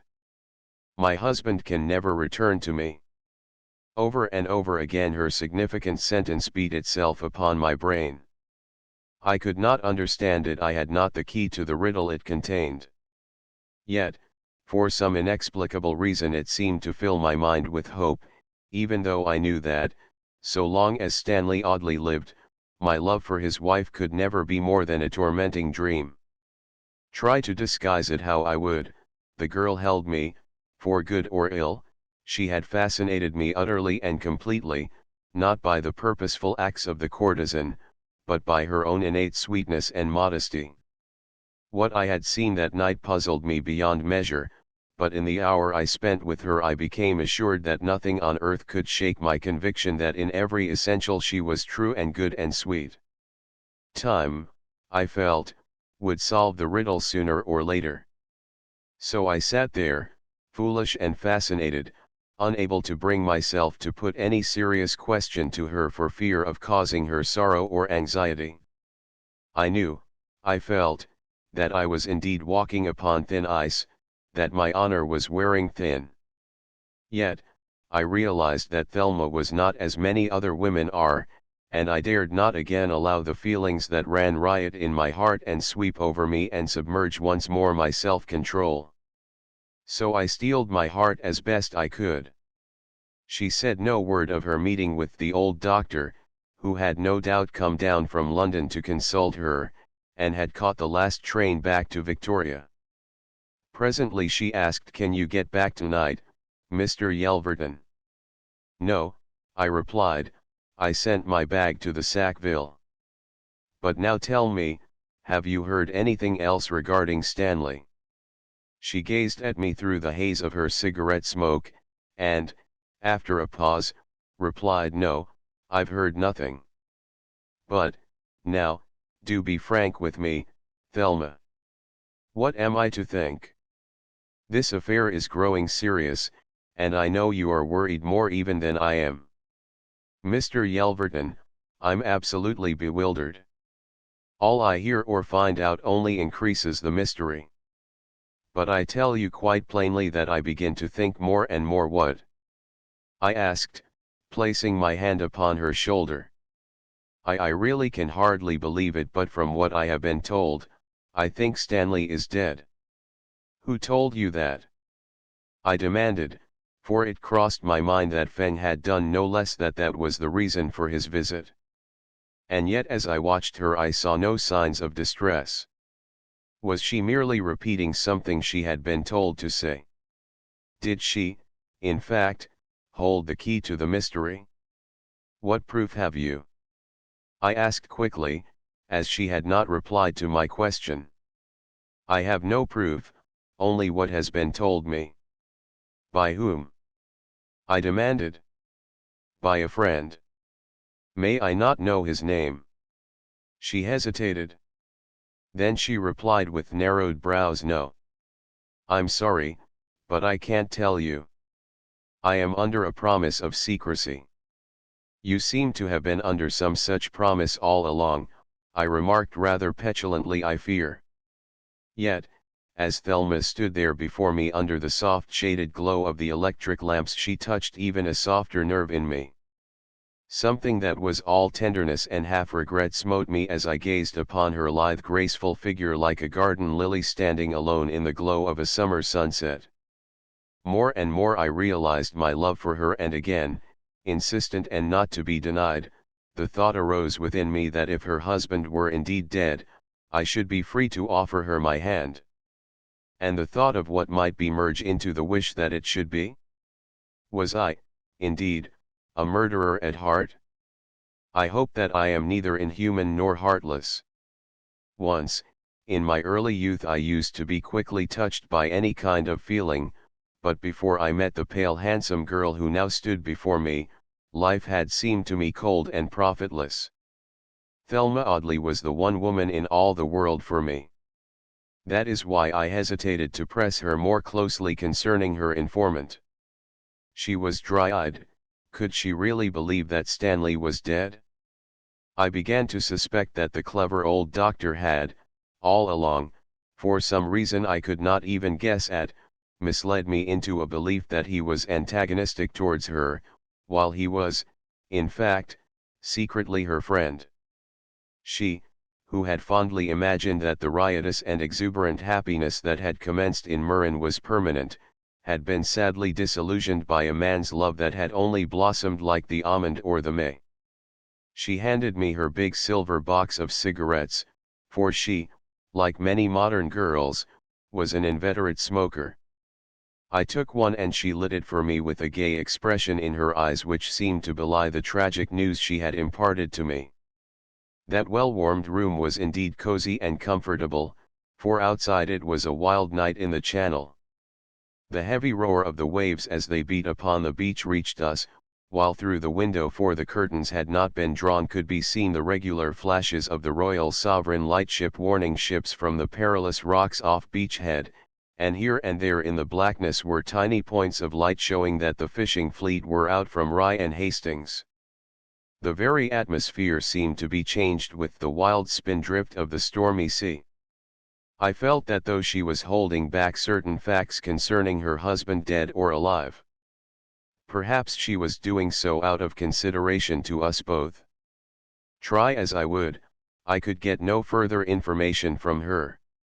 She would tell me no more concerning her suspicion of Stanley's death, and later that night as I trudged along the storm-swept promenade to the hotel close by, I confess that I felt both baffled by Feng's visit and annoyed at Thelma's dogged persistence in refusing to tell me anything. Next afternoon, while I was sitting in my office in Bedford Row, the telephone rang and a woman's voice asked whether I was Mr. Yelverton. I took it to be a client and replied in the affirmative, whereupon the speaker said, "I'm Marigold Day. Can I come along and see you, Mr. Yelverton?" "Certainly," I said. "I'll be in till 5. Is it anything important?" "Yes. It is rather. I'll come along in a taxi," and she rang off hurriedly. About a quarter of an hour later my clerk showed in the pretty mannequin from Carroll's, and when she was seated and we were alone, she said, I want to tell you something about Mr. Audley. They say the poor boy is dead." "Who says so?" I asked. "Harold Ruthen. I met him in the Piccadilly grill room last night with a girl friend of mine, and he called me aside and told me." "What exactly did he tell you?" I asked eagerly. "Well, he said that Audley had met with a motor accident somewhere in Touraine, and had been taken to the hospital at Saumur, where he had lingered for 4 days, and died there. He asked me to keep the matter a secret. Why, I don't know. But if the poor boy is dead, I really can't see any object in keeping the matter a secret, do you?" "No," I replied. "Well, I thought you, being his friend, would like to know," said the girl, sadly. She made a pathetic figure, for she had been fond of Audley, and I knew that under her merry careless bohemian ways she was capable of deep feeling. I took her out to tea and questioned her further about Ruthen, and the story he had told her. She had no knowledge of old Mr. Humphreys, or of Dr. Feng, but she was convinced by Ruthen's manner that what he had told her was the truth. Besides, as the young fellow had been in such active search for his friend, there seemed no motive why he should declare that he had died. Was it from Harold Ruthen that Thelma had gained the news? Or had Ruthen told old Mr. Humphreys, who in turn, had told Feng, who had gone to Bexhill and given her the report? But was it really true? I expressed my doubts. "Well," Mr. Yelverton. I've only told you exactly what Harold told me. He added the words, after all, poor Stanley's death will prevent a good deal leaking out. His lips are closed, and it means security to several persons. I wonder what he meant. I wonder. He must have been in possession of some secret which closely affected certain persons, I said. And probably Ruthin is one of those who now feel secure. Perhaps. Who knows, the girl remarked reflectively as she crushed her cigarette end into the ashtray and rose to leave. At any rate, I thought you would like to know, as you seem so interested in Stanley. I thanked her, and left her at the corner of Chancery Lane in order to return to my office. So Muir. I knew that it was an old-world town, the center of a wine-growing country somewhere on the broad Loire. I searched among my books, looked it up, and found that it was 270 miles from Paris by the Orleans Railway, and that if I traveled by the through express, I could go direct by way of Saint-Pierre-de-Corps and Savonnières. I resolved to make a swift journey out there and inquire for myself. Next morning I left London, and in the afternoon of the following day I entered a small hotel, the Button, at the end of the long stone bridge which spans the Loire at Saumur. I lost no time in making my inquiries in the old Huguenot town, famed for its sparkling wines. At the prefecture of police I saw the prefect himself, a brisk little man with a stubble of white hair, most courteous and attentive. An automobile accident, and fatal? He would have the records examined, if I would return next morning. I dined, spent the evening in the Café de la Paix adjoining the post office, and next morning returned to the prefect. Again he received me most courteously in his barely furnished office, and when I was seated he rang his bell, whereupon an inspector in plain clothes entered with some papers in his hand. It is, I find, true, monsieur, that an Englishman named Audley, Christian name Stanley, native of London, was motoring with two men named Armand Raves and Henry Chest on the road between Lange and Cinq-Mars, when, in turning a sharp corner, they ran into a wall, and the Englishman was injured. He was brought to the St. Jean Hospital here, put to bed unconscious, and died 4 days later. In his pocket was found a wallet containing a number of notes of the Banque d'Angleterre of £5 and £50. They were sent by us to the Banque de France to hold for any claim by relatives, but curious enough, they were at once recognized as forgeries. Forgeries? I gasped, pretending ignorance. Yes, monsieur, said the prefect of police, while the inspector spread out his papers on his chief's desk. This telegram, monsieur, is from the Bank of England, in London, sent through Scotland Yard, and says, numbers of notes reported in telegram of 5th are part of South American forgeries. Kindly send them to us for record. They have been sent to London, he added. But the men who were in the car with Mr. Audley, where are they? Ah, monsieur. We do not know, replied the shrewd old French official. We only know the names and addresses they gave to the agent of police. The addresses they gave proved false, Monsieur le Prefect, remarked the inspector. But we photographed them all, including the dead man, and we have a hue and cry out for them. You have a photograph of the dead man? I cried. Yes, monsieur. It is on file among our photographs. Cannot I see it? I asked. Tomorrow, when we shall have further prints. Ours have been sent on to Paris. I would very much like to see it, I said. I am a lawyer from London, and my inquiry concerns a strange string of circumstances. This fact that forged banknotes were found upon the man who died is truly amazing. It may be amazing, but it is nevertheless a fact, declared the old official. But did the injured man make any statement before he died? I asked. The inspector adjusted his pince-nez and searched the dossier. I think he did, he said. Ah, yes. Here we are, and he took out a sheet of paper. On the morning before he died he spoke to Sir Ivan, and uttered these words in English: I am very sorry for all I have done. I would never have done the bad turns to Harry or to George unless it had been to gain money. But I could not resist it. They made me join in the scheme of printing false bank notes, though I warned them of the peril. I know I must die, for the doctor told me so this morning. My only wish is that little Thelma may be made happy. That is my only wish. Let her discover the truth. Who little Thelma may be, monsieur, we have, of course, no means of knowing. And was that the only statement made by Stanley Audley immediately before he died? I asked.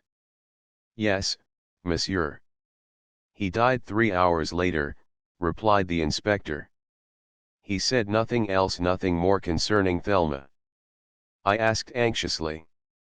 Those words were the only ones he uttered, monsieur, replied the inspector. It is fortunate that Sir Ivan knows English, having been a nursing sister in London. Of course, there is no doubt that all three men were making a tour of France distributing spurious English notes, for, within a few days of the accident, many forged notes were brought to the notice of the police in Nantes, Orleans, Marseilles, and Bordeaux. All of them had been changed into French notes, and no doubt in that car was a large sum of money. Was nothing else of interest found in the dead man's possession?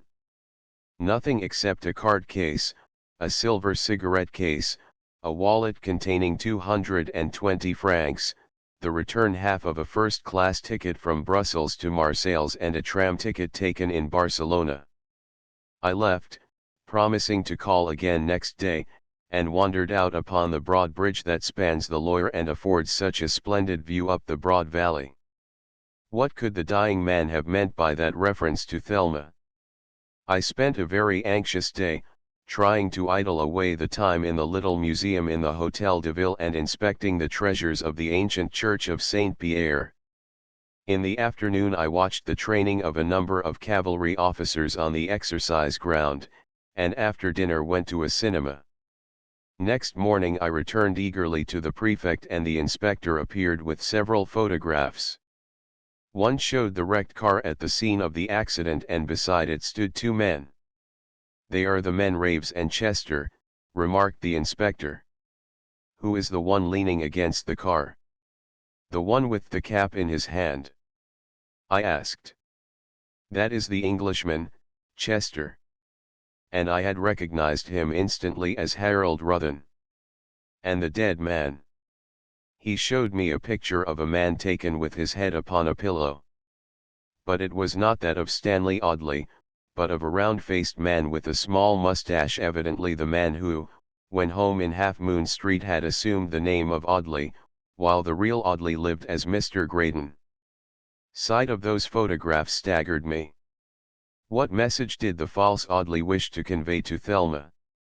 Was it concerning the whereabouts or movements of her husband? So Ruthen had been one of the rapidly moving party which had gone to France in order to pass the spurious notes, and with such disastrous results.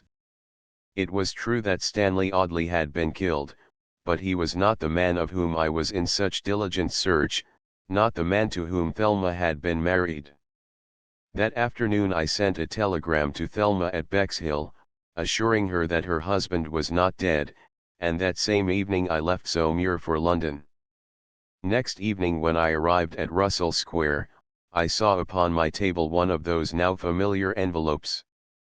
It had been sent by express messenger from Crouch Hill, and not from Hammersmith. On tearing it open I read, "You are still beating the wind. As you will not heed any warning and are still trying to meddle with affairs that do not concern you, do not be surprised if you receive a sudden shock. Your visit to Saumur was a perilous one for more reasons than one. The truth is too deeply hidden for you ever to discover it. Why court death as you are daily doing? So my enemies already knew of my rapid journey to the lawyer, though I had not told a soul, except my partner Hensman. Evidently a close watch was being kept upon my movements. Ruthen was back in town, glad I suppose to escape from a very embarrassing position, for it was clear that both men had immediately made themselves scarce, leaving their friend to his fate.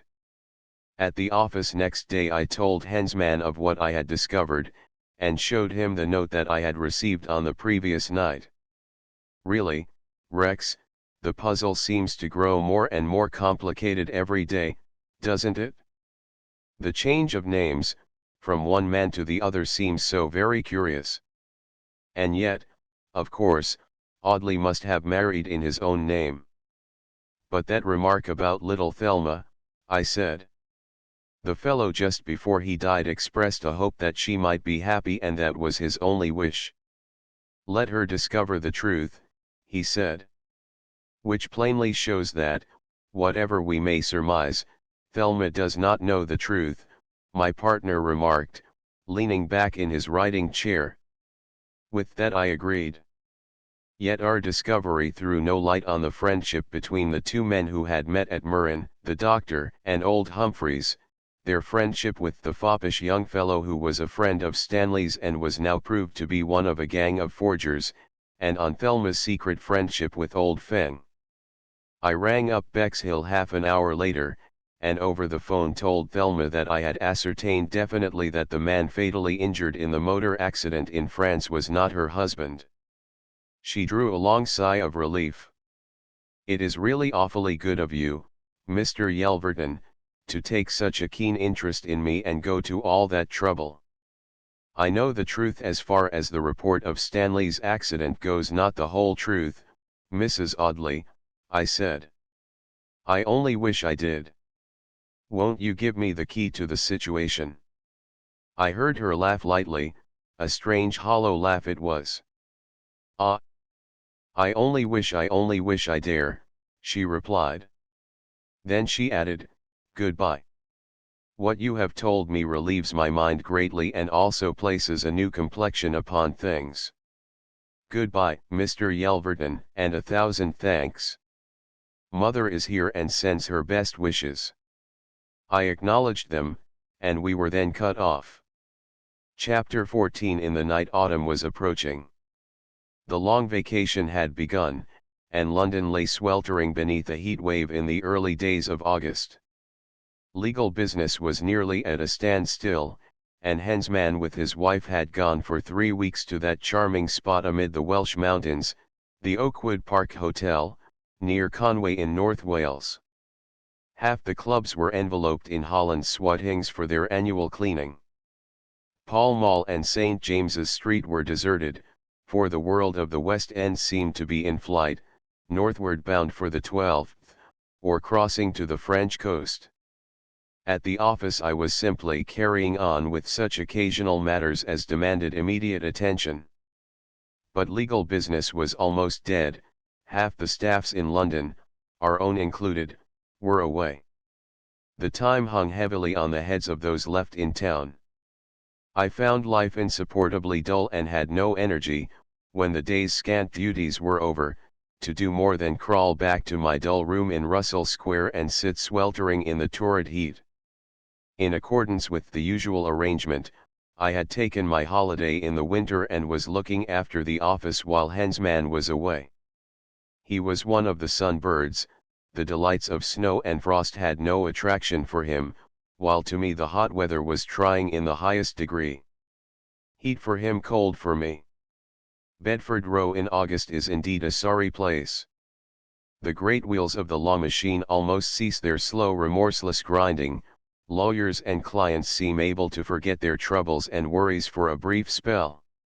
I lounged my days away, heartily wishing myself elsewhere, but, with the help of the only lady secretary left, perfunctorily getting through such work as could not be shelved. Late one afternoon, After an unusually busy day, for I had instructed counsel to appear for a client who was to be charged with a serious motoring offence at Brighton, I had risen from my chair and was about to take my hat and leave, when the telephone rang. On answering, I found a trunk call had come through from a village called Duddington, near Stamford, in Lincolnshire. The speaker was a young man who gave his name as Edward Pearson, the son of one of our oldest clients, a large landowner in the district. Having told me his name, he said, "I wonder if you could come to Stamford tonight, Mr. Yelverton? My father is ill and has expressed his wish to add a codicil to the will you made for him 3 years ago. Is it a matter of urgency?" I asked. "My partner is away, and it is a little difficult for me to leave London." "Yes. I fear it is urgent," replied my client's son. "My father had a stroke about 3 days ago on his return from London. The doctor declares it to be a serious matter. Of course I won't ask you to come over to Duddington tonight, but you could get to Stamford tonight, and sleep at the Cross Keys. I'll call for you in the car at 9 tomorrow morning. I'd be so grateful if you can do this. Will you?" I hesitated. "You can catch a convenient train from King's Cross tonight. Change at Essendon. It takes about 3 hours," he added. "Is your father in grave danger?" I asked. "He was, but he seems a trifle better now. He is asleep, and the doctor says he is not to be awakened. So we'll see how he is in the morning." "Did he express a wish to make the codicil?" I asked. "Yes. He wants to leave the Gorzelands to my brother Alfred, instead of to mother," was the reply. "Very well," I said, rather reluctantly, for as a matter of fact I had been looking forward to dining with old Mr. Humphreys that evening. "I'll meet you at the Cross Keys at Stamford in the morning. Goodbye, Mr. Pearson." Having put down the receiver, I resolved to ring up Hartley Humphreys at the Carlton, and did so. "I'm sorry you're called away," the old financier replied. "But in any case come along now, and have a cocktail. You won't leave London till after dinner." I took a taxi along to the hotel and found him alone in his private sitting room. Together we took dry martinis, and while I smoked one of his exquisite Turkish cigarettes I explained the reason for my sudden visit to Lincolnshire. "Well," he laughed. "It all means costs to you, I suppose. And after all, I believe you have a dining car to Peterborough, so the journey is not a very difficult one." "No. But I wanted to keep my appointment with you tonight," I said. The cheery old fellow laughed, saying, "My dear Yelverton, don't think of that where business is concerned. Come and dine another night the night after tomorrow. Feng is coming. We'll have dinner at the Ritz for a change, and go to a show afterwards. Any further news of your little bride?" "None," I replied. "Heard nothing?" he asked, looking at me curiously, as though he held me in some suspicion. I thought. Did he know of my visit to Saumur and my discovery concerning his factotum, Harold Ruthen? "Nothing," was my reply. His attitude was always curious whenever he made any reference to Thelma. In reply to a further question as to when I should return, I told him that I must be back in London by 4 o'clock on the morrow, as I had an important appointment regarding the transfer of some London property aside of the business which Hensman usually looked after. I smoked a second cigarette and rose. He gripped my hand warmly before I left and repeated his invitation. "Feng is very fond of you," he added, "and we'll have a real pleasant evening together." Back again at Russell Square, I looked at the timetable, dressed leisurely, and packing a suitcase, took the evening train from King's Cross, and having had my dinner between London and Peterborough, arrived at the ancient little town of Stamford in the late evening. It was, I found, a place of quaint crooked streets and old churches, dim alleyways, and a curious square with an ancient butter market close by the Old World Hotel, the Cross Keys, once one of the famous posting houses on the Great North Road. Beyond 3 or 4 motorists and commercial travelers, I seemed to be about the only person in the hotel, a roomy comfortable place with many paneled rooms, and polished floors. About it was that air of cozy comfort and cheery welcome such as one finds to perfection in the too few old English posting inns. The coffee room was bounded by huge mahogany buffets laden with silver, and the drawing room was devoid of that gimcrack furniture which one finds in most modern hotels. My room, too, was big and spacious, with a window looking out upon the great courtyard into which the stagecoaches on their way from London to Edinburgh used to lumber before the days of motors. Yet even there I saw a row of stables and was informed by the boots that in winter a good many London gentlemen stabled their hunters there. In the twilight, having nothing better to do, I strolled out of the town along a path which led through meadows beside the Welland River where many people seemed to be enjoying the fresh air after the unusual heat of the day, while many anglers sat patiently upon the banks. It was dark when I returned to the hotel, and passing into the smoking room I found several men there, unmistakably commercial travelers. I chatted with one of them, a tall, rugged-faced, sharp-nosed man in tweeds who spoke with a full Yorkshire burr, and whose business was undoubtedly woolens. "I come here 4 times a year," he told me. "This hotel is one of the best in the Midlands. The Bell at Barnby Moor is excellent, but a bit out of the way for us. We have to stay in Doncaster. Half our game is to know where to go, and how to live. A commercial's life is a pretty tough one nowadays, with high prices in traveling and cut prices in the trade."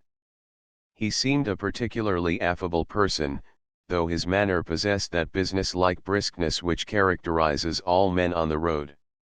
I set him down as a man who could sell a tradesman nearly anything, whether he desired it or not, one of those particularly smart men found as travelers in every trade, shrewd, clever and far-seeing, yet suave ambassadors of commerce who are invaluable to wholesalers and manufacturers. "I've had bad luck here today," he said. "I was kept overnight in Peterborough and got here at 11 o'clock. Started out and forgot that it is their early closing day. So I'm compelled to be here tomorrow instead of getting on to Bourne. One can work this town well in a whole day, not less." I noticed that his face was scarred and furrowed. He had no doubt led a hard life, and from his erect bearing I thought that he might possibly have risen to the rank of sergeant major during the war. His keen black eyes seemed to search everywhere, while his nose was almost hawk-like. His cravat, too, attracted me. It was of soft black silk, neatly tied, but in it was an onyx scarf pin, oval and dark with a thin white line around the edge. It reminded me most forcibly of a miniature human eye. As we sat together he gossiped about the bad state of trade, the craze for cheap dress materials and the consequent low prices. "Things are horribly bad in Bradford," he declared. "Most of the mills are only working half-time. In the cotton trade it is just the same. Oldham has been very hard hit, now that the boom has passed. Why, when that boom in cotton mills was at its height, men became semi-millionaires in a single week.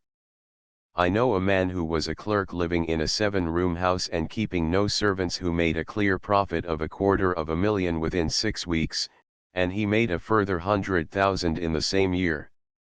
He's just bought a pretty estate in Devonshire. And now the slump has come and other people are bearing the burden which the lucky ones unloaded on them." He took a cigarette case from his pocket and offered me one. I took it and for a further quarter of an hour we smoked. "Yes," he said. "This is a pretty comfortable place. I've known it for 20 years and it's always been the same. Old Brimelow, who used to be the landlord, was a queer old fellow. He's dead now. He used to make us some wonderful rum punch in the commercial room at Christmas time. His father kept the place before him, and he could remember the stage coaches, the York coach, the Lincoln coach, the Birmingham coach and the Edinburgh coach, and tell tales of all of them. Of highwaymen? I asked, laughing. No. Not exactly that, he said merrily. But sometimes he told us tales of old UPS that he had heard from his father. Why, King George III once got snowed up at the Collie Weston Crossroads and slept there. Oh. This is a very historic old place. After lighting another of his cigarettes, I left my entertaining companion and ascended the broad oak staircase to my room, which was on the first floor. It was a fine old apartment, 3 sides of which were paneled in dark oak. The floor, on which a few rugs were strewn, was of polished oak and creaked as I entered, while through the open window the moon cast a long white beam. After a glance out upon the silent courtyard, I half closed the window, drew down the blind and lit the gas. Then, having turned the key in the door, I undressed and retired. At first I could not sleep because I heard the scuttling of a mouse or rat behind the paneling. I lay thinking of Thelma. A momentary wish, wicked as a venomous snake, and swift as fire, darted through my thoughts. I wished that Stanley Audley were dead. With such thoughts uppermost in my mind, I suddenly experienced a heavy drowsiness and I must have at last dozed off. I was awakened by feeling something cold upon my mouth. I struggled, only to find that I was breathless and helpless. I tried to cry out, but could not. My breath came and went in short, quick gasps. Was it possible that I had left the gas turned on and was being asphyxiated? I struggled and fought for life, but the cold thing, whatever it was, pressed upon my mouth. In the darkness I strove to shout for help, but no sound escaped my lips, while my limbs were so paralyzed that I could not raise my hands to my face. I recollect struggling frantically to free myself from the horrible and mysterious influence that was upon me. I tried frantically to extricate myself from that deadly embrace, but was helpless as a babe. I thought I heard the sound of heavy breathing, but was not quite sure. Was I alone or was someone in the room?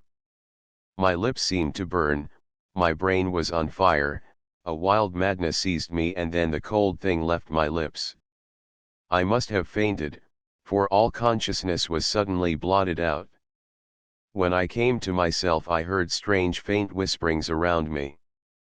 Before my eyes was a blood-red haze and I felt in my mouth and throat a burning thirst. I breathed heavily once or twice, I remember, and then I lapsed again into unconsciousness. How long I remained, I know not. I must have been inert and helpless through many hours. Then I became half conscious of some liquid being wafted into my face, as though by a scent spray, and once I seemed to hear Thelma's soft, sweet voice. But it was faint and indistinct, sounding very far away. I fell back into a dreamy stupor. Yet before my eyes was always that scarf pin like a tiny human eye which had been worn by my commercial friend. It had attracted me as we had gossiped, and as is so often the case its impression had remained upon my subconscious mind. I lay wondering. Things assumed fantastic shapes. I could still hear that scuttling of rats behind the old paneling, and I recollected the narrow streak of moonlight which fell across the room from between the blind and the window frame. I recollected too, the sharp brisk voice of my commercial friend, and moreover I once more saw, shining before me, that tiny gem like a human eye. After a lapse of quiet I tried again to rouse myself. The room was still dark, and I listened again for the scuttling of the rats behind the paneling, but the only sounds I heard seemed to be faint whisperings. Then suddenly I seemed to hear drowsy sounds of bells, like the sweet beautiful carillon that I had heard from the tower at Antwerp. I lay there bewildered and alarmed. I thought of Thelma, thoughts of her obsessed me. I did not know whether to believe in her or not. Was I a fool?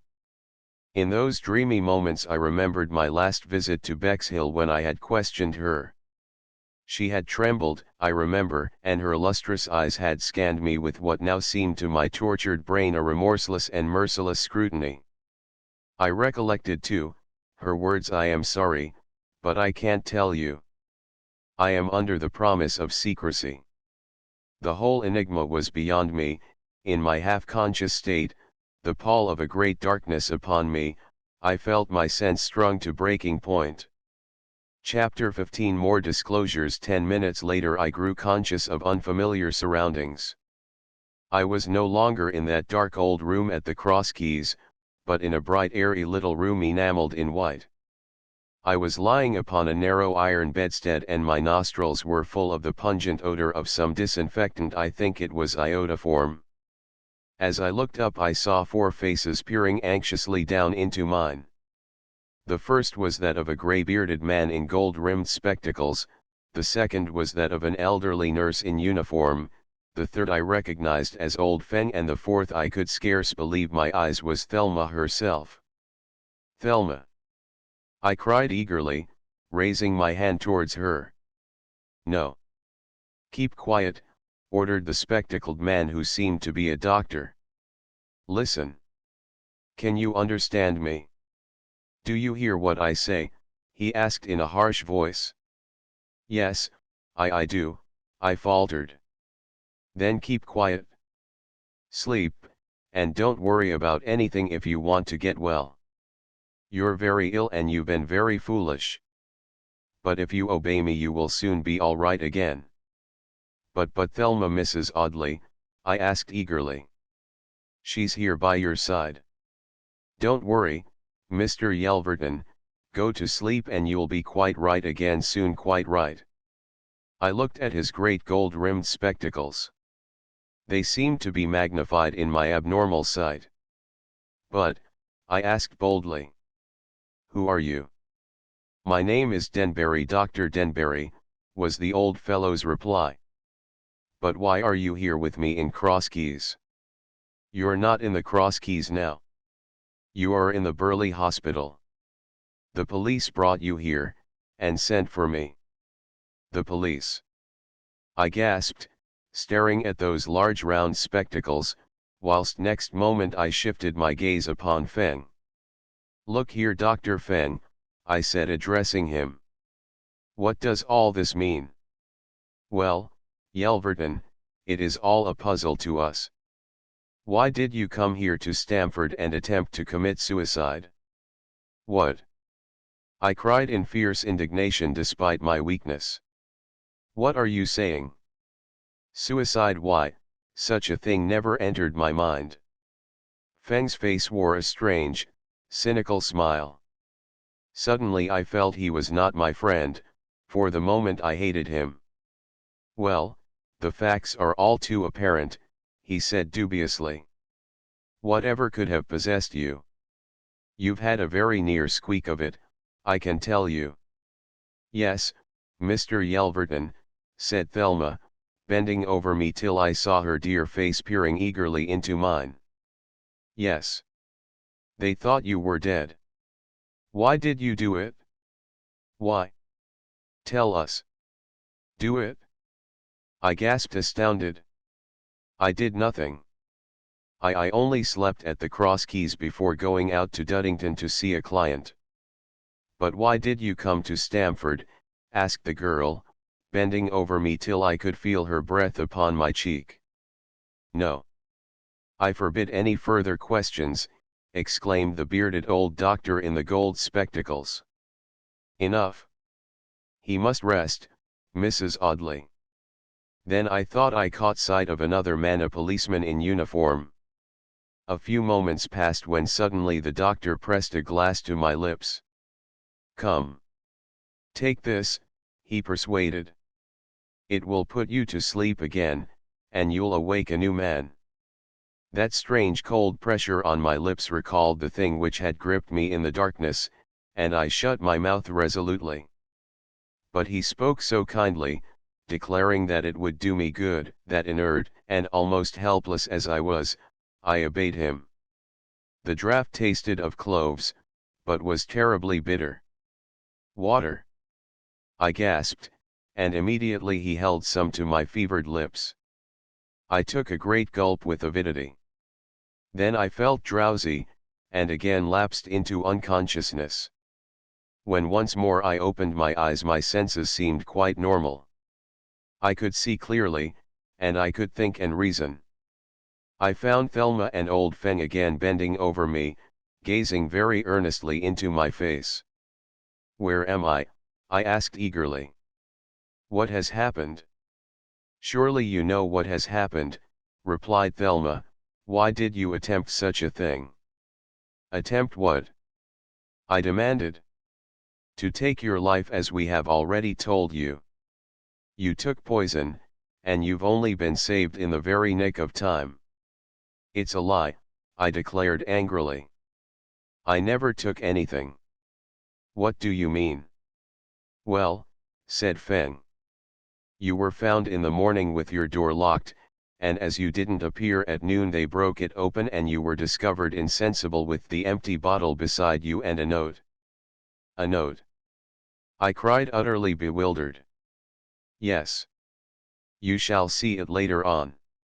It is addressed to the coroner, apologizing for your act." I held my breath. "But, really," I declared, astounded, "you're joking. I never wrote a note, and I certainly did not attempt to commit suicide." "Well, there are the facts," said Thelma. "The police brought you here and they found your name on your cards, and in the letter you left. The affair got into the papers, and I saw it. So I telegraphed to Dr. Feng, and we both came here at once." "He must not be excited," said the medical man in glasses. "Keep quiet, Yelverton," urged Feng. "You shall know all that has happened in due course. You owe your life to Dr. Denbury's efforts. He gave you an antidote just in time." "But I did not write a letter, and I did not take any poison," I protested impatiently. "Keep quiet," old Feng urged. "It will all be explained in due course. It is so utterly mysterious," I cried, half raising myself. "Yes, I agree," said Feng. "The doctor has found that you are also suffering from the after effects of some drug." "Does your head pain you very much now?" inquired the doctor. "Not so much," was my reply. "But my throat is very bad." "I expect so," he said, and he crossed the room, returning with a draught which, on being swallowed, proved soothing. "Yes," he went on, "you've had a very narrow escape. I caught you just in time. I presume that you must have swallowed the stuff about 3 o'clock on the morning before last. When I first saw you I gave you up as hopeless. But by sheer luck I was able to diagnose what you were suffering from. Funnily enough, it was the drug you took first that saved you. But," he added coaxingly, "go to sleep again, and when you wake up tell us all about it. Your mind will then be quite clear." "Yes," said Thelma, whose beautiful face peered anxiously into my own. "Go to sleep now, Mr. Yelverton. You must not exert yourself too much." And her soft cool hand smoothed my brow. I remained silent, and a few minutes later I had again fallen asleep. It was night when I found myself listening to an astounding story. What Thelma told me was to the effect that, on the door of my room being forced, it was found that I had swallowed something from a bottle which was lying on the floor, while on the dressing table lay a note addressed to the coroner and signed, Rex Yelverton. Feng showed me the note.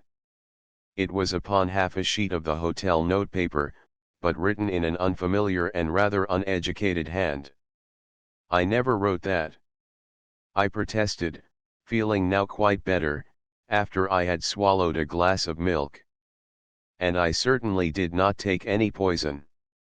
I knew it was not in your handwriting. Feng said, quietly. As soon as Mrs. Audley telegraphed to me, I at once met her and we came on here together. But, tell me, how did it come about that you swallowed that stuff? It hasn't been analyzed yet, so Dr. Denbury is not quite certain what it is. He, however, has made a guess, because of its smell. But apparently you were drugged also. Tell me exactly what you recollect about it. I want to know everything, Yelverton. I tried to compose myself and reflect. Presently, while he and Thelma sat side by side, I told them pretty much as I have written here, exactly what had happened since my arrival at the Cross Keys. Feng listened very attentively without uttering a word. Now and then he grunted, but whether owing to uncertainty or satisfaction I could gain no idea. His attitude puzzled me sorely. I could not reconcile his secret friendship with Thelma, with his pretended hostility. Even now, in spite of the care he was taking of me, I wondered whether he was my friend, and in summing up all the past circumstances I came to the conclusion that he was not to be trusted. The effort of thinking out all this proved too much for me, weakened as I was by the poison whatever it was, and, again feeling drowsy, I once more closed my eyes, and slept. I was conscious of a prick in my arm, and I know now that Dr. Denbury gave me an injection. Not until noon on the following day was I able to get up and dress, and then, accompanied by Feng and Thelma, I managed to walk round to the Cross Keys, which was only a short distance from the hospital. The brisk, bald-headed manager invited me into his private room and with many inquiries about my health and expression of amazement, asked me to relate what had actually happened. But what could I tell him? I did not myself know. Up till that morning I now discovered been practically under arrest as having attempted suicide, but now that it was clear that I had been a victim of a plot, the red-faced constable whom I had noticed idling about the room, had been withdrawn. The papers had got hold of the story, and had made a mystery out of it, to Hensman's intense disgust. On seeing the newspaper reports he had hurried from North Wales to see me. "You've been an infernal fool, Rex," he said. "I've telephoned to old Pearson at Duddington. He is quite well. His son never rang you up, and he doesn't want to add a codicil to his will. You've been had, my dear fellow. You ought to have heeded those warnings concerning that little married lady." That was all the sympathy I got from him. I told the bald-headed hotel manager of my chat with the rugged-faced commercial traveler from Bradford, who was a constant guest at the hotel and who had worn that curious onyx tie pin like a little human eye, that pin that I had seen in my strange nightmare. "Describe him again," he said, looking into my face rather puzzled. I did so, whereupon he replied, "I recollect seeing him at dinner. He was in number 34, the room immediately above yours. But he was a complete stranger. I've never seen him here before. I don't think he was a commercial. At least he had no samples. The only commercial travelers we had were Mr. Sharp from London, Mr. Watson from Manchester and Mr. Evans from Thomas's, the flannel manufacturers of Welshpool. I had a long chat with Mr. Evans in the commercial room before we went to bed. He remarked that there were only 3 travelers that night, for it was unusual. We generally have 8 or 9 here, all of them known to us except at the weekend. Then the man who told me about old Mr. Brimelow was evidently not a commercial. I remarked. "Old Mr. Brimelow? Who is he?" "The man from Bradford told me that he was once proprietor here a few years ago." "Never," laughed the manager.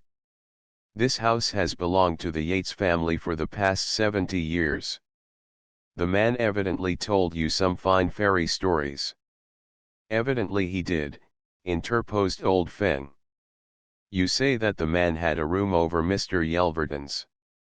That is interesting. May we see it? Certainly, was the reply, and all of us ascended to a small, stuffy little single room on the second floor, the window of which was exactly over that of the room I had occupied.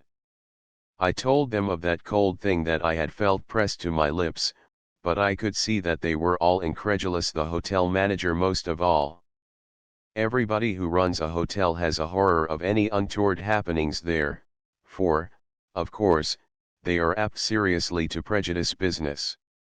In this case I was supposed to have attempted suicide, leaving a letter of apology to the coroner. And I felt sure that the hotel manager believed that I had attempted my life, even though he seemed to humor me and pretend to credit my story. We had no police officer with us. Feng had seen to it that we had gone to the hotel unaccompanied. The doctor showed an inquisitive eagerness quite unusual with him. He leaned out of the window in order to ascertain whether he could see inside the room below. Then from his pocket he took a piece of string and lowered it to the upper sash of the window of my room and made a knot in it. Afterwards he examined the window sill very minutely. "Has this window been cleaned since?" he asked the manager. "But there," he added. "I see it hasn't by its condition. Not for a fortnight I should think at." "They were all cleaned about 3 weeks ago," replied the bald-headed man. "Now we will go down to the room in which Mr. Yelverton was found," he said. A few moments later we stood in the room wherein I had been attacked. The manager pointed out the table upon which the letter incriminating me had been found, and I gazed wonderingly around. "The bottle was found on the floor beside the bed," he said. "When I first saw you I believed you were dead. Your mouth was discolored and your face was as white as paper." Ada, the head chambermaid, went into hysterics. "Yes. That's all very well," I answered. "But what could have really happened? I only remember that funny sensation of breathlessness and the cold thing pressed to my lips. A bottle, I suppose it must have been." "Well, to me, it is plain that your entertaining friend from Bradford was not exactly what he represented himself to be," said Feng, busying himself, and examining the room with the closest attention to every detail. Suddenly he seemed to bristle with excitement, and turning to the manager he asked, "Did the man, what is his name, arrive here before Mr. Yelverton?" "No," was his reply. "He arrived just after. He gave his name as Harwood and particularly asked for the room he occupied. He seemed to know his way about the hotel quite well. He had no luggage, except a small handbag, therefore he paid for his room on arrival." "And when did he leave?" "I cannot find out. The night porter says that he did not see him. He must have left very early, but there is no train leaving here in the morning before the 7:49. So he got away by car, no doubt a car that was waiting for him somewhere," Feng remarked quickly with his grey brows knit. "Is his bag still here?" "No. He took it." "And none of the servants have ever seen him before?" "No, I asked the 3 commercial gentlemen who were here that night, and they all declared him to be a stranger. Commercial travelers always know each other on the road."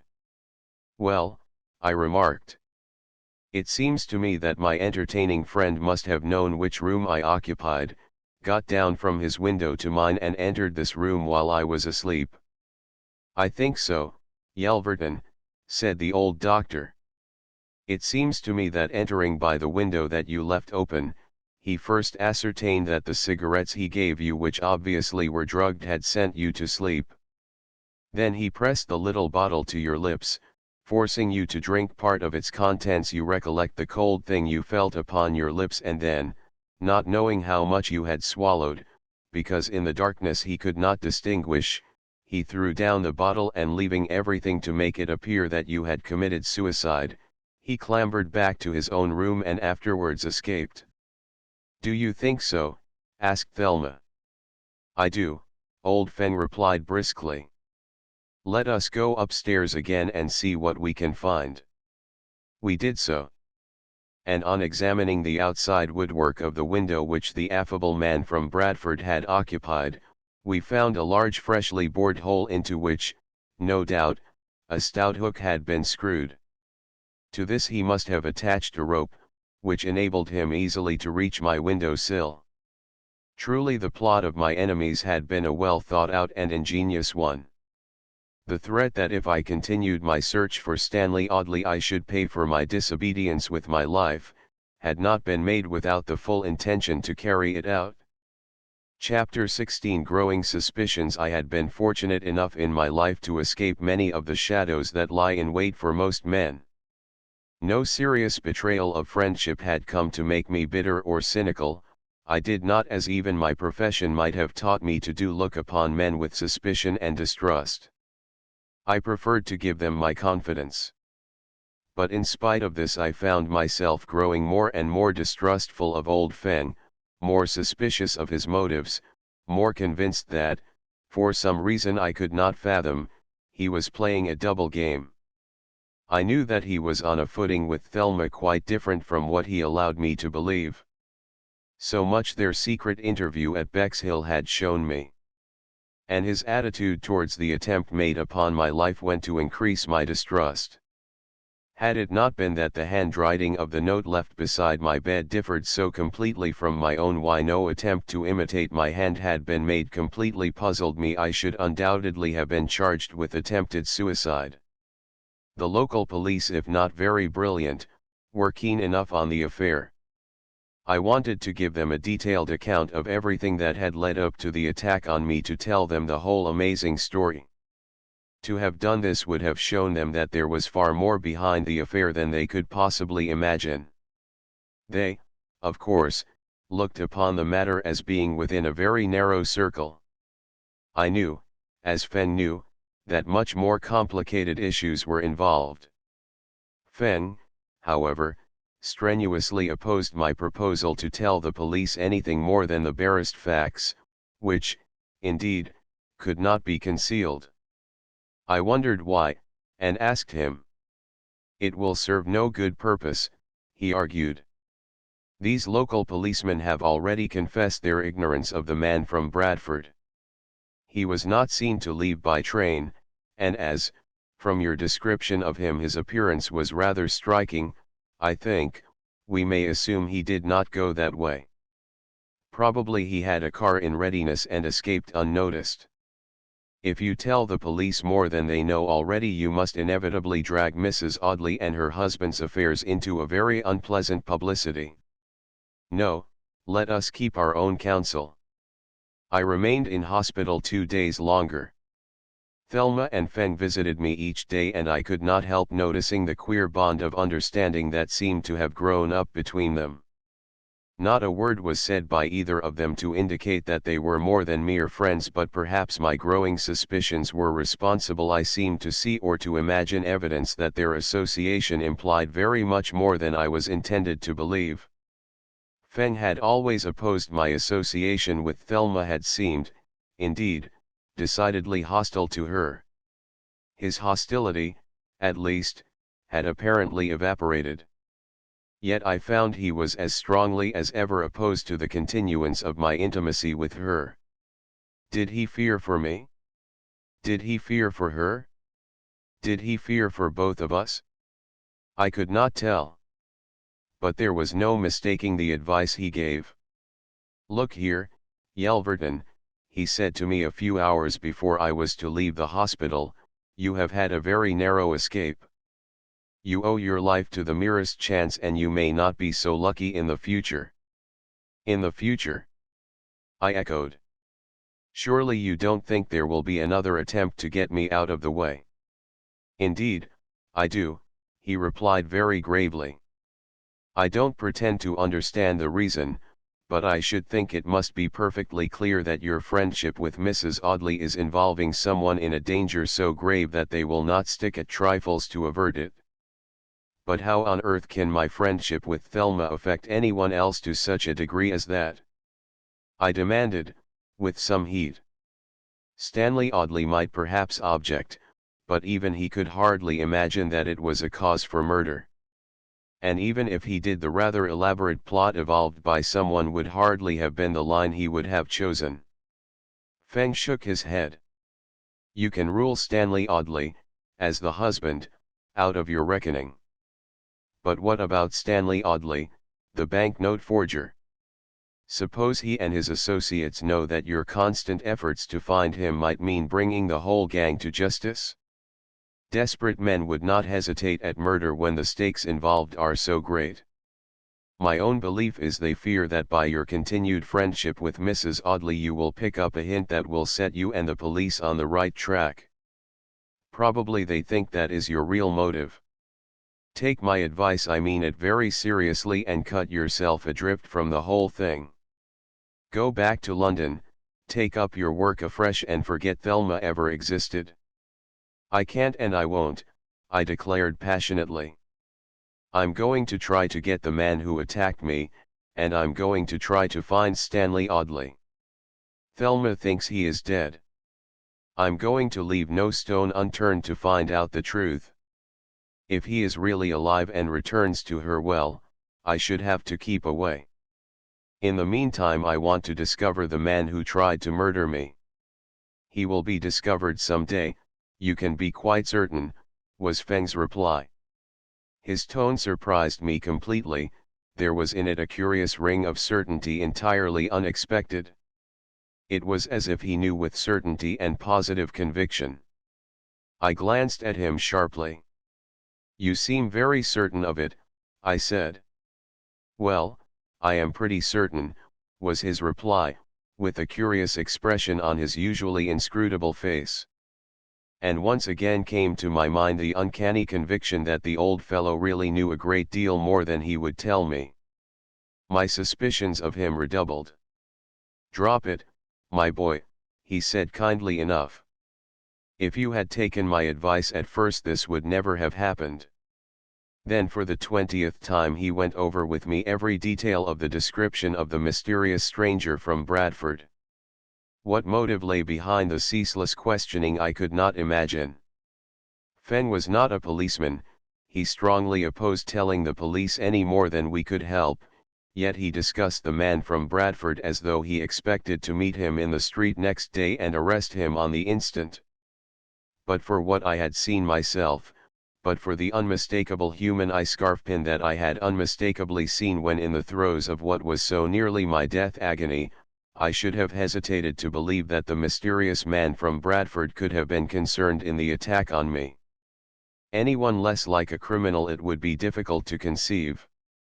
His keen, cheery countenance, indelibly stamped on my recollection, his frank, engaging manner, his open, good fellowship and gay-hearted discussion of any and every subject of interest that cropped up, all tended to give the lie to the suggestion that he would be a murderer in intent if not in fact.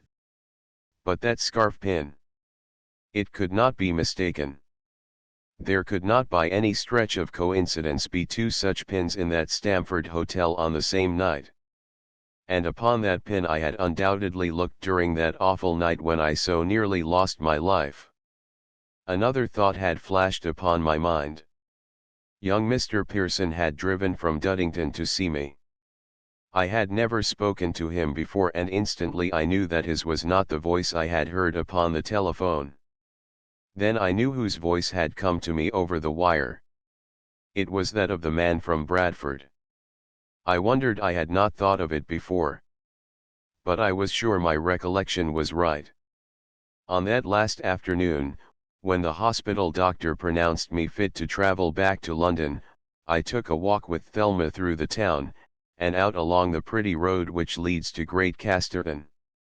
We soon left the road by a footpath which took us up the hillside and into some delightful woods, part of the ancient far-reaching Rockingham forest. There we rested together on the trunk of a big fallen elm.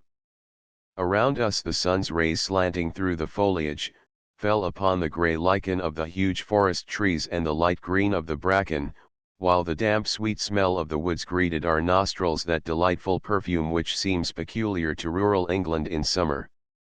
"Mr. Yelverton," exclaimed my pretty companion, gazing suddenly into my eyes.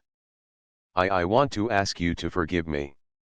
This wretched affair has happened all through me. I alone am to blame for it. Blame? I echoed, as I took her hand. What do you mean? You are certainly not to blame. It seems I have a secret enemy who tried to kill me. I don't know why. I have done no one any harm that I know of. But to say you are to blame is absurd. Dr. Feng says you should have taken heed of the warning that was sent you concerning myself, she replied. He thinks, too, that another attempt will probably be made upon you, so do be careful. But why? Tell me why, I demanded. She spread out her hands in a little gesture of helplessness and drew her cream-colored sports coat more closely around her. She looked very sweet and dainty in a close-fitting little pull-on hat of cherry color in fine pliable straw, a summer frock of pale gray silk striped with cherry to match her hat, and gray suede shoes and stockings. It never struck me at the time that if she really believed Stanley to be dead she would have worn mourning. Dr. Feng is very concerned about you, she declared. Has he told you anything? No, was my reply. Well, he seems very upset about something. I can't make it out. Neither can I replied. The whole affair of Stanley's flight and the subsequent happenings are beyond my comprehension, Thelma. His flight, she exclaimed in a startled voice. You surely don't think that he has left me intentionally? Then why doesn't he write to you or return? I asked pointedly. Perhaps, she suggested gently, there are circumstances that prevent him doing either. I had thought she would have been offended. No, I said, he is your husband. His duty is clearly to tell you where he is and why he has not returned. I am sure he would if he really loved you, I added recklessly. She was plainly startled now. Whatever she knew, and I was sure she knew more than she would tell me, the idea that her husband did not really care for her was clearly new and overwhelming. She gazed at me white-faced and wide-eyed. If he really cares for me, she whispered, her eyes filling with tears. I could not bear this. Of course he cares for you, I said with a laugh meant to reassure her, but he ought to write to you anyhow. Perhaps he has done so. I gazed at her as she sat at my side on that glorious afternoon. Above us a pair of wood doves were softly cooing, while a thrush, annoyed at our presence, uttered his clattering alarm note to his mate. Village chimes sounded somewhere across the Welland Valley, together with the shrill whistle of a railway engine. Thelma, I whispered at last. Do tell me the real and actual truth. I looked into her grey eyes. They were as unclouded, her cheeks as cool, her candor and serenity as undisturbed as when, on that winter's day amid the high-up snows, she had shyly thanked me for offering to look after her during her husband's absence. I, on the other hand, felt like a fool. My heart, though I had done my best to steel it to endurance, was torn by 1,000 conflicting feelings. Wild ideas rushed through my brain. Was it possible that in her secret heart she was not altogether sorry to be rid of Stanley Audley? Had she married him hastily in an outburst of girlish passion, only to find out her mistake when desertion and solitude brought her opportunity for reflection? Was this the real explanation of her mysterious declaration that her husband would never return to her? And if so, was there still a chance for me? Thelma, I said softly, taking her hand in mine. I want to speak to you, but I hardly know how to say it. Since you left Murren you have never been frank with me, never confided in me, never told me the truth. Then, after a pause, I went on. Remember, I took upon myself a sacred trust, to see after you. I have carried out my promise to Stanley as any honest man should carry it out, but it seems that by doing so, I have brought a deadly hatred upon myself. Why? I ask you, Thelma, why? She drew a long breath, her hand trembled in mine and her eyes grew troubled.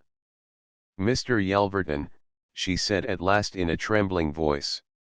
"The question you ask me is very, very difficult for me to answer. There are, I confess to you at once, some things which I am bound for my husband's sake to conceal, and therefore I know you will not ask me to divulge them. I can't tell you more. You nearly lost your life because of me. I was to blame and I am very sorry." "But why?" I demanded. "Why, because of you. How do you come into it? Neither of us has done any harm." I don't know. Dr. Feng says you have secret enemies and that it is because of me. That is all I know. But where is Stanley?" "I don't know, if I did he would be here. But I believe he is dead." "But have you any fresh evidence?" I asked, eagerly. "You know the man who was killed in France was not Stanley." "I know only what I have been told." "But who told you?" I persisted. "A friend. For certain reasons the strictest secrecy has been imposed upon me. Please do not question me further. You have been my dearest and kindest friend and it is very hard to have to prevaricate with you." "Thelma," I said.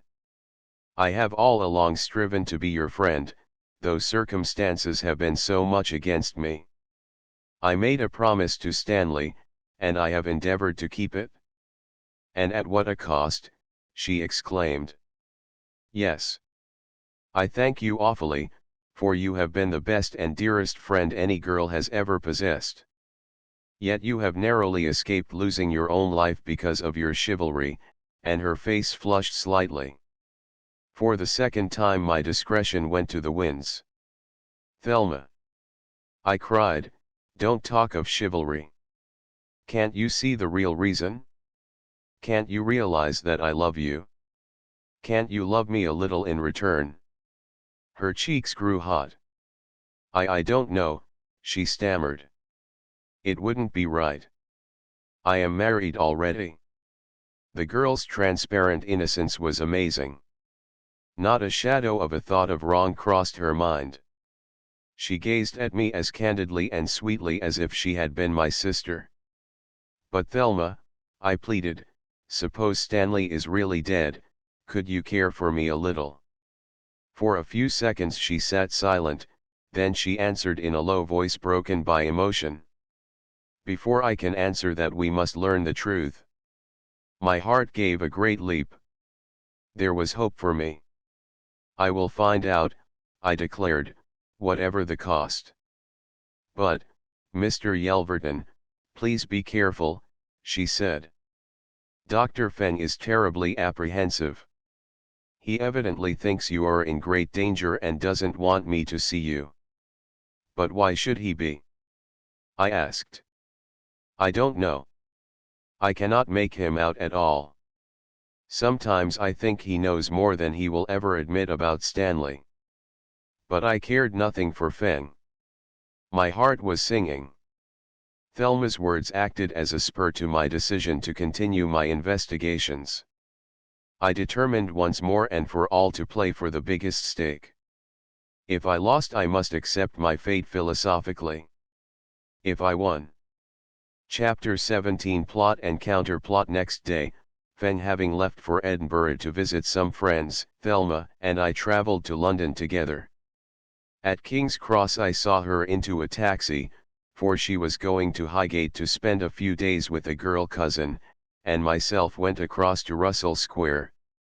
Mrs. Chapman was greatly excited at my return, and was eager to know exactly what had happened, for already Hensman had been round and told her of my accident. "Yesterday, about 4 o'clock, a gentleman called, sir," my old servant went on. "He was very anxious to see you, and seemed worried that you were away. I told him I expected you back today. Then, after hesitating a little, he asked leave to come in and write a note for you. He's left it on your table, sir." "Who was he?" I've never seen him before, sir. He was a tall man with a long hooked nose, and a thin face deeply lined. It sounded very like a description of my affable friend from Bradford. Did you notice his tie-pin? I asked. Yes, sir. It was a funny one like a little eye. I dashed into my room where upon my blotting pad lay a letter. This I tore open and read. It was written in the same handwriting as that mysterious letter to the coroner, and upon a sheet of my own notepaper. Do you refuse to be warned? It read. Drop your search for Stanley Audley, or next time steps will be taken to prevent you from escaping. It is known that you love Thelma, and that is forbidden, for Stanley Audley still lives, and is watching you. There was no signature. I took from my pocket the strange letter left in my bedroom and compared them. The writing was exactly similar. How long was the man here? I asked of Mrs. Chapman, on entering the little kitchen of the flat. Oh, about 10 minutes, sir. He seemed very busy writing, so I left him. 10 minutes. I echoed. 6 lines of writing could not take that time. Clearly there must be another reason why my home should have been so boldly entered, so I dashed back to my room, and on opening the drawers of my roll-top desk I found 3 of them in disorder, as though they had been hurriedly searched. At once I realized what had gone. All the letters I had received from Thelma I had kept tied up with pink tape because of my legal training, I suppose. They had been lying in the bottom drawer on the right-hand side.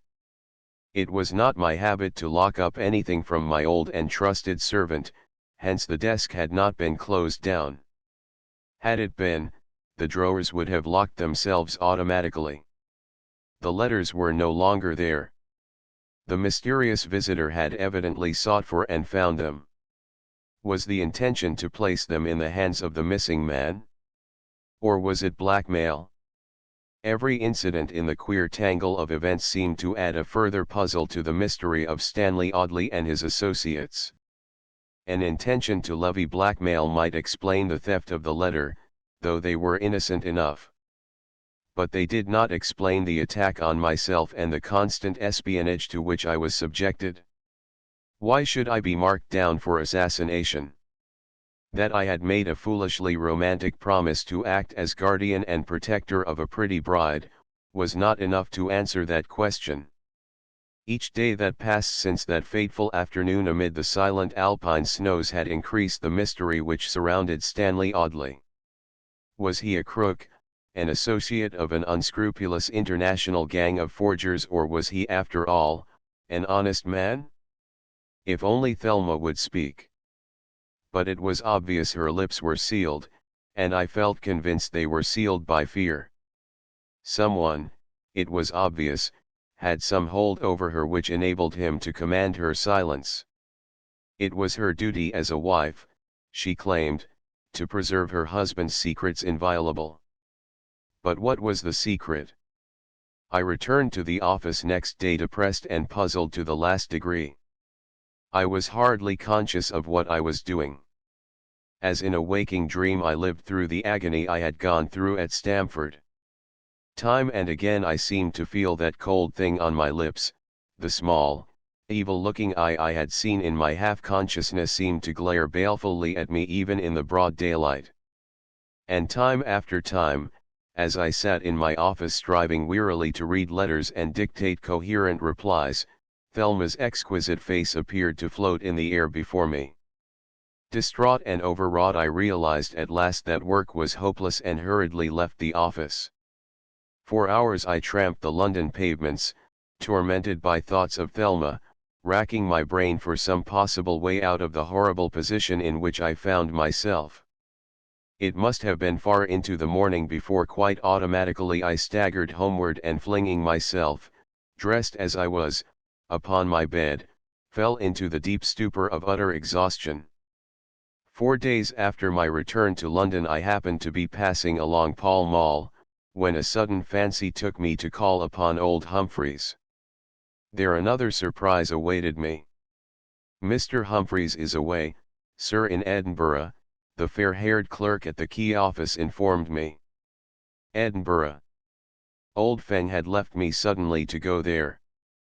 Was it a coincidence, or were they meeting in Scotland for some purpose? "We expect him back tomorrow night," the young man added. So I turned away. Next day, knowing that Thelma was going shopping with her cousin in the West End, I spent the afternoon wandering in Regent Street in the hope of meeting them.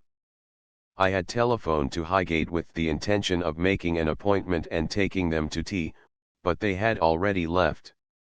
Thelma's aunt, who spoke to me, had mentioned several shops they intended visiting, and I had spent nearly an hour and a half in search of them, when suddenly near the Oxford Circus end of Regent Street, I noticed a rather shabbily dressed old man standing at a window, examining the jewelry displayed. Next second my heart gave a bound. It was Dr. Feng, but so well disguised was he that I was compelled to look twice in order to reassure myself that I was not mistaken. Gone was the erect, alert figure I knew so well. The man before me stooped heavily, with his chin kept well down. Dr. Feng's usually well-cut and well-tended clothing had given place to garments utterly frayed and shabby, while the old felt hat on his head was badly stained and worn. Instantly I drew back in astonishment, not wishing to reveal myself. For what reason was he idling there in that garb? He presented a broken-down appearance, as if he were a professional man who had fallen on evil times. It was clear that his interest in the jewelry was only feigned, and before long I saw he was keenly watching the entrance to a well-known milliner's, though from such a position he was not likely to attract the notice of anyone emerging. I stood there watching the watcher, for perhaps 10 minutes. Then Thelma and her cousin came out and turned towards Piccadilly Circus. Feng at once moved slowly on, following their movements. I was within a few yards of him, but so intent was his watch upon the two girls that he never once turned round. Otherwise he would almost certainly have seen me, for I knew his eyesight was remarkably good. He watched them enter two shops, keeping himself well away from observation. At last they entered a tea shop. Then, having apparently satisfied himself that they had seated themselves, he strolled away. In about a quarter of an hour he returned, and so suddenly did he reappear that I was half afraid that he must have seen and recognized me. A few minutes later, however, it became clear that he had not, for again he stood idly looking into a neighboring shop window. When Thelma and her cousin came out they crossed the road, and walked to Piccadilly Circus, where they entered a well-known draper's. It was then after 5 o'clock. Again old Feng lounged outside while I, fearing recognition, remained on the opposite side of the road near the entrance to the Café Monaco. The time passed slowly. The hurrying home-going crowds focused upon the tube station where all had become bustle, and already half an hour had passed. I watched the old man peer into the big shop every now and then, curiously impatient and anxious. It was plain that he could not see the pair. He must have thought they were making extensive purchases, for nearly 3/4 of an hour elapsed ere it seemed to dawn upon him that there were two exits from the shop into Piccadilly. His chagrin could be plainly seen. Ignorant, of course, that they were being watched, the two girls had unwittingly eluded his vigilance and calmly left by the other entrance. He hurried round the corner amid the crowd awaiting the motor buses, and then sped back again. It was plain that he was annoyed, and I thought very considerably perturbed. Realizing at last that they had eluded him, he crossed the circus and entered a motor bus which would take him home to Barnes. Then, having watched his departure, I turned away and walked thoughtfully back to Russell Square.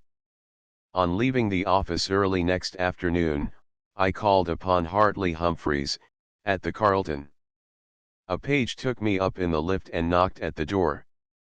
but before he did so I distinctly heard voices within and recognized them as those of Humphreys and Feng. They were laughing loudly together. When they heard the page knock, they instantly ceased talking.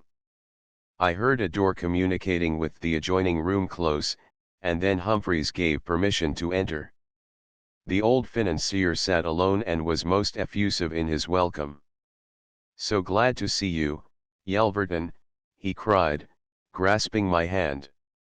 "Sit down," and he touched the bell for the waiter. "I been north and only got back last night. Next week I hope to move into that house at Hampstead that I bought. I'm sick to death of hotels. You must come and see me there, come and dine one night." I thanked him and expressed great pleasure at his invitation. Why, I wondered, had Feng hurriedly disappeared? He had passed into that adjoining room which was a bedroom, and thence, I supposed, out into the corridor. Or perhaps he was in the next apartment listening to our conversation. Over a whiskey and soda I told Humphreys of the desperate attempt that had been made upon my life, and described all the circumstances. Somehow I felt confidence in him, even though he had Harold Ruthen in his employ. I suspected Feng the more because of the manner in which he had kept secret watch upon Thelma.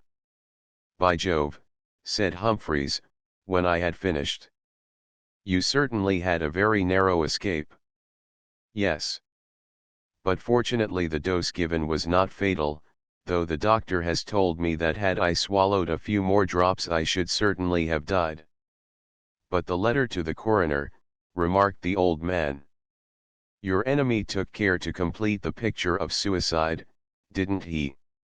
"I should have had some difficulty in disproving the charge of attempted suicide if it were not for the handwriting," I said.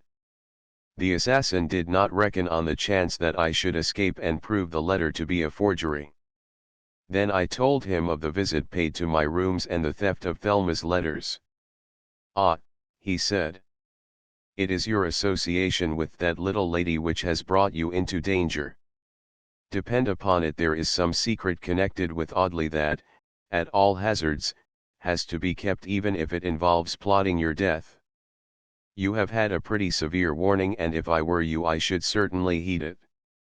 Whatever the secret may be, and it clearly must be something very serious, it evidently does not concern you personally, and if you drop the whole affair you will be safe enough. Surely there is no reason why you should run any further risk." "It concerns Thelma," I said doggedly, "and for her sake I have determined, no matter at what risk to myself, and no matter who threatens me, to elucidate the mystery of Audley's dual role, and his curious disappearance. For the future at least I shall be forearmed." The old man, with knit brows, shrugged his shoulders dubiously. "Of course I can quite understand, Yelverton," he said at last with a smile. "You have fallen in love with her. Oh! It is all very foolish, indeed. I suppose you have discovered a good many things concerning Stanley Audley." "Yes, many curious facts which require explanation," I said. "Really?" he asked, interested. "What are they?" In response, I told him one of two strange things I had discovered concerning the missing man, at which he expressed himself utterly astounded. "I really don't wonder that the remarkable affair has bewildered you," he said at last. "I had no idea that Audley was such a man of mystery. I thought he had merely left his bride and hidden himself because he grew tired of her. No. He is hiding because of his fear of somebody, that is my opinion. Have you any idea where he is?" "Not in the least," I replied frankly, at the same time recollecting that his friend, Ruthen, whom I so disliked, was also in search of Thelma's husband. "But don't you think that his wife knows his whereabouts?" he asked. "I cannot form a decided opinion," was my reply. "Sometimes I think she does, then at others I feel sure that she firmly believes that he is dead." You do not believe they hold communication in secret? I think not. What causes her to believe that he is dead, I wonder? Because she obtains no news from him and somebody has told her so, was my reply, reflecting that Feng might be listening to our conversation. Slowly he placed his cigarette end in the ashtray at his elbow and drained his glass. Well, Yelverton, said the calm old cosmopolitan who was once such a confirmed invalid and whose lameness had happily been restored, after all, I don't see how Audley's movements concern you except for one thing, your indiscreet affection for his wife.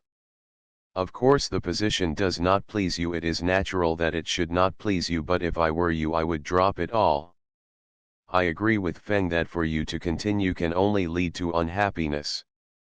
More than that, you run a great risk at the hands of some unknown persons whose desperation is already proved by what happened at Stamford. Something more serious may yet happen.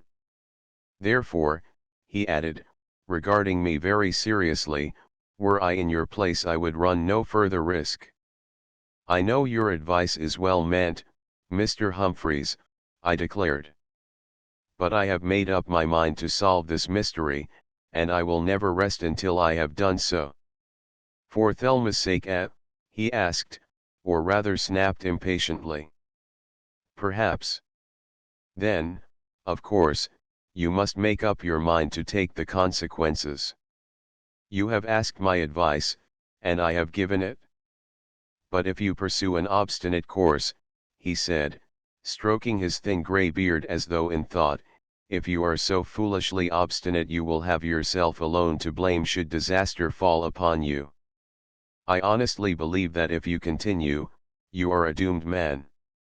His tone of voice struck me as highly peculiar, he might almost have been passing sentence of death upon me.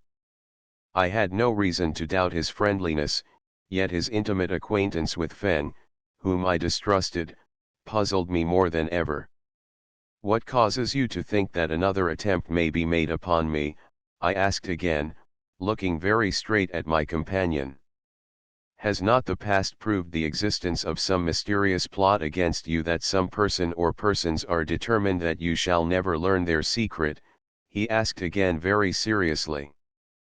Complaisance is always the best policy before anything we cannot alter.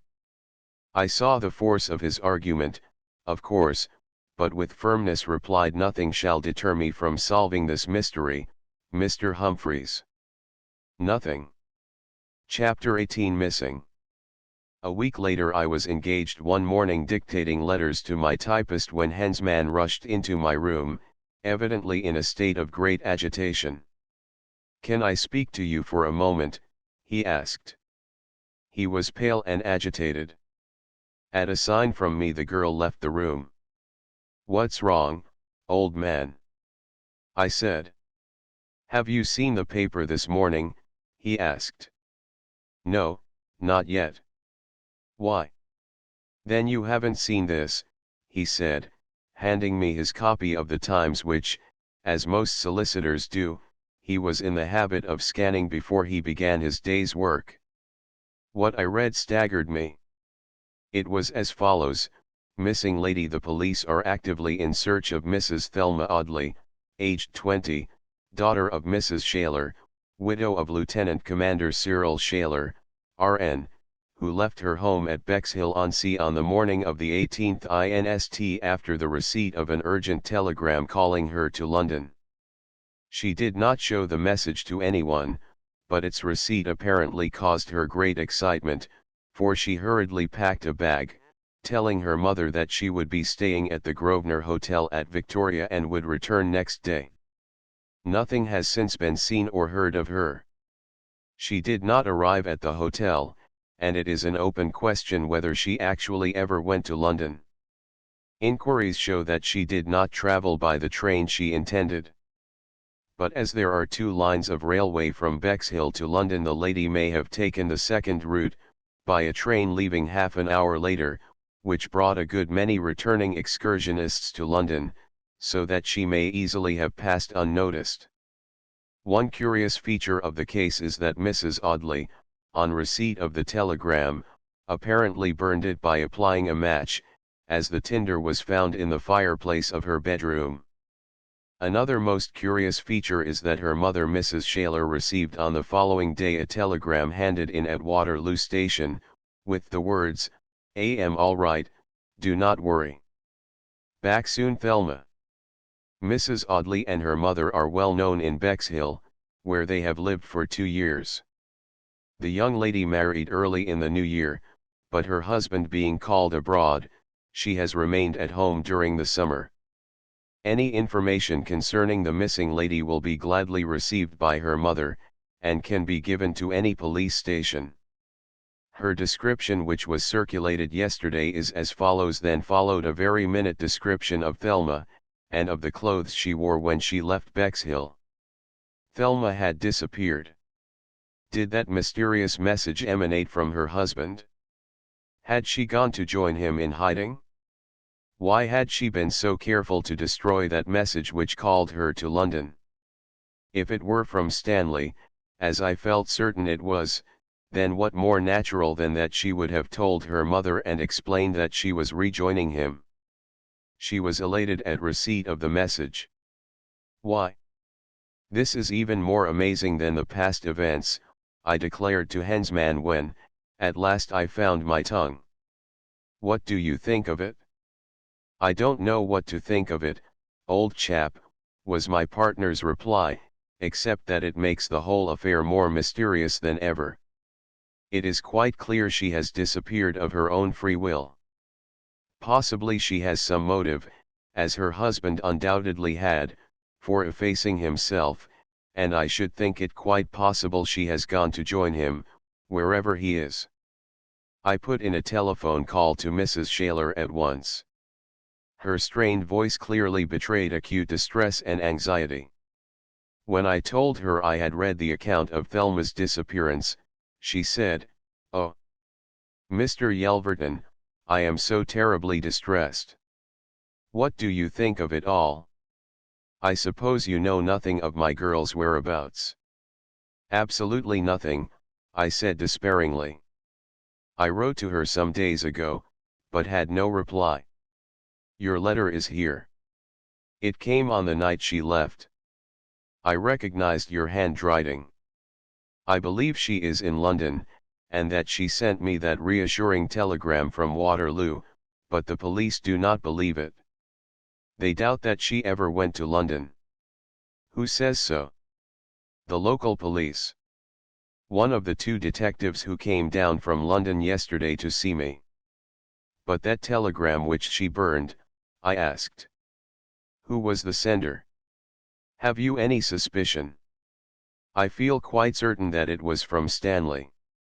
"Then if she is with her husband, why should we worry?" I asked. Because I have a strange intuition that there is something seriously wrong." "Why, I can't tell. A mother's intuition is usually right, Mr. Yelverton." "Is that really all you know?" I asked eagerly. "Cannot I be of any service in assisting to trace her?" "Well, the police are evidently doing their best," was her reply. "There is one queer circumstance about the affair, namely that on the day before she received the telegram, a stranger called to see her. We had just had dinner when he was announced. He was a tall, thin, fair-haired young man, and he asked to see Thelma. She saw him in the morning room, and she was alone with him for about 10 minutes or so. After he left she seemed to be wonderfully elated. She would tell me nothing, only that some good news had been imparted to her by the stranger. I asked her why she did not confide in me, but she replied that it was her own affair, and that at the moment she was not allowed to divulge it. Later on she would tell me all. Then next day she received the telegram which she had apparently been expecting, and left. Oh, Mr. Yelverton! The mystery of it all is driving me to distraction," the poor lady went on. "If you can do anything to help me I shall thank you forever." "Listen, Mrs. Shaler," I said over the wire. Will you kindly repeat the description of that stranger who called to see Thelma on the day previous? It is important, very important. She gave a detailed description of the fair-haired young man and the clothes he wore. Did she appear to know him? Oh, yes. It was evident that they had met before, came the voice over the telephone. He greeted her merrily, and asked to be allowed to speak with her in private. Later, I heard Thelma's voice raised in exultant laughter. Have you never seen the young man before? I asked. Never. He was a total stranger to me. But Thelma knew him without a doubt. If you can help me to rediscover her, it is all I can ask of you, Mr. Yelverton. You can imagine my distress. Why she does not let me hear from her I cannot think. Perhaps Stanley, who is evidently in hiding, forbids it, I said in an effort to relieve her anxiety, though the fact of her disappearance in itself showed some sinister influence at work. Perhaps so, Mr. Yelverton. Yet if that is the case, it is surely very unfair to me. Time's up, chipped in the voice of the operator at the exchange. Sorry. Time's up. And the next instant we were cut off. Hensman had been standing beside me as I had been speaking. Well, what shall you do now? He asked. You've apparently placed yourself in a fine fix, Rex. First you narrowly lose your life, and now the lady is missing. Is it yet another plot? Undoubtedly, I replied, reflectively. I must have time to consider what steps to take. If I were you, I wouldn't mix myself up in the affair any further. Take my advice, old man. You haven't been the same for months. It has got on your nerves, he declared, as he filled his pipe. I know it has, my dear fellow, but when I decide to do a thing, I do it. I mean to solve this enigma. Well, you haven't been very successful up to the present, have you? He remarked, a trifle sarcastically, I thought. No. But I will not give up, I said firmly.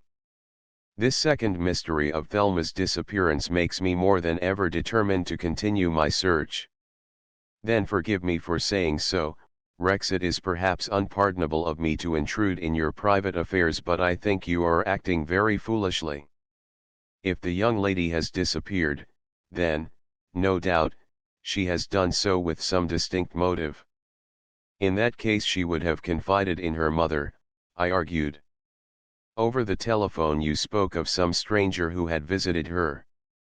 Yes. It is that fact which urges me on to prosecute my inquiries, I replied. The young man evidently bore some message, but from whom? Hensman's advice was, of course, sound enough, but he was not in love as I was. He saw things through quite a different pair of spectacles. An hour later I took a taxi to Castleknock to seek old Dr. Feng, my object being to ascertain whether he had any knowledge of what had occurred. In answer to my ring the doctor's housekeeper appeared. She was a sour-faced old woman in a rather soiled apron, whom I had seen before. The doctor ain't in, sir, she replied, in true Cockney intonation. I don't know where he is. What time did he go out? I asked. Oh, he went out on Tuesday morning, and he ain't been back since. But he often goes away sudden like. Does he? I asked. Yes, sir. Ah. I laughed. I see you don't like him. I hope to get more out of her. I do. The doctor's real good sort, sir. He's been awfully good to me and my girl, Emily. I don't know what we should have done this winter if we hadn't had this place. He's a bit lonely, is the doctor. But he's been a real good gentleman to me. Do you happen to know a friend of his, a Mr. Harold Ruthen? I asked suddenly. Of course I know him, sir. He's often air. He's brought a lady once or twice, a pretty young married lady. I don't know her surname, but the doctor calls her Thelma. Thelma. I held my breath. In face of what I had learned, this was staggering. I know the lady, I said, with an inward struggle to remain unexcited. And I went on to describe her and her dress. That's the lady, sir. When was she last here? Oh. Well, it was about 3 days ago, sir. She came with another young gentleman whom I'd never seen before. She called. I'm Stanley. Stanley. Could Stanley Audley have been there? Yes, I said excitedly as I stood within the hall, and what else? I have reason in asking this. A great deal depends upon what you can tell me. I hope I'm not telling anything wrong, sir, replied the woman. Only you've asked me, and I've told you the truth.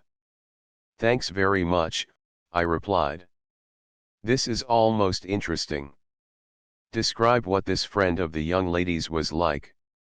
She reflected a moment, and then, telling me that he wore a dark blue suit and was a thorough gentleman, presumably because he had given her a tip before his departure, she described a young man which was most certainly the missing man, Stanley Audley. I questioned her, and she became quite frank after I had placed a couple of half-crowns into her hand concerning the visit of Thelma and Stanley. They came here early in the afternoon, she said. They'd a long talk with the doctor, a very serious talk, for when I passed the door they were only a talkin' in whispers. I don't like people what whisper, sir. If they can't talk out loud there is something wrong, that's what I always says. I agreed. Further, I gathered from her that the conference between Thelma, Stanley, and Old Feng had been most confidential. The young man left R before the young lady, she told me. He seemed very nervous, I thought. It was dark when he went, and as he said goodbye to the doctor, I heard him say, "Remember, I'm dead," as before. I wonder what he meant? I've been thinking over it lots of times. But, of course, sir, what I've told you is all secret. I ought not to have told you anything. I've got a good job, and I don't want to lose it, as things are hard in these days, I tell you straight. So you won't repeat to the doctor what we been talking about, will yer? No. I said. Certainly not. Chapter 19. At Heathermoor Gardens that night the newspapers contained a paragraph repeating what had appeared in the morning concerning Mrs. Audley's disappearance, and stating that no trace of her had been discovered after she had left Bexhill. Her secret visit to Old Feng, accompanied by Stanley, 3 days before, added to the mystery. Feng knew of my search for Audley. Then, why had he not told me the truth? With what motive was I being misled and befooled by a conspiracy of silence? I began to realize that that motive, whatever it was, must be far stronger than I had previously suspected. And in my heart, I confess, I was dismayed by the knowledge that Stanley Audley was still alive. It showed that the goal upon which I had set my heart would never be reached. My distress and dismay as I sat late into the night in my silent bachelor room, may well be imagined. Had Thelma purposely gone into hiding with her husband, and with the connivance of Feng, or had she since met with foul play? Her failure to take her mother into her confidence seemed to me to suggest the latter. I was strongly tempted to go to Scotland Yard and tell the police all I knew about the missing girl. But after long consideration I decided that I could do little, if any, good. The police were pursuing their own methods, and what I could tell them would not help matters much. In addition, I am afraid I did not want the police to get hold of Stanley Audley. If, as I strongly suspected, he was engaged in the nefarious trafficking in forged bank notes, anything I did could only bring fresh distress upon Thelma. and I could not force myself to believe that her husband would be sufficiently callous and cold-blooded to allow any serious harm to befall her. In the long run it proved I was right. The issue was in other hands than those of Scotland Yard. I was trying to fix my mind upon my work at the office next day, when my telephone rang and I heard the cheery voice of old Mr. Humphreys. "Look here, Yelverton, I've been meaning to ring you up for some days past. Can you come and dine with me tonight? I'm in my place at Hampstead, at last moved up here a week ago. Will you take the address 14, Heathermoor Gardens, up at the top end of Fitzjohn's Avenue?" I scribbled the address on my blotting pad. "You'll easily find it," he went on. "Come at 8, won't you? The best way is to go to Hampstead Heath Tube, and walk. It's only 2 minutes." I gratefully accepted, for I wanted to discuss with him Thelma's mysterious disappearance. "Have you seen Dr. Fenn lately?" I asked him, before he rang off. "No, I think he must be in Paris. He told me he was going over," was the reply. About 7:15 that night I emerged from the lift at Hampstead Station, and having inquired for Heathermoor Gardens, walked through the rain to a highly respectable road of large detached houses, each wherein dwelt prosperous city men, merchants, barristers, and the like. The night was dark, and even though the street lamps shone, it was with some difficulty that I found number 14. The house proved to be a large corner one, of 2 stories and double-fronted. Certainly it was the largest and best of them all, and had big bay windows, and possessed an air of prosperity akin to that of my friend, the Anglo-Turkish financier. The door was opened by a round-faced, clean-shaven young manservant who asked me into the spacious lounge hall in which a wood fire burned brightly, and after taking my hat and coat, ushered me into a small cozy library on the left, where old Mr. Humphreys rose from the fireside, greeting me merrily. "I'm awfully glad you could come, Yelverton," was his greeting. "I haven't asked anybody to meet you, for I thought we'd just have a quiet hour together, so that I can show you round my new home, and we can have a gossip. Sit down. Dinner will be ready in a moment." Then he pressed the bell, and a moment later the man appeared bearing a tray with 2 cocktails. We raised our glasses and drank. Mine was delicious. I gazed around the sumptuously furnished room and congratulated him upon it. "Yes," he said. "I've tried to make it as cozy as I can. I thought I would bring my furniture from Constantinople, but on second thought, decided it was too oriental and heavy and would hardly have been in keeping with an English house. So I sold it and have bought this place and furnished it." "It is really charming," I said, noting the taste displayed. "Yes, I didn't want it to appear too new, so some of the stuff is second-hand. I hate a place which looks like the palace of a war profiteer, don't you?" he laughed. The room was just my ideal of a man's den, lined as it was with books, with a soft-lined Turkish carpet, a big carved writing table, and several deep saddlebag chairs. The atmosphere was heavy with the scent of his exquisite Turkish tobacco that my host smuggled the only way to get the first grade of tobacco leaf. He referred to it as he handed me a thin cigarette. In these days of Turkey's trials, thanks to her German betrayers, one no longer gets a little of the tobacco reserved for the Yildiz as it used to be. The Sultan grew his own tobacco in Anatolia, the most delicious of all tobacco, and the second grade was sold to Europe as the finest. But the best was always kept for the Yildiz and for His Majesty's ministers and his harem. I fear the few cigarettes I have left are the last of the imperial tobacco. My cosmopolitan host was a prominent and powerful figure on the Bosphorus. I knew what he had said was the truth, and I smoked the delicious cigarette with intense enjoyment. "Dinner, sir," announced the smooth, round-faced man. Crossing the hall, I found myself in a long, sumptuously furnished dining room with shaded pink lights, and at a small table set in the big window covers were laid for two. A big dining table of polished rosewood, which could seat a dozen persons or more, stood in the middle of the room.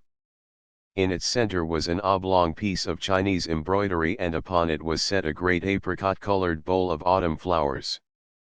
"I eat at this little table," he laughed as we sat down. "One has to have a larger table, but I shall only use it when I have guests."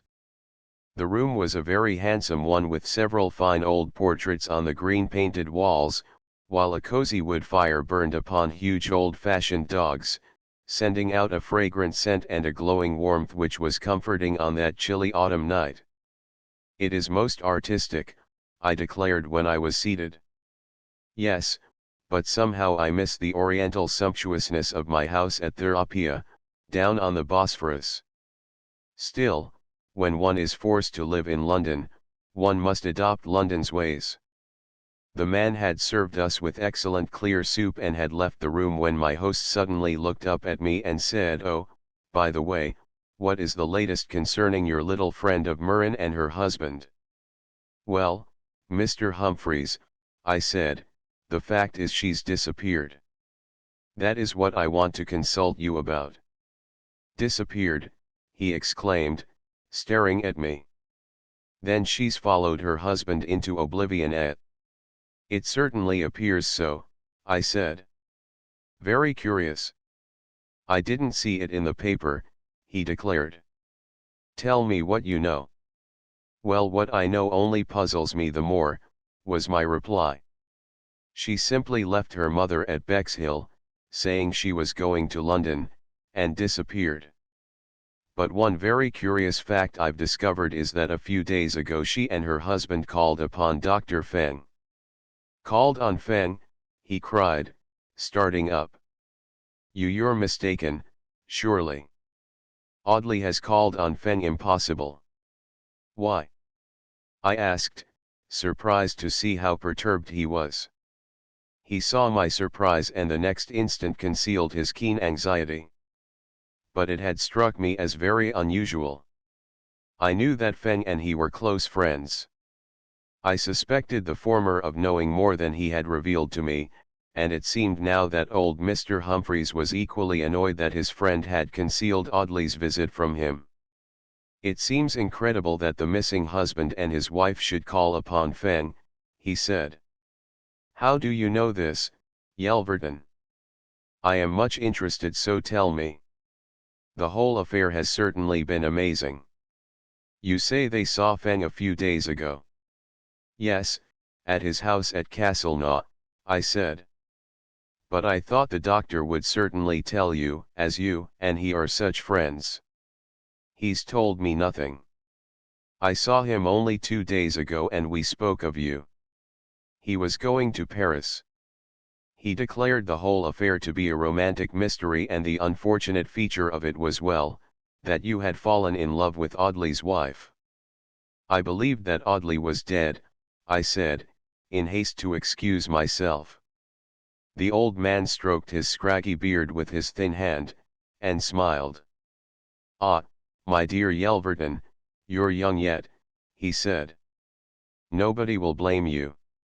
She's uncommonly good-looking, and in her distress you, no doubt, pitied her, and then the usual thing happened. It always does. She was alone and unprotected, and you stood as her champion at—" I only laughed. I suppose his words accurately described the situation. But I could see that what I had told him concerning this visit of the missing man to Feng had somehow disturbed him deeply. Indeed, his very countenance had changed. He was no longer the well-preserved, hale, and hearty old man he usually looked. He had suddenly become pale and wan, and he questioned me, with obvious anxiety, as to how I had gained knowledge of what I alleged. Quite frankly, I repeated almost word for word what I have already told concerning my visit to Castleknock and what old Mrs. Martin, the Cockney housekeeper, had revealed to me. Humphreys only frowned, grunted in dissatisfaction, and remarked, I can't think that Feng would have seen the missing young fellow and say nothing to me. Why? I asked, perhaps unwisely. Why, well, that's my own affair, he snapped. I have reasons for saying so, he almost snarled. At that moment the manservant came to take our soup plates and served the fish with almost religious ceremony, so morny it was. Suddenly my host laughed, a deep, rippling laugh.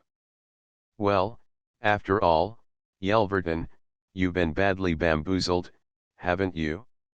You thought young Audley was dead, and that dainty little woman was free to marry you. But he's evidently turned up again. Yes, I realize the disappointing situation from your point of view. Absolutely rotten, and he laughed merrily. He had apparently recovered his usual self-possession. But the change I had noted had set every nerve in my body keenly on the alert. I remembered how his face had changed, the sudden, sullen contraction of his brows, his anxiety that was obvious no matter how he tried to hide it. Of course I could not understand his sudden mistrust of his friend, Feng. Perhaps, after all, the old doctor had some hidden motive for concealing the fact that bride and bridegroom had met again after those many months of inexplicable separation, and that his silence was not merely accidental. Still, it was clear Humphreys did not think so. I thought that the doctor would certainly have told you of Audley's reappearance, I remarked. Indeed, when you rang me up I was at once extremely anxious to see you and hear your opinion of the whole situation. You want my opinion, he said in a hard tone, a voice quite changed. Well, as you know, I thought you a fool from the first. You ought never to have had anything to do with the affair. It was far too dangerous. But why dangerous? Tell me. Well, it was, that's all. You told me of the warning and of the attempt upon you. But tell me more of Feng, of what his housekeeper told you, he urged, rising, taking a bottle of white wine from the big carved sideboard and pouring out a glass for me and for himself. This is very interesting. I described my telephone chat with Mrs. Shaler and my call at Castleknock in further detail. Strange, he remarked, reflecting deeply. Really, I had no idea that Audley had ventured to be seen again. Ventured? I echoed.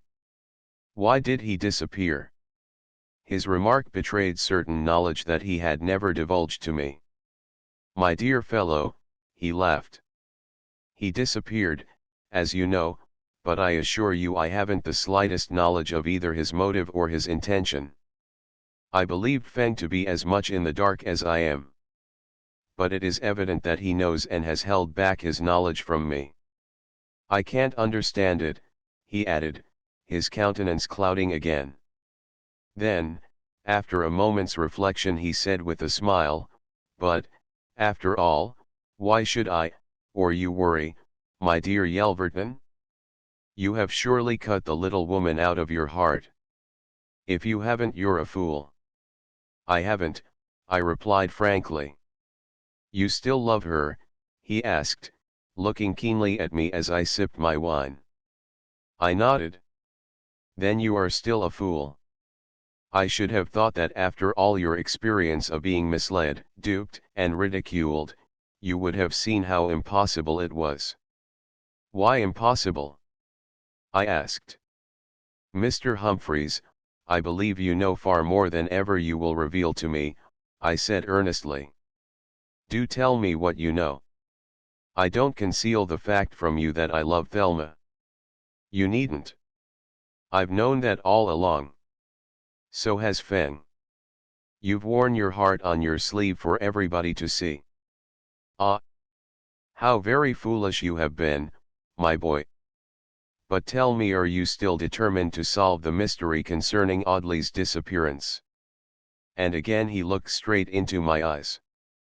I am, I replied, nothing will deter me from seeking the truth. Nothing, he asked, with an inscrutable smile.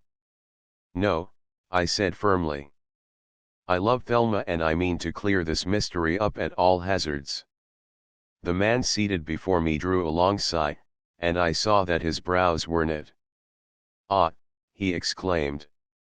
I repeat that you have been foolish, very foolish, my dear young fellow, and I am afraid that you will regret it when too late. What I had told him regarding Audley's meeting with Feng had evidently caused him great anxiety, and I noticed that he had left his wine untouched. Again he spoke, but his words sounded so faint that I did not catch them. At the same moment I thought I heard in the distance a shrill scream, the scream of a woman. I listened. The scream was repeated. I saw Humphreys spring from his chair in sudden alarm. Hark! I cried, breathlessly. What was that? But as I spoke the room seemed suddenly to revolve about me rapidly. Then everything faded from my sight, and I felt paralyzed. Again that shrill scream of terror fell upon my ears with increased distinctness.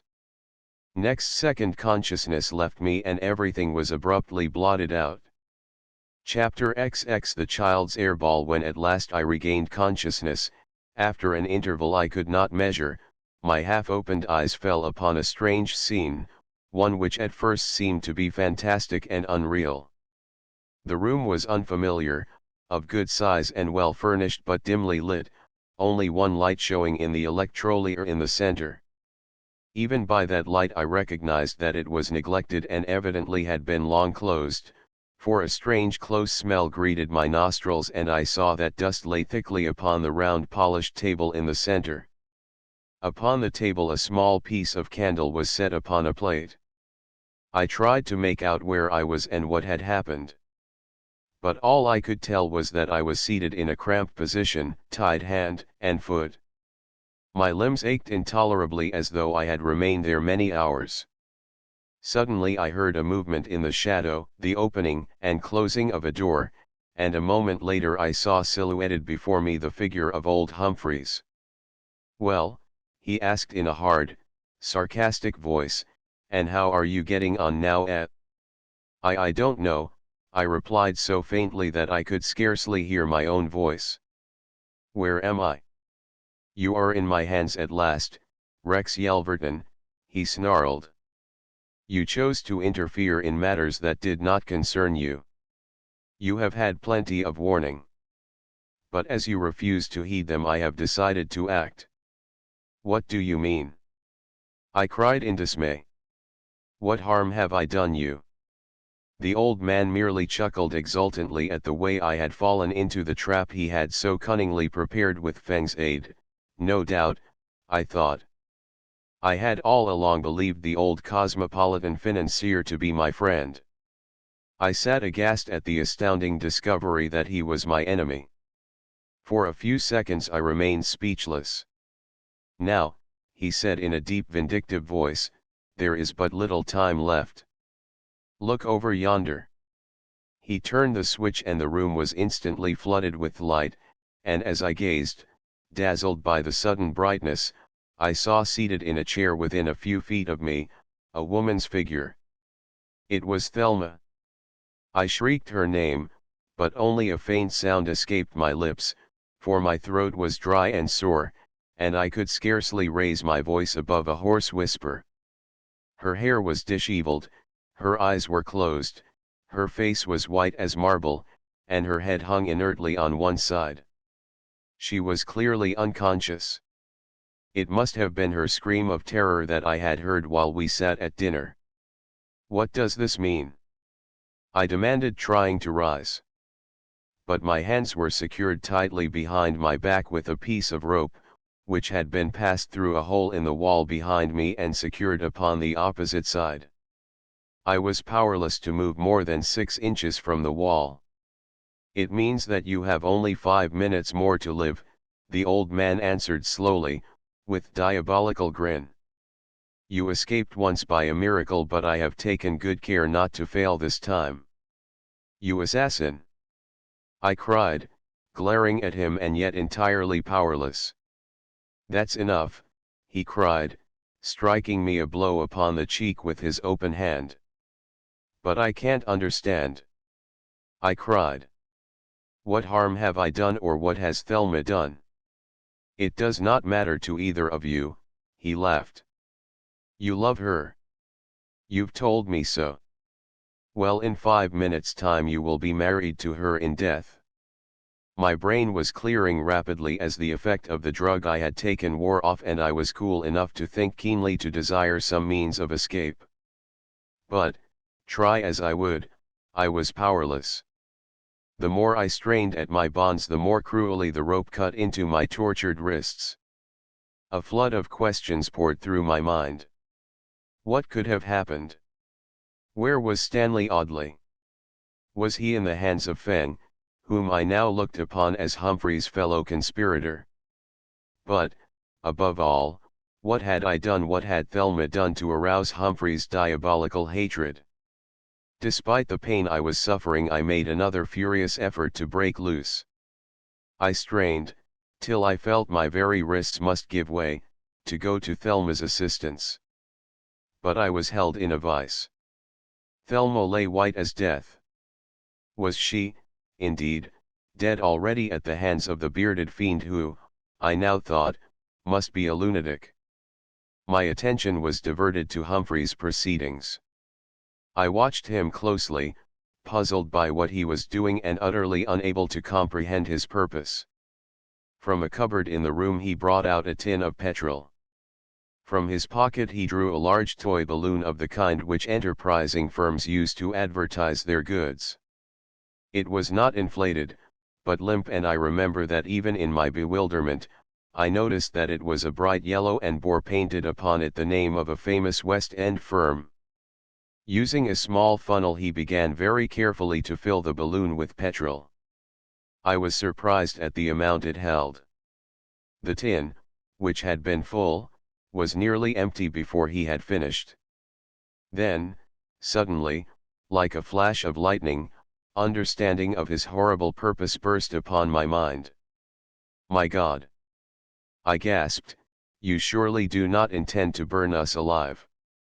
My dear young fellow, you have had every chance to escape, and yet you have refused, because of your silly love for Audley's wife, he said in hard, metallic tones. This house, I may tell you, is to let furnished. The board is now hidden in the shrubbery. The dinner served you was provided by a well-known firm of caterers who sent their man, whom I have dismissed. In a few moments this place will be a roaring furnace and a mystery house to the fire brigade of the London County Council. Then with diabolical coolness he went on with his preparations. Above the table was a handsome electrolier. To this, by means of a piece of string, he hung the petrol-filled balloon so that it was suspended about a foot above the candle I had noticed on the table. You see, he explained with a grin, I light the candle and put it just below the balloon. You can spend the time, it might be half an hour perhaps, in imagining what is about to happen. The heat from this little candle will cause the petrol slowly to expand until it bursts the balloon. Then down comes the petrol on the candle and the whole house will be a roaring furnace in a couple of minutes. Do you understand? And he laughed in my face. I ground my teeth, but made no reply. Well, goodbye, Yelverton, he said in a voice of affected cheeriness, and yet in triumph. I wish you both a merry journey into the next world. Perhaps you'll find her your soulmate there. Who knows? Next instant he had switched off all the lights and left us alone. Only that fatal candle flickered as gradually its heat was causing the fragile yellow balloon to expand to bursting point. Soon it would explode and then we should both be burned alive. Nothing could possibly save us. My heart sank. Once again, however, hope revived within me. I strove to tear myself free from my bonds. But it was useless. I heard the front door close with a bang and then knew that the man who had entrapped us had left. No doubt he would be lurking in the vicinity in order to make sure of the result of his devilish handiwork. I tried to rouse Thelma by calling to her. Apparently Humphreys had not troubled to bind her, and if I could only awaken her she might be able to get help before it was too late. But I could not raise my voice above a hoarse whisper, no shrieks of mine could call assistance.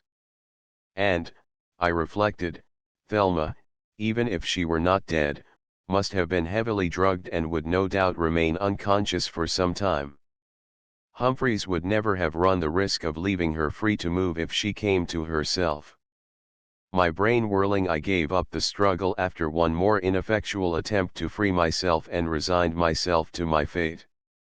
Horror froze the blood in my veins as I gazed in agony first at Thelma, helpless and unconscious in her loveliness, and then at that innocent-looking toy balloon, charged with the deadliest menace, hanging only a few inches above the flickering candle. To my distorted imagination it appeared to be swelling monstrously and hideously. I felt myself stupidly wondering how much larger it would grow until it split and let loose a flood of fire in that silent room. I realized the devilish ingenuity of the scheme. It was clear that once the balloon burst and the volatile spirit became ignited, the furniture and hangings of the room would burn with terrific violence. The fire could not be seen through the shuttered windows until practically the entire house was ablaze, even if at that late hour a chance passerby should come along. And before help could possibly reach the spot, the house would be a furnace. Every trace of the cause of the fire would be consumed, only our bodies, charred beyond all possible identification, would be found beneath the ruins. Our fate would remain unsolved and the fire would be relegated to the ever-growing list of London's unsolved mysteries. I found myself dully speculating as to the insurance, realizing that the owner of the house would be duly recompensed, and that the assassin whom I had never even suspected would go scot-free. And above all, even in those swiftly flying moments, I still speculated as to Humphrey's possible motive in a plot which, I was now convinced, must have been originally formed amid the snows of Switzerland, a plot between the mysterious doctor and the cosmopolitan financier who had posed as my friend. How could Hartley Humphreys, reputed millionaire, benefit by the extinction of two such humble lives as Thelma's and my own? Murder is seldom or never motiveless, except it be committed by the homicidal maniac. Was Humphreys really insane, or was he a cool, calculating, ruthless criminal, working out to its logical end some plan to which I had not the key? At any rate, so far as we were concerned, we were faced by instant peril. Humphreys had laid his plans well. We had no possible loophole for escape. I was pinned and could not budge from the wall against which I was held. If I had been handcuffed, and handcuffs can be bought of many gunmakers in London, they would have remained as telltale evidence amid the debris of the fire. That length of rope showed how cleverly the plot had been devised so that all evidence of the murders would be effaced by the roaring flames. By the faint light of the candle I could scarcely discern more than the marble face of the girl I had grown to love. My eyes ever and anon wandered to that yellow globe suspended above the table. At any second it might burst. Then the flames would run rioting through the room and in a moment we should be enveloped. Again I tried to shout for assistance. All was silent. The candle flickered and then again grew brighter. Thelma! I shrieked in my agony, but my voice was only a whisper. Thelma! Thelma! My God! Thelma! I cried, trying in vain to arouse her. But she still remained there with her beautiful head drooped in a manner which showed that either death or unconsciousness had overtaken her. I realized that death was very close to both of us. For myself I cared little. I could face it. But Thelma! Must I, loving her as I did, watch her die before my eyes? Those moments of agony seemed like hours. Outside the circle of light thrown by the candle the room seemed dark and cavernous. The smell of motor spirit hung heavily on the air and the silence was absolute. I could even hear my watch ticking in my pocket. Unless a miracle happened we were doomed. I had become too weak to make more than feeble efforts to free myself, and these, of course, were futile. How much longer? I caught myself asking. How long would it be before that innocent-looking globe splits asunder and lets loose its flood of fire? As the slow moments passed, the pressure of the vapor within caused the thin film of rubber which held the inflammable spirit to swell larger and larger. At first, I had noticed, it sagged heavily, dragged down by the weight of the liquid. Now the bright yellow globe was distended until it seemed on the very point of bursting. The white printed words of the advertisement on its sides danced mockingly before my eyes. Now and again the flame of the candle flickered, caught by some stray breath of air. Then it steadied and grew bright. I noticed that the wax had begun to gutter into the plate. The evil flame fascinated me, held my eyes fixed on it in helpless horror. By this time the balloon had become distended to twice its original size. Suddenly the end came. The balloon split apart. A blaze of flame momentarily lit up the room, and in its lurid glow I caught a glimpse of Thelma. At the same instant I heard a door open. Then all was blackness and I knew no more. Chapter XXI. Who was Dr. Feng? I fancied that I heard my name spoken. My ears were strained. Rex. Rex. Listen, can't you hear? I seemed to hear faintly afar off. The voice sounded unusual, like a child's, weak and high-pitched. Surely I was in a dream. Rex. Rex. Listen. Can't you hear? The voice continued. It seemed like the shrill voice of a tiny girl. I listened stupidly. In my lethargy I had not the power to reply. For a long time I listened, in a sort of delirium, I suppose, but did not hear the voice repeated. Suddenly, how long afterwards I cannot tell, I distinctly saw Dr. Feng's face grinning into mine. Upon his white bearded countenance was a look of exultant triumph. His eyes danced with glee. The sight angered and horrified me. I closed my eyes to shut out the features that seemed to me sinister and mysterious. A strange sense of oppression, of being deprived of air and of my body being benumbed, overcame me. I could not stir a muscle. In my ears there sounded a strange singing like the song of 1,000 birds. At the same time I experienced considerable difficulty in moving, for I seemed to be enveloped in something which, weighing upon my limbs, kept them powerless, as though I were still manacled. I remember that both my wrists pained me very badly, where the rope had cut into them so cruelly.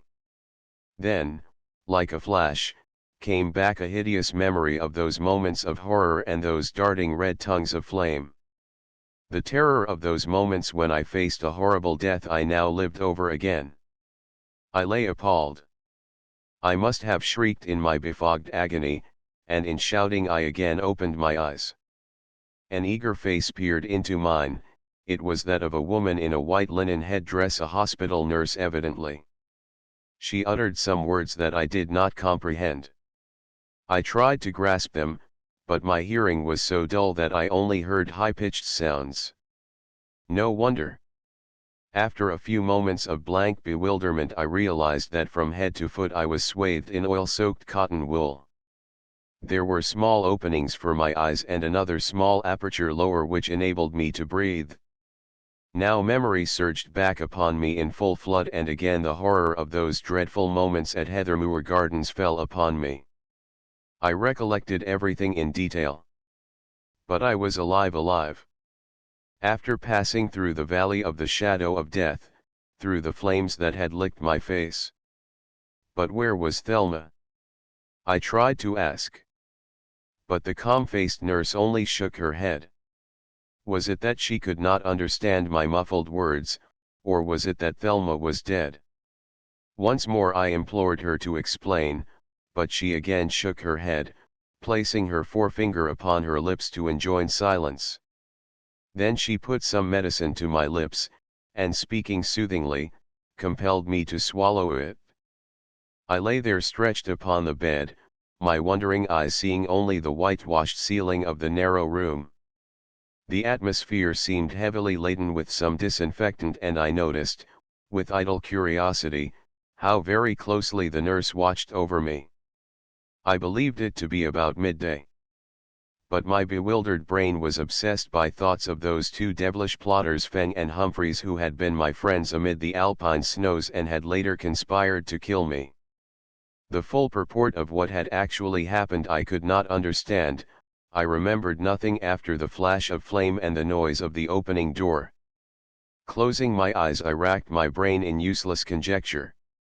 Why should the hateful old doctor, of all men, have shot that triumphant glance at me, while I lay there inert and helpless? After that I must have lapsed into unconsciousness. The injuries I had suffered, coupled with the awful mental agony I had undergone, had brought about, as I learned afterwards, complete loss of memory, and many weeks elapsed before I was able to understand what was going on around me. My awakening to consciousness was a curious experience. I was utterly unaware of anything that was passing until suddenly, I heard, as from a vast distance, a thin voice calling my name: Rex. Rex. Rex Yelverton. It came again. Then I seemed suddenly to wake up. There was a blaze of sunlight round me. And there before me, radiant and beautiful in a flimsy white summer gown, stood Thelma, her face positively shining with happiness and tears of joy running down her beautiful face. I held my breath, scarcely believing I could be awake. Was it a vision? Memory rushed back to me. Again I saw Thelma, limp and helpless, in that hateful room at Hampstead. Was I alive? Had she indeed escaped the awful fate that had threatened her? There she stood against a background of high feathery palms. Beyond her was a sapphire, sunlit sea, while around were orange trees heavily laden with fruit and a wealth of climbing geraniums and crimson rambler roses. As my brain slowly cleared, I looked around. To my surprise, I found myself seated in a low cane lounge chair upon a well-kept lawn, seemingly a hotel garden. Not far away some people were strenuously playing tennis, others were seated beneath great orange and emerald-colored umbrellas, taking tea. Thelma! I gasped, my burning eyes staring and bewildered. Rex! Thank God! At last! At last you know me, she said, springing forward and grasping both my hands. You've been very ill, my dear, devoted friend. I stared at her and saw that she was very pale and worn. But the soft hands that I held were real. So surprised, so utterly perplexed was I, that I could hardly find my tongue. But after a few moments of silence, the chords of my unbalanced brain, at first unable fully to realize my whereabouts, were touched. I heard her speak. You do know me now, Rex, you do, don't you? She demanded in tense eagerness. Yes, I replied. And you can really recollect? She asked, softly, bending over me. Everything, was my answer, as I sat there like one dreaming. But, indeed, at that moment, I doubted the reality of it all, for the evil faces of both Feng and Humphreys overshadowed that fair scene of feathery palms and tranquil sea. Ah! The doctors were right after all, she cried joyously. They advised us to bring you here to Cannes. What? Am I in Cannes? I asked, astounded. Yes, she said, this is the Beauside Hotel. Do you feel well enough to know what has happened? I nodded weakly. I am afraid. I felt well enough physically, but shaken and overwrought. Can I have some tea? I asked limply. Thelma burst out laughing. Now, I'm sure you are better, she bubbled. Wait a moment and I will have it sent out. She disappeared into the hotel, and in a few moments a waiter appeared with tea things. He glanced at me and bowed. "I'm glad monsieur is better," he said simply. How good that tea tasted! It was glorious to be alive again, and I ate and drank with good appetite. I felt better every moment. It was clear I was well on the way to recovery. "And now, Thelma," I asked when we had finished. "Tell me what happened. I remember nothing after the fire. Have I been ill long?" "You must be prepared for a surprise, Rex," she said gently. "Do you know? Of course you cannot. That was 5 months ago." 5 months. I echoed stupidly. "Have I been ill all that time?" "You have been very ill indeed, Rex, and for a time we had very little hope that you would ever recover. You got over the burns fairly quickly in the Hampstead hospital, but your memory gave way. But don't worry now, the doctors all said you would probably recover yourself quite suddenly and be absolutely yourself again. But they could not say how long it would be, and it has been weary waiting." "How long have I been here?" I asked. "About a month. Dr. Feng will be here soon. He will be delighted." "Dr. Feng?" I flared out. "Why should he be pleased? Perhaps Humphreys will be pleased too. He was a great friend of Feng's." "Humphreys is dead," Thelma said gently. "I can't tell you the full story yet, you are not well enough, but he was traced from the house in Hampstead to some rooms he had in secret in Earl's Court Road, and he shot himself there when the detectives went to arrest him. Now be quiet and don't bother your head about things. Everything is all right, and you shall learn all from Dr. Feng. You can recognize me now, and you will soon be yourself." "But, Thelma," I cried, "how did you escape? Were you hurt?" "Now, don't trouble about me," she said lightly. "You will see Dr. Feng soon." "I don't want to see him," I said snappishly. "He was a friend of Humphreys, and I believe was in league with him." Thelma looked at me, a soft light in her eyes. "No," she said simply. "You are making a great mistake. You never had a better friend, nor Humphreys a more deadly enemy than Dr. Feng." I sat up in amazement. "Feng my friend? Had I distrusted the old doctor without reason? Here he is," cried Thelma joyously, and I looked up to see Dr. Feng, in a grey summer suit and white felt hat, striding briskly across the lawn towards us. A glance at me was sufficient to tell him the good news. There was no need for Thelma's excited outburst. The old doctor silently held out his hand, his seamed face alight with obvious pleasure. I took it in silence and wrung it hard. The scales had fallen from my eyes, and I felt thoroughly ashamed of my lack of faith. I had ignored my real friend and had put my trust in the scoundrel who had planned, happily in vain, to send Thelma and myself to a horrible death. At that moment my confidence in my knowledge of men, on which I had been apt to pride myself in bygone days, sank to zero. Feng was the first to break the silence. "By Jove, Yelverton," he said, "I'm glad to see you all right again. You've had an infernally narrow squeak of it. And it was all my fault. I ought to have been more wary." "Your fault?" I stammered. "How?" "Well, your narrow escape from being burned to death with Thelma, was due in part to me. Owing to my belief in my own foresight, I made a big error of judgment." "How?" "I don't understand. All I know is that Thelma and I were entrapped by your friend Humphreys in that house in Heathermoor Gardens. A most diabolical plot was laid for us both."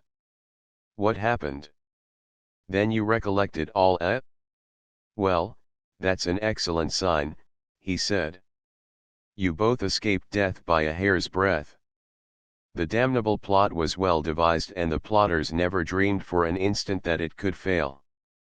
Every precaution had been taken, even to the cutting of the wires of the fire alarm outside Hampstead Station. Yes, you can both thank Providence that you are alive today. But, do rest, my dear fellow, he added. You must not tax your brains too quickly. In an hour's time I'll tell you more. Till then, I'll leave you both together. But remember, your conversation must not concern the affair in the least. I forbid it, Thelma. Please recollect that, he added very seriously. Very well, she said. We'll go for a stroll down to the casino and back, and I rose and accompanied her. Thelma chatted as we strolled along. But in obedience to Dr. Feng she would not refer to what had passed.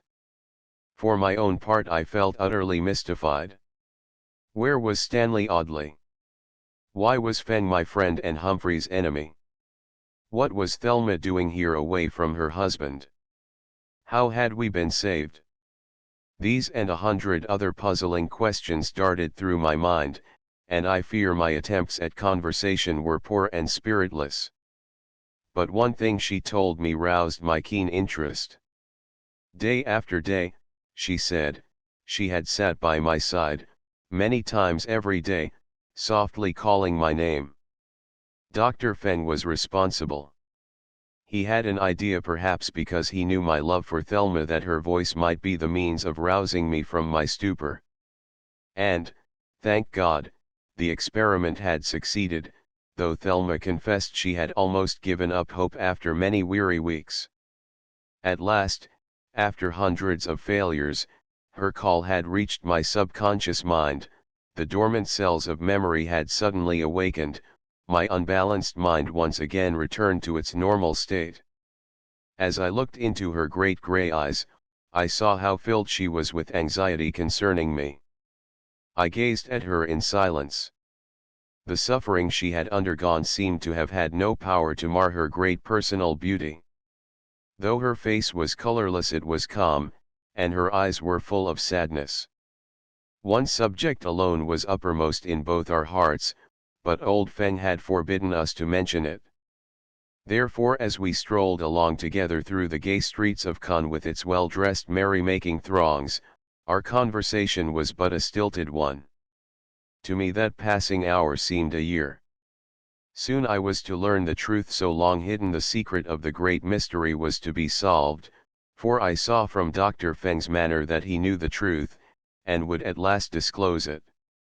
When at last the hour passed and we returned to the Beau Site, Thelma took me up in the lift to a comfortable private suite where, in the sitting room, Feng was standing before the window which gave a wide view of the Mediterranean, calm in the amber glow of late afternoon.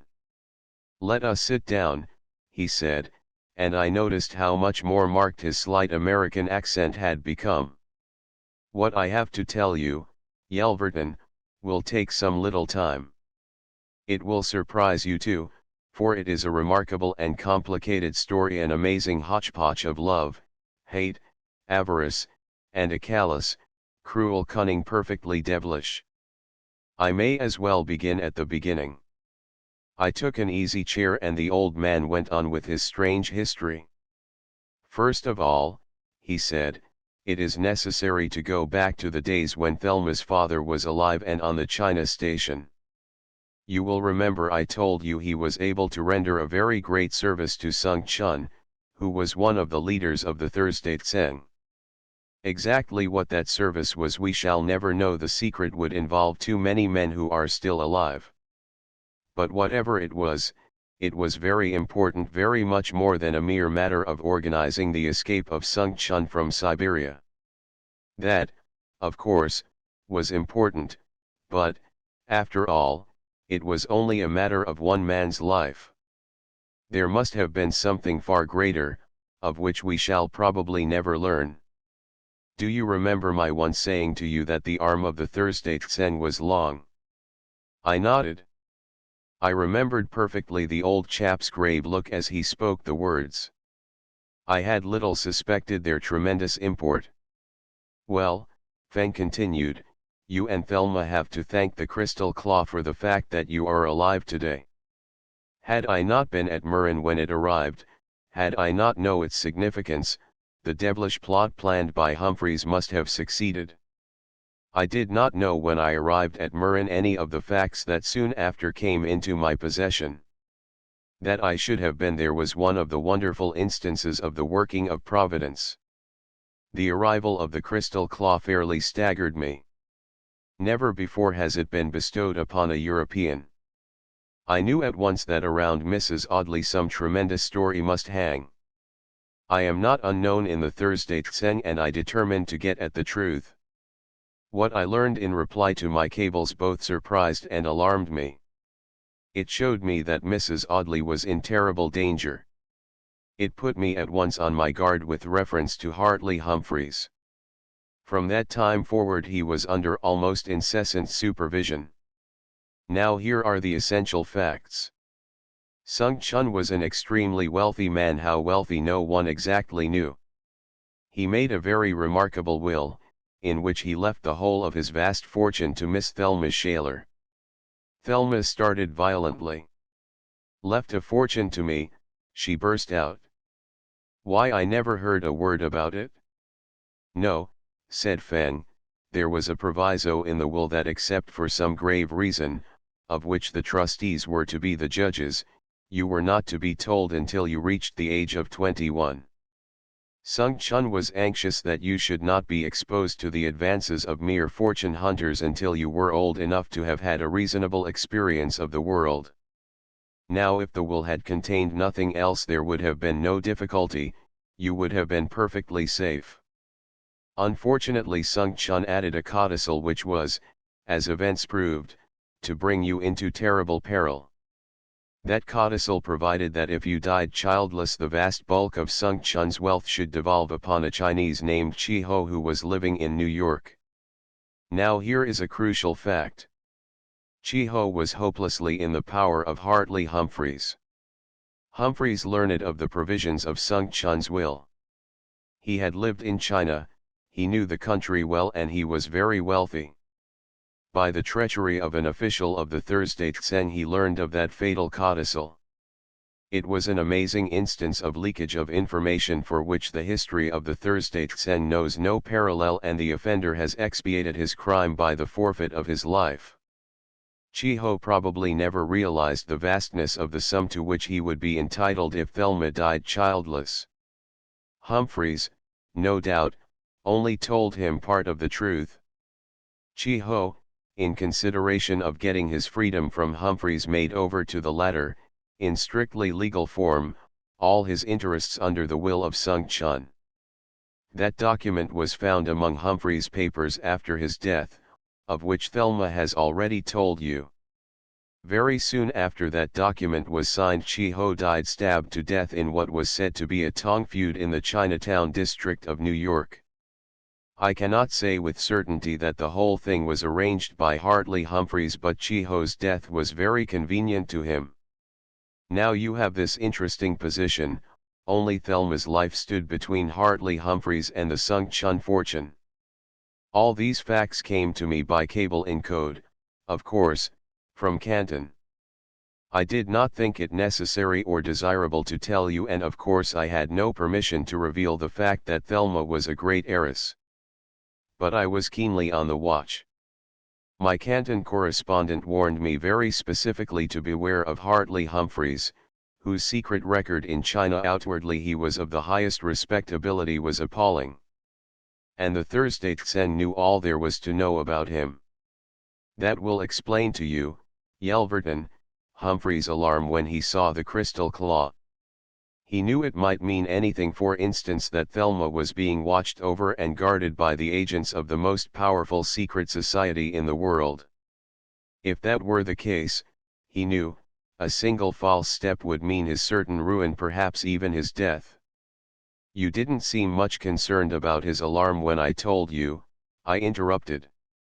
No, said the doctor with a smile, it wasn't necessary. I should not have been surprised if the sight of the crystal claw had frightened him off his scheme. But his avarice was evidently so unbounded that he was willing to run any risk for the sake of money. Now comes a curious part of the story that I think Mrs. Audley had better tell herself.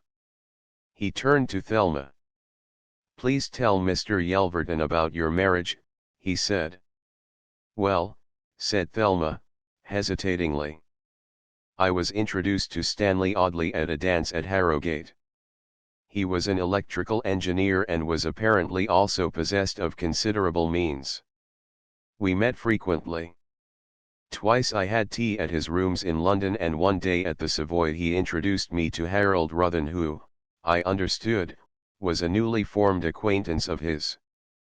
Mother rather liked Stanley, who always spoke enthusiastically of his firm, Messrs. Gordon and Austin, the great electrical supply company, and of his eagerness for advancement.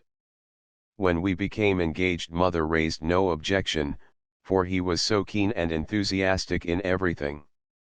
One day he motored me down to a place called Crowmarsh, near Wallingford, where I found he possessed a fine old world house, where we were to live when we married. I was charmed with it, and we both spent a glorious day there. 3 weeks later we were, as you know, quietly married at St. James' Church in Piccadilly, and went at once out to Switzerland for our honeymoon, where we met you both. Then one morning Stanley received a telegram. When he read it he became both confused and alarmed. He did not show me the message, but told me that it was imperative that he should return to London at once. I now recollect that we were in the hall of the Kurhaus when the concierge handed him the message, and seated in his invalid chair, near the big stove on the right, was old Mr. Humphreys, whom I did not then know, but who was no doubt watching us intently. He had followed you to Murren with a very definite object, Fenn went on. He must have been watching you for some months beforehand, and I have no doubt your sudden marriage was a severe blow to his plans. I had serious difficulty in making friends with him. Of course he knew I was a Chinese, and I really believe that he suspected at first that I was an agent of the Thursday Tseng. It was only when he found that I had been at Murren some time before Thelma and Audley arrived, and therefore, he thought, could not be specially interested in them, that I succeeded in getting inside his guard. Of course, by posing as his friend, I was able much more easily to keep track of his movements. Do you remember your escape from the avalanche? Rather, said Thelma and I simultaneously. Perhaps you will be surprised to learn that that avalanche was not the unaided work of nature, said the doctor. You did not notice a man some hundreds of feet above you? No, I said, but what do you mean? It's a very easy thing to start an avalanche, said Fenn with a smile. There was a man above you that day, and the avalanche was started deliberately. Your guide John found out the truth afterwards. But the would-be assassin, I have no doubt he was in the pay of Humphreys, was never traced, and the matter was hushed up. It would not have done to let Humphreys know that the truth was suspected. As a matter of fact, I did suspect it and implored John to investigate. But with regard to Stanley Audley, I confess I was completely misled. When he received that telegram recalling him to London, I believed that the story he had told you about his profession as electrical engineer was a true one. Only when it was proved to be without foundation did I see that I, like yourself, had been cleverly bamboozled. Until then I had believed Audley to be what he represented himself to be. I never dreamed of the truth. Hartley Humphreys, a crook to his fingertips, possessed a master mind, obsessed by criminality, and having no idea of my actual purpose, he acted with such amazing cunning and forethought that he must be placed among the list of the master criminals of the world. Of course I had no suspicion, said Thelma. I didn't even know that I was an heiress. And I was fool enough to think that Humphreys was my friend and you were my enemy, doctor, I said with some shame as I thought of how completely I had been deceived. Well, laughed Fenn, that's all over now. But I'm glad I was able to deceive you, because it helped me to deceive Humphreys. He was quite aware of your feeling towards me. You are fairly transparent, Yelverton, if you don't mind my saying so. The position was very extraordinary. Humphreys got oddly out of the way. I will explain that later, and that, he thought, would leave Thelma unprotected. But he never expected your interest in the bride. You became a very unwelcome bit of grit in a very well-oiled machine.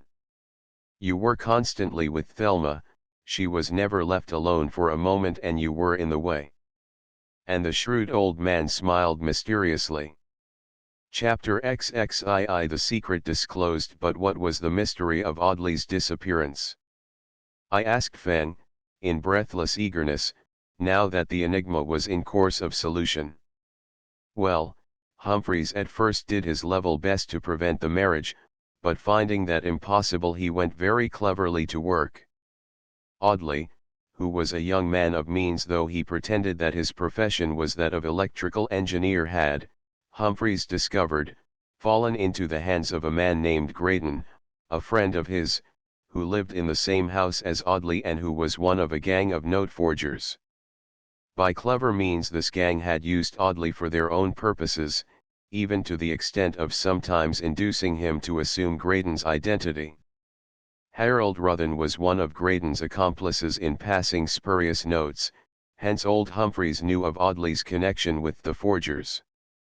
After Thelma's marriage, which he had tried in vain to prevent, it was highly necessary for the furtherance of Humphreys' sinister plan, to get her husband away. He therefore caused to be sent to him at Murren a veiled message that the police were making inquiries in London, and that he had better at once efface himself, even from his wife. This he did, leaving Thelma in your care. But was Stanley really a forger? I asked. At first I thought so, but later I found that the poor fellow had acted in all innocence. He was being blackmailed by the gang and thus forced to assist them, until he received that warning and fled, replied Feng. I was all the time watching the very deep game played by the wily old crook who posed as an invalid. With Audley out of the way, he expected that it would be easy to complete his plans. Instead, to his great chagrin, you came forward as the bride's companion and protector. It was then that he determined, if you still continued to watch over the girl, from whose husband he had contrived to part her, that your activities should be suppressed. It then became my active duty to keep guard over both of you, which I did to the best of my ability. It was, of course, a difficult task.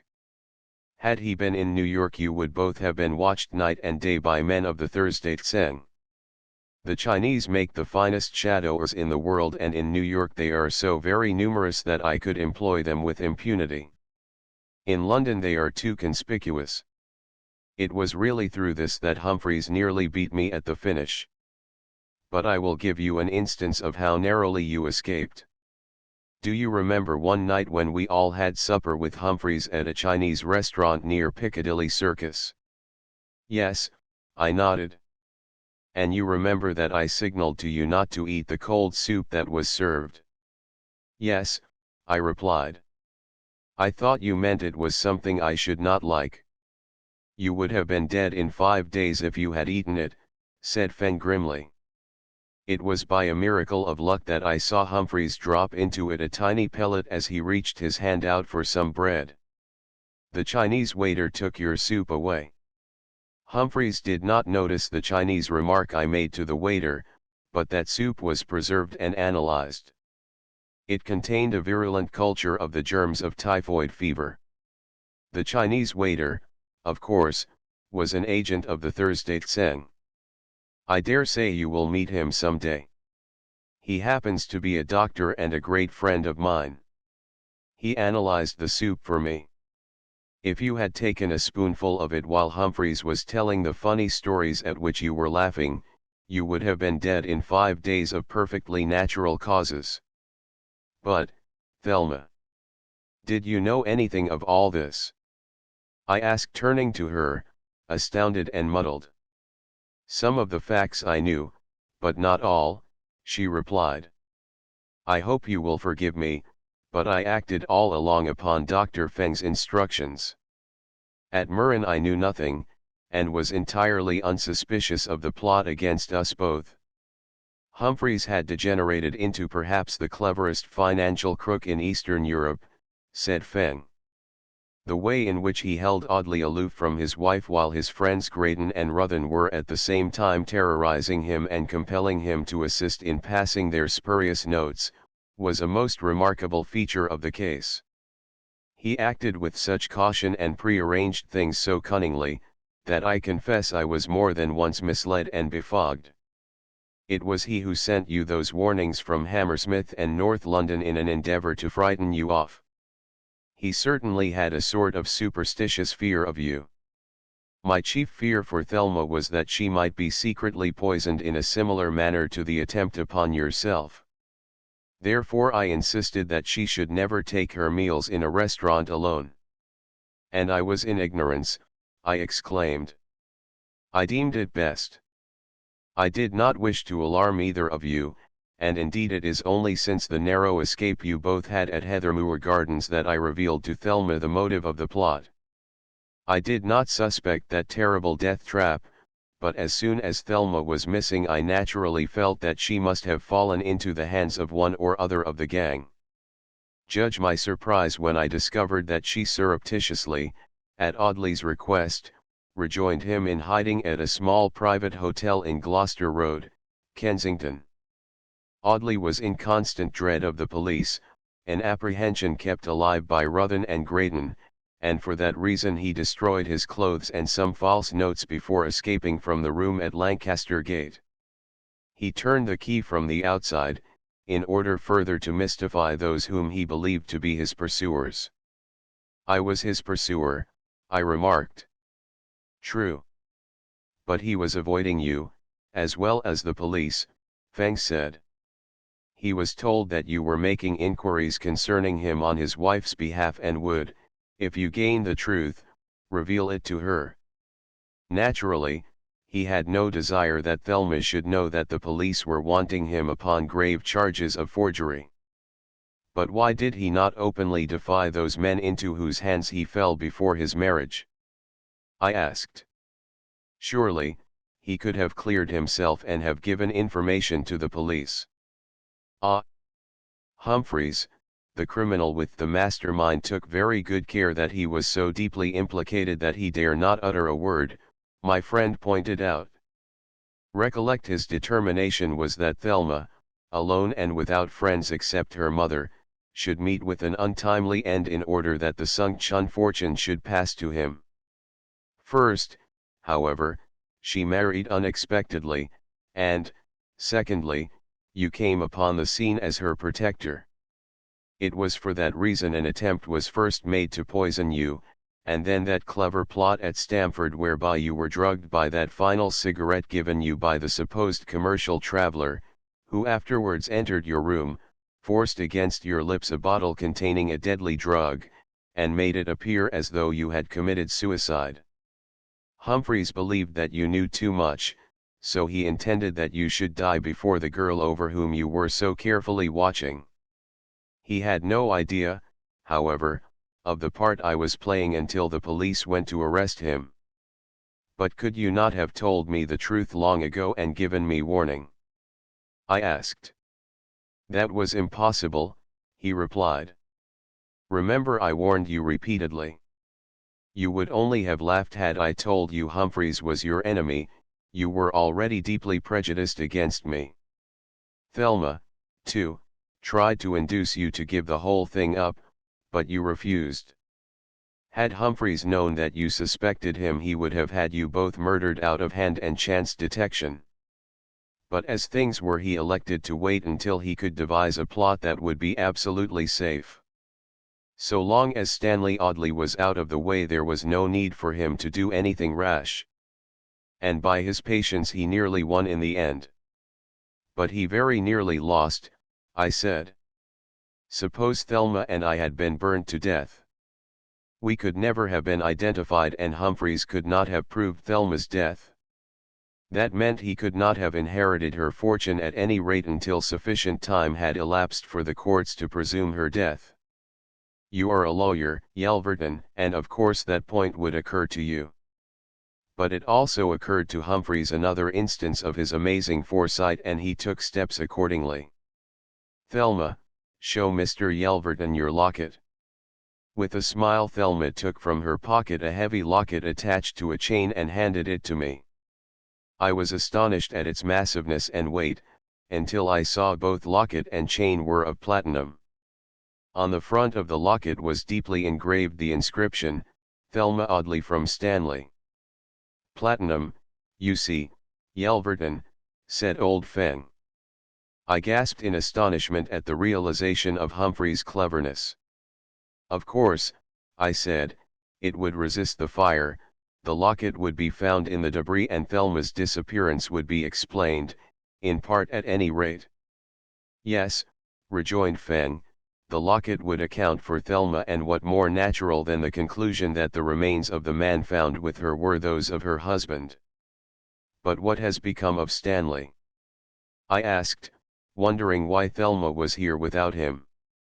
Stanley Audley is dead, said Feng very gently, and I noticed the slow tears begin to trickle down Thelma's face. He died like a hero. It was he who rescued Thelma from the blazing room. By some extraordinary chance the fire seems to have spread mainly in your direction, and Thelma escaped with the loss of most of her clothing and her hair, which was almost burnt off. But poor Stanley was so terribly burned that he died 3 days later in the hospital. There is no doubt he loved Thelma deeply and utterly regretted the trouble he had brought upon her. Stanley Audley dead. I held my breath. Then Thelma was free. Such was my involuntary reflection. Thelma was weeping softly. I hardly dared look at her. But I put out my hand and clasped hers. She turned her head away and gazed in silence at the golden glow in the west across the sea. But she did not withdraw her hand, and a great wave of joy flooded through me. But how did we escape? I asked Feng. We were only in the nick of time, he replied. When Thelma disappeared from her husband in Gloucester Road, I felt certain that she had been decoyed away. She was by a message purporting to come from her husband asking her to call at Heathermoor Gardens. She did so and fell into the hands of the man who intended she should die. Yet so clever was old Humphreys, that, though I kept him under close observation, I could not discern that he was acting at all suspiciously. I did not know, of course, of his plot to burn you alive. But we were watching him very closely. That night Stanley and I tracked him to the house at Hampstead. We saw you arrive later, but we little dreamed that Thelma was held there a drugged and helpless prisoner. She screamed twice, apparently, and you heard her, but some accomplice of Humphreys gave her a hypodermic injection. We found the mark afterwards on her arm. We watched until the first manservant came out, and later Humphreys himself left the place and, walking in some distance away, concealed himself in full view of the house.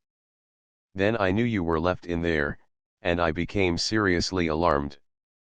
Fortunately a constable was near, and unseen by the old villain I approached him, told him of my suspicions, and we all three approached the house together. To our rings and knocks there was no answer, therefore we forced the door and rushed in. As we opened the door of the room where you were, we saw the air ball burst, and in a second the room was a furnace. Then came a desperate fight for life. Audley dashed to Thelma and succeeded in getting her out into the street at the cost of his own life, while I and the constable cut the rope which secured your wrists, and carried you out terribly burned and insensible. Both the constable and I were also burned, but not very seriously. Before the fire brigade arrived the house had been seriously damaged, but for our early warning it must have been utterly destroyed, as Humphreys intended.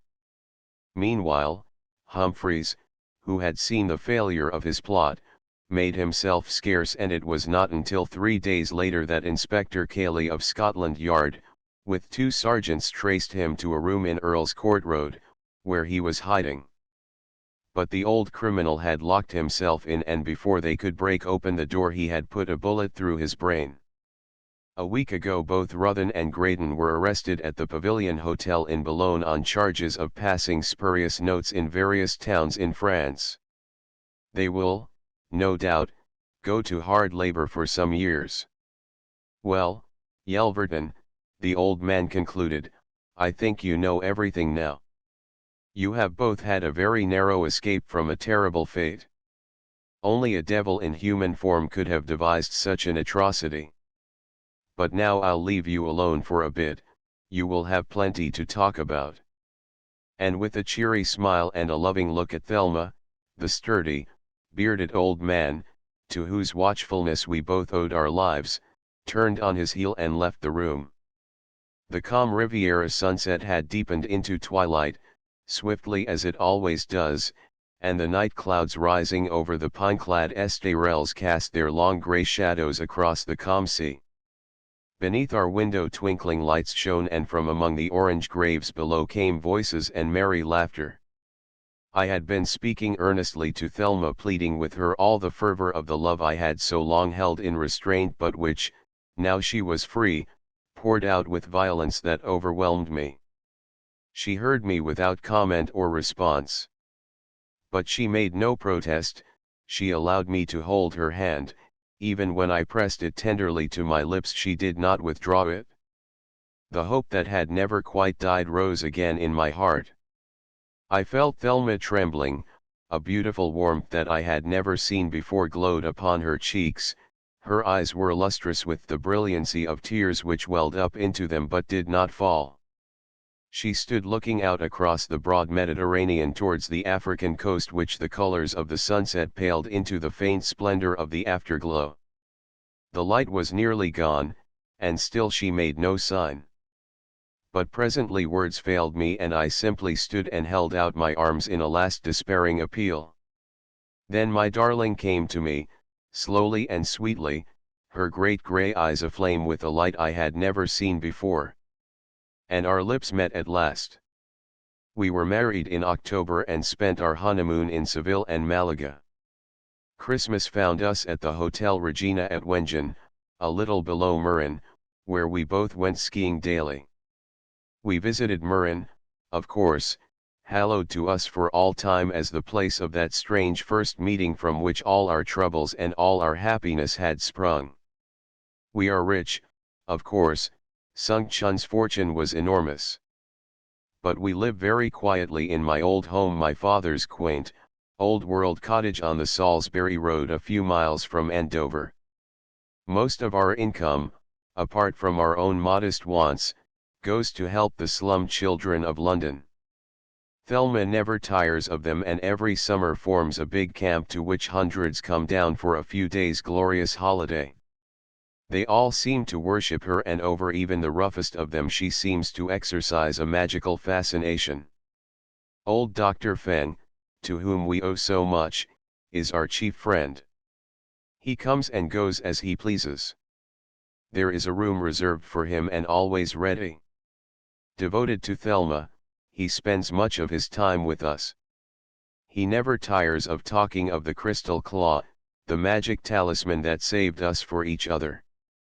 And every now and again, with his inimitable chuckle, he croaks out, Yelverton, I told you the arm of the Thursday Tsen was long.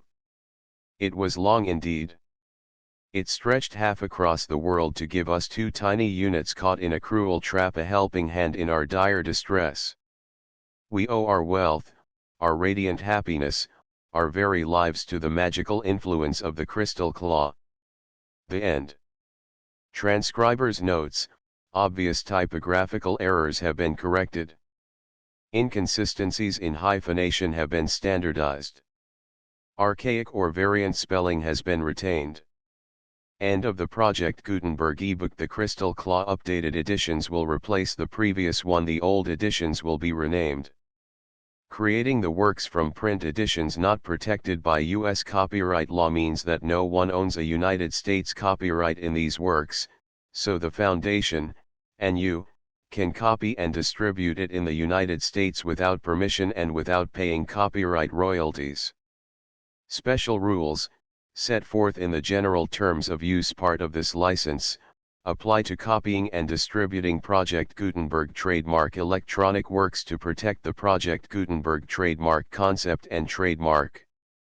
Project Gutenberg is a registered trademark, and may not be used if you charge for an ebook, except by following the terms of the trademark license, including paying royalties for use of the Project Gutenberg trademark. If you do not charge anything for copies of this ebook, complying with the trademark license is very easy. You may use this ebook for nearly any purpose such as creation of derivative works, reports, performances, and research. Project Gutenberg ebooks may be modified and printed and given away. You may do practically anything in the United States with ebooks not protected by U.S. copyright law.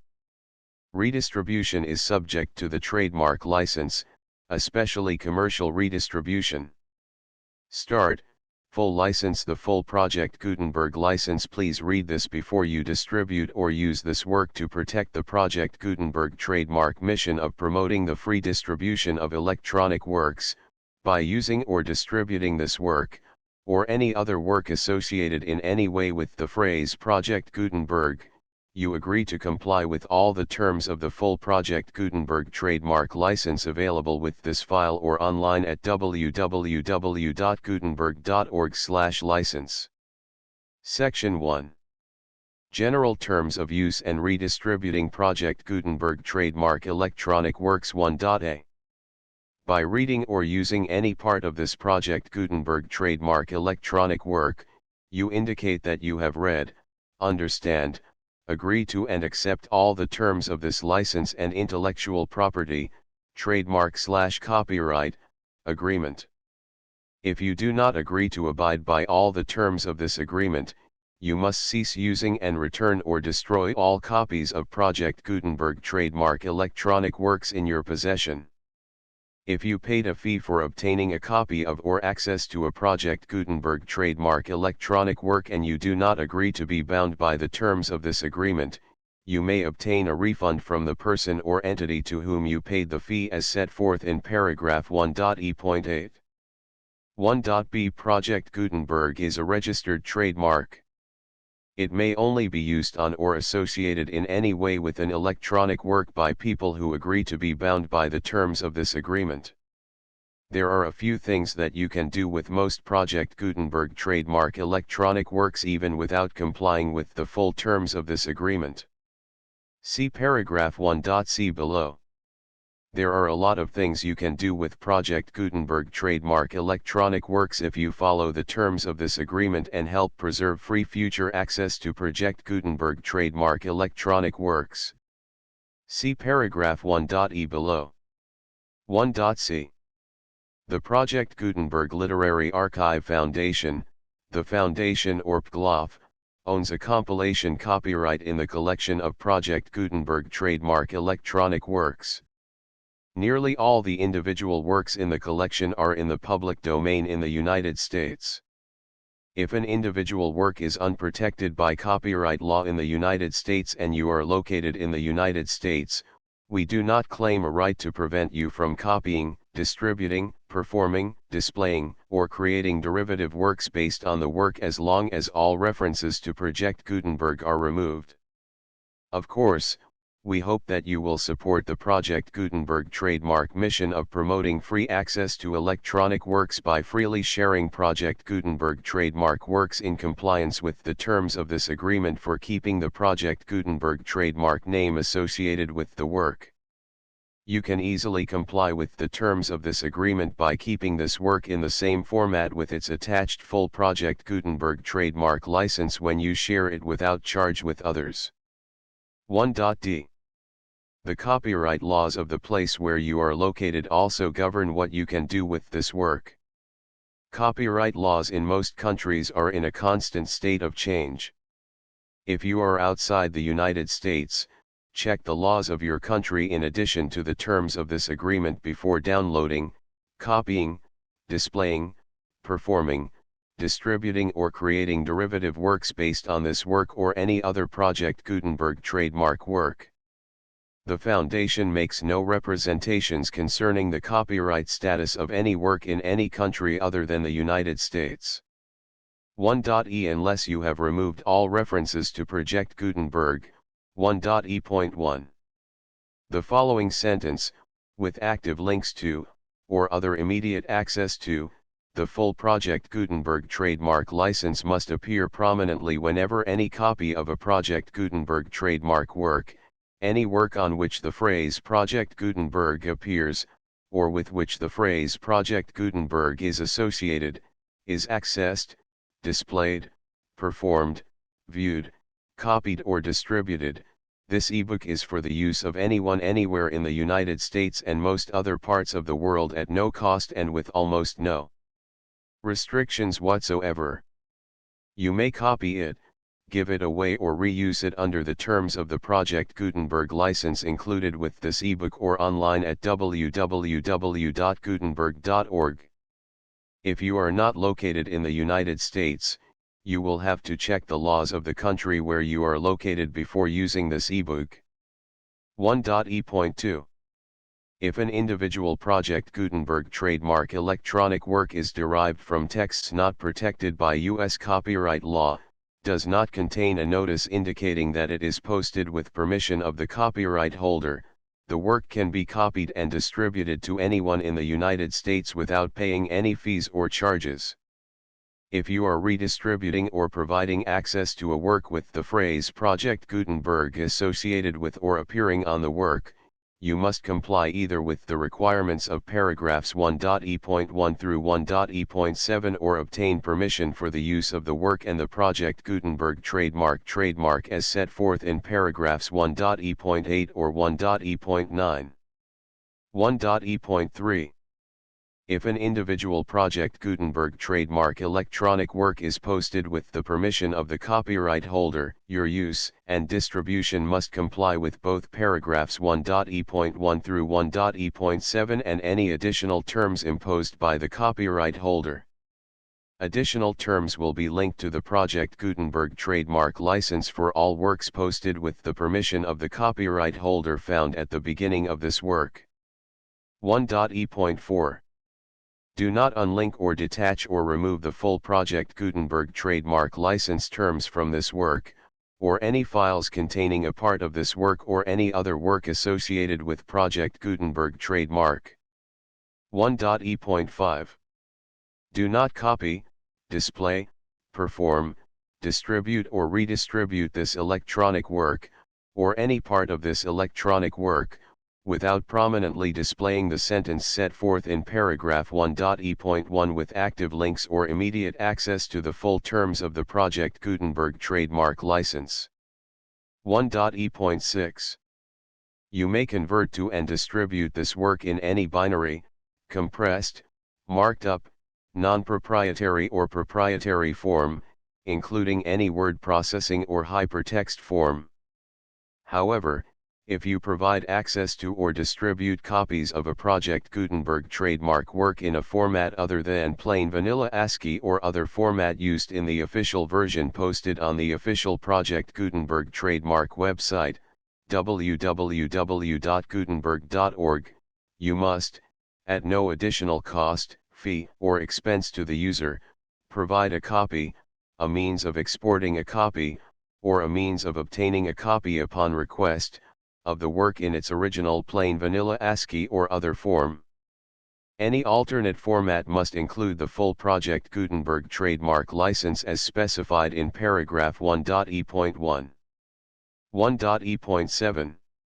Do not charge a fee for access to, viewing, displaying, performing, copying or distributing any Project Gutenberg trademark works unless you comply with paragraph 1.e.8 or 1.e.9.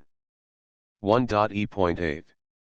You may charge a reasonable fee for copies of or providing access to or distributing Project Gutenberg trademark electronic works provided that, you pay a royalty fee of 20% of the gross profits you derive from the use of Project Gutenberg trademark works calculated using the method you already use to calculate your applicable taxes.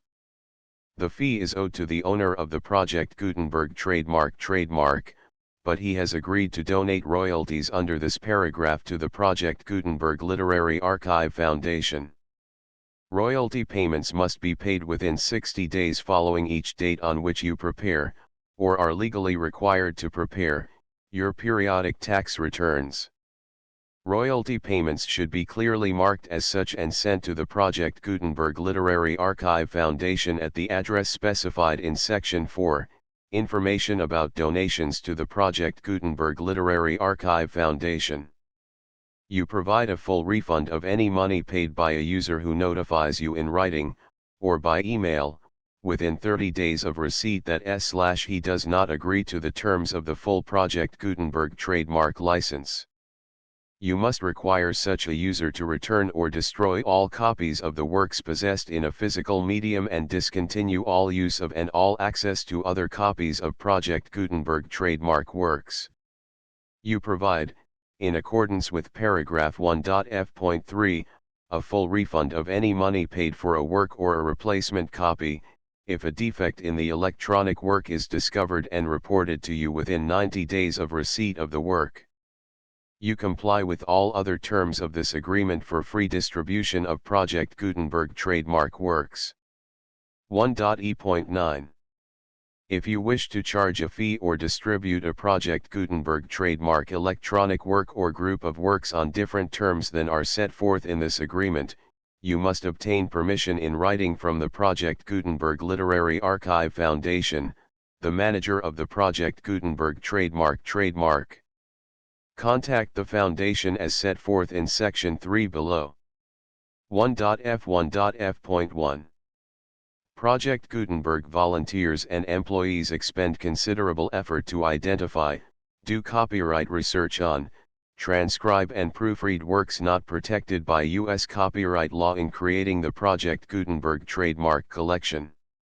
Despite these efforts, Project Gutenberg trademark electronic works, and the medium on which they may be stored, may contain defects, such as, but not limited to, incomplete, inaccurate or corrupt data, transcription errors, a copyright or other intellectual property infringement, a defective or damaged disk or other medium, a computer virus, or computer codes that damage or cannot be read by your equipment. 1.f.2. Limited warranty, disclaimer of damages, except for the right of replacement or refund described in paragraph 1.f.3, the Project Gutenberg Literary Archive Foundation, the owner of the Project Gutenberg trademark, and any other party distributing a Project Gutenberg trademark electronic work under this agreement, disclaim all liability to you for damages, costs, and expenses, including legal fees. You agree that you have no remedies for negligence, strict liability, breach of warranty or breach of contract except those provided in paragraph 1.f.3. You agree that the Foundation, the trademark owner, and any distributor under this agreement will not be liable to you for actual, direct, indirect, consequential, punitive, or incidental damages even if you give notice of the possibility of such damage. 1.f.3. Limited right of replacement or refund. If you discover a defect in this electronic work within 90 days of receiving it, you can receive a refund of the money, if any, you paid for it by sending a written explanation to the person you received the work from. If you received the work on a physical medium, you must return the medium with your written explanation.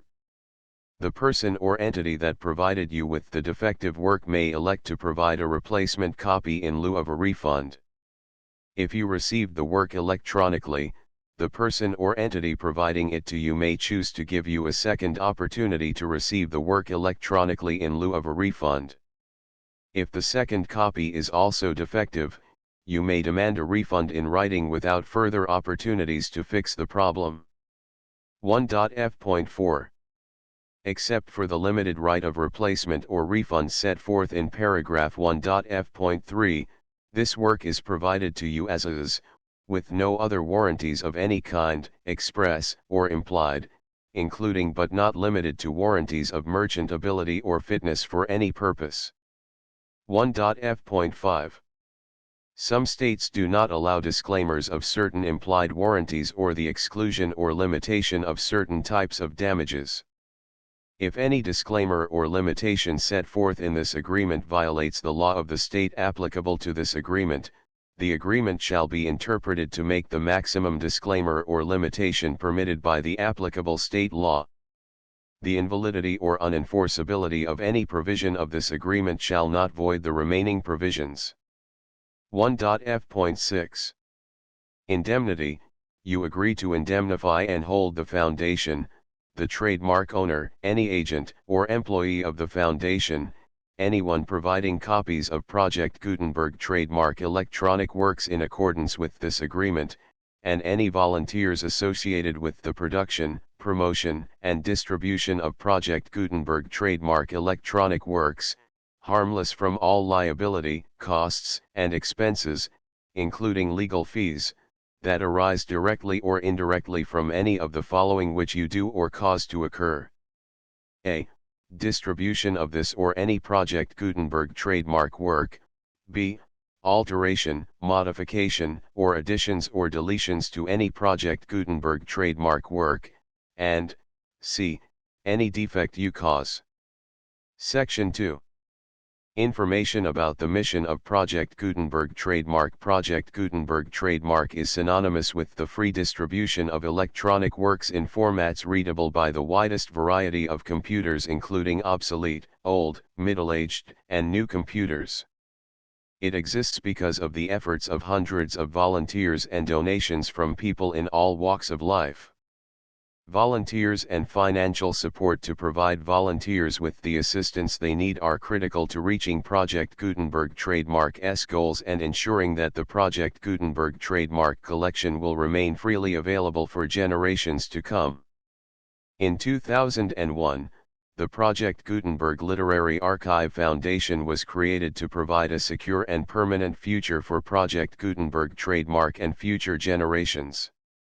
To learn more about the Project Gutenberg Literary Archive Foundation and how your efforts and donations can help, see sections 3 and 4 and the Foundation information page at www.gutenberg.org. Section 3. Information about the Project Gutenberg Literary Archive Foundation. The Project Gutenberg Literary Archive Foundation is a non-profit 501(c)(3) educational corporation organized under the laws of the state of Mississippi and granted tax-exempt status by the Internal Revenue Service. The Foundation's IN or Federal Tax Identification Number is 64-6221541. Contributions to the Project Gutenberg Literary Archive Foundation are tax-deductible to the full extent permitted by U.S. federal laws and your state's laws.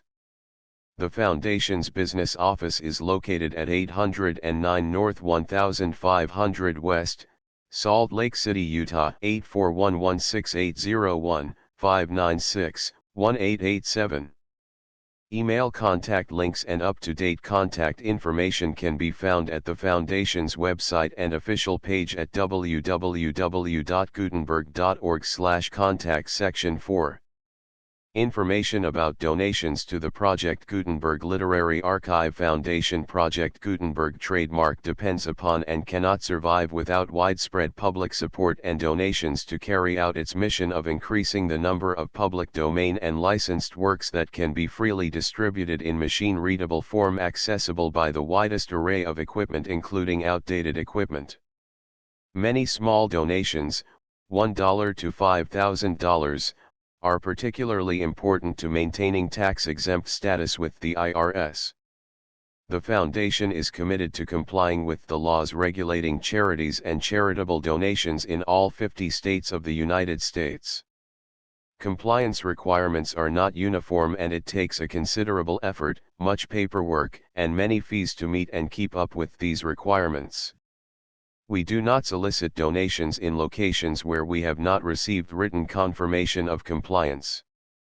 To send donations or determine the status of compliance for any particular state, visit www.gutenberg.org/donate. While we cannot and do not solicit contributions from states where we have not met the solicitation requirements, we know of no prohibition against accepting unsolicited donations from donors in such states who approach us with offers to donate. International donations are gratefully accepted, but we cannot make any statements concerning tax treatment of donations received from outside the United States. U.S. laws alone swamp our small staff. Please check the Project Gutenberg web pages for current donation methods and addresses. Donations are accepted in a number of other ways, including checks, online payments, and credit card donations. To donate, please visit www.gutenberg.org/donate. Section 5. General information about Project Gutenberg trademark electronic works. Professor Michael S. Hart was the originator of the Project Gutenberg trademark concept of a library of electronic works that could be freely shared with anyone. For 40 years, he produced and distributed Project Gutenberg trademark ebooks with only a loose network of volunteer support. Project Gutenberg trademark ebooks are often created from several printed editions, all of which are confirmed as not protected by copyright in the U.S. unless a copyright notice is included. Thus, we do not necessarily keep ebooks in compliance with any particular paper edition. Most people start at our website, which has the main PG search facility, www.gutenberg.org. This website includes information about Project Gutenberg trademark, including how to make donations to the Project Gutenberg Literary Archive Foundation, how to help produce our new ebooks, and how to subscribe to our email newsletter to hear about new ebooks.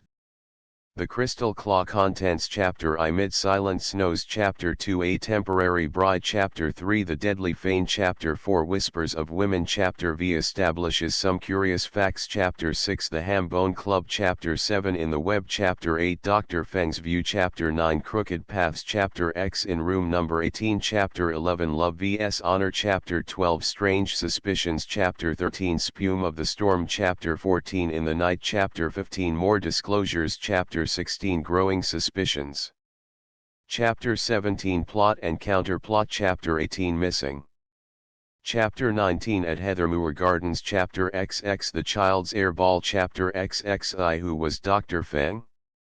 Chapter XXII The Secret Disclosed The Full Project Gutenberg License 9 10 11 12 13 14 15 16 17 18 19 20 21 22 23 24 25 26 27 28 29 30 31 32 33 34 35 36 37 38 39 40 41 42 43 44 45 46 47 48 49 50 51 52 53 54 55 56 57 58 59 60 61 62 63 64 65 66 67 68 69 70 71 72 73 74 75 76 77 78 79 80 81 82 83 84 85 86 87 88 89 90 91 92 93 94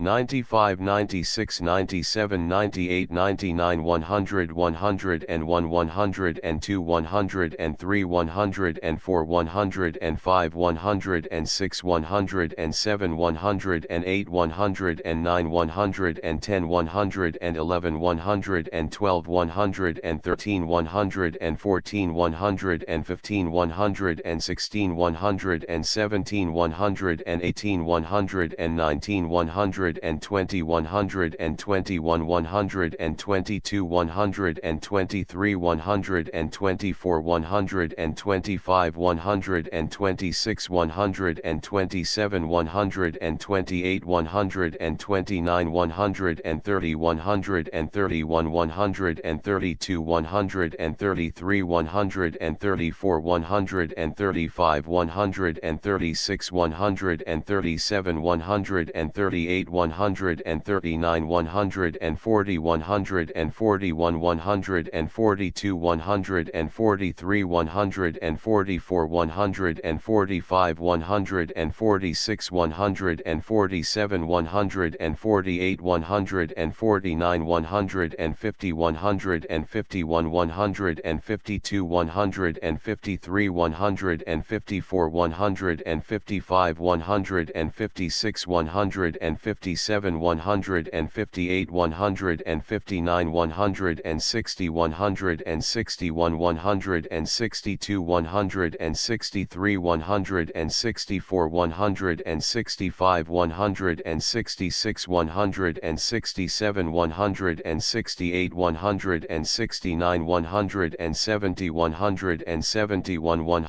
172 173 174 175 176 177 178 179 180 181 182 183 184 185 186 187 188 189 190 191 192 193 194 195 196 197 198 199 200 201 202 203 204 205 206 207 208 209 210 211 212 213 214 215 216 217 218 219 220 221 222 223 224 225 226 227 228 229 230 231 232 233 234 235 236 237 238 239 240 241 242 243 244 245 246 247 248 249 250 251 252 253 254 255 256 257 258 259 260 261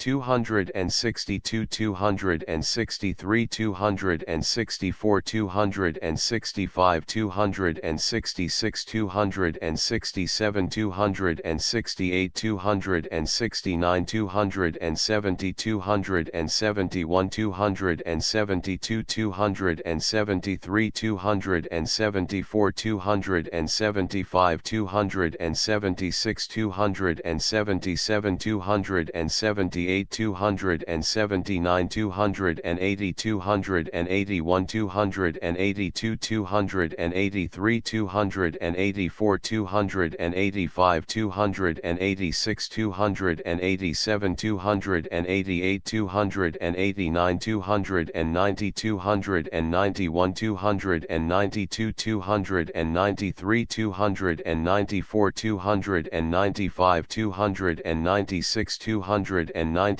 298 299 300 301 302 303 304 305 306 307 308 309 310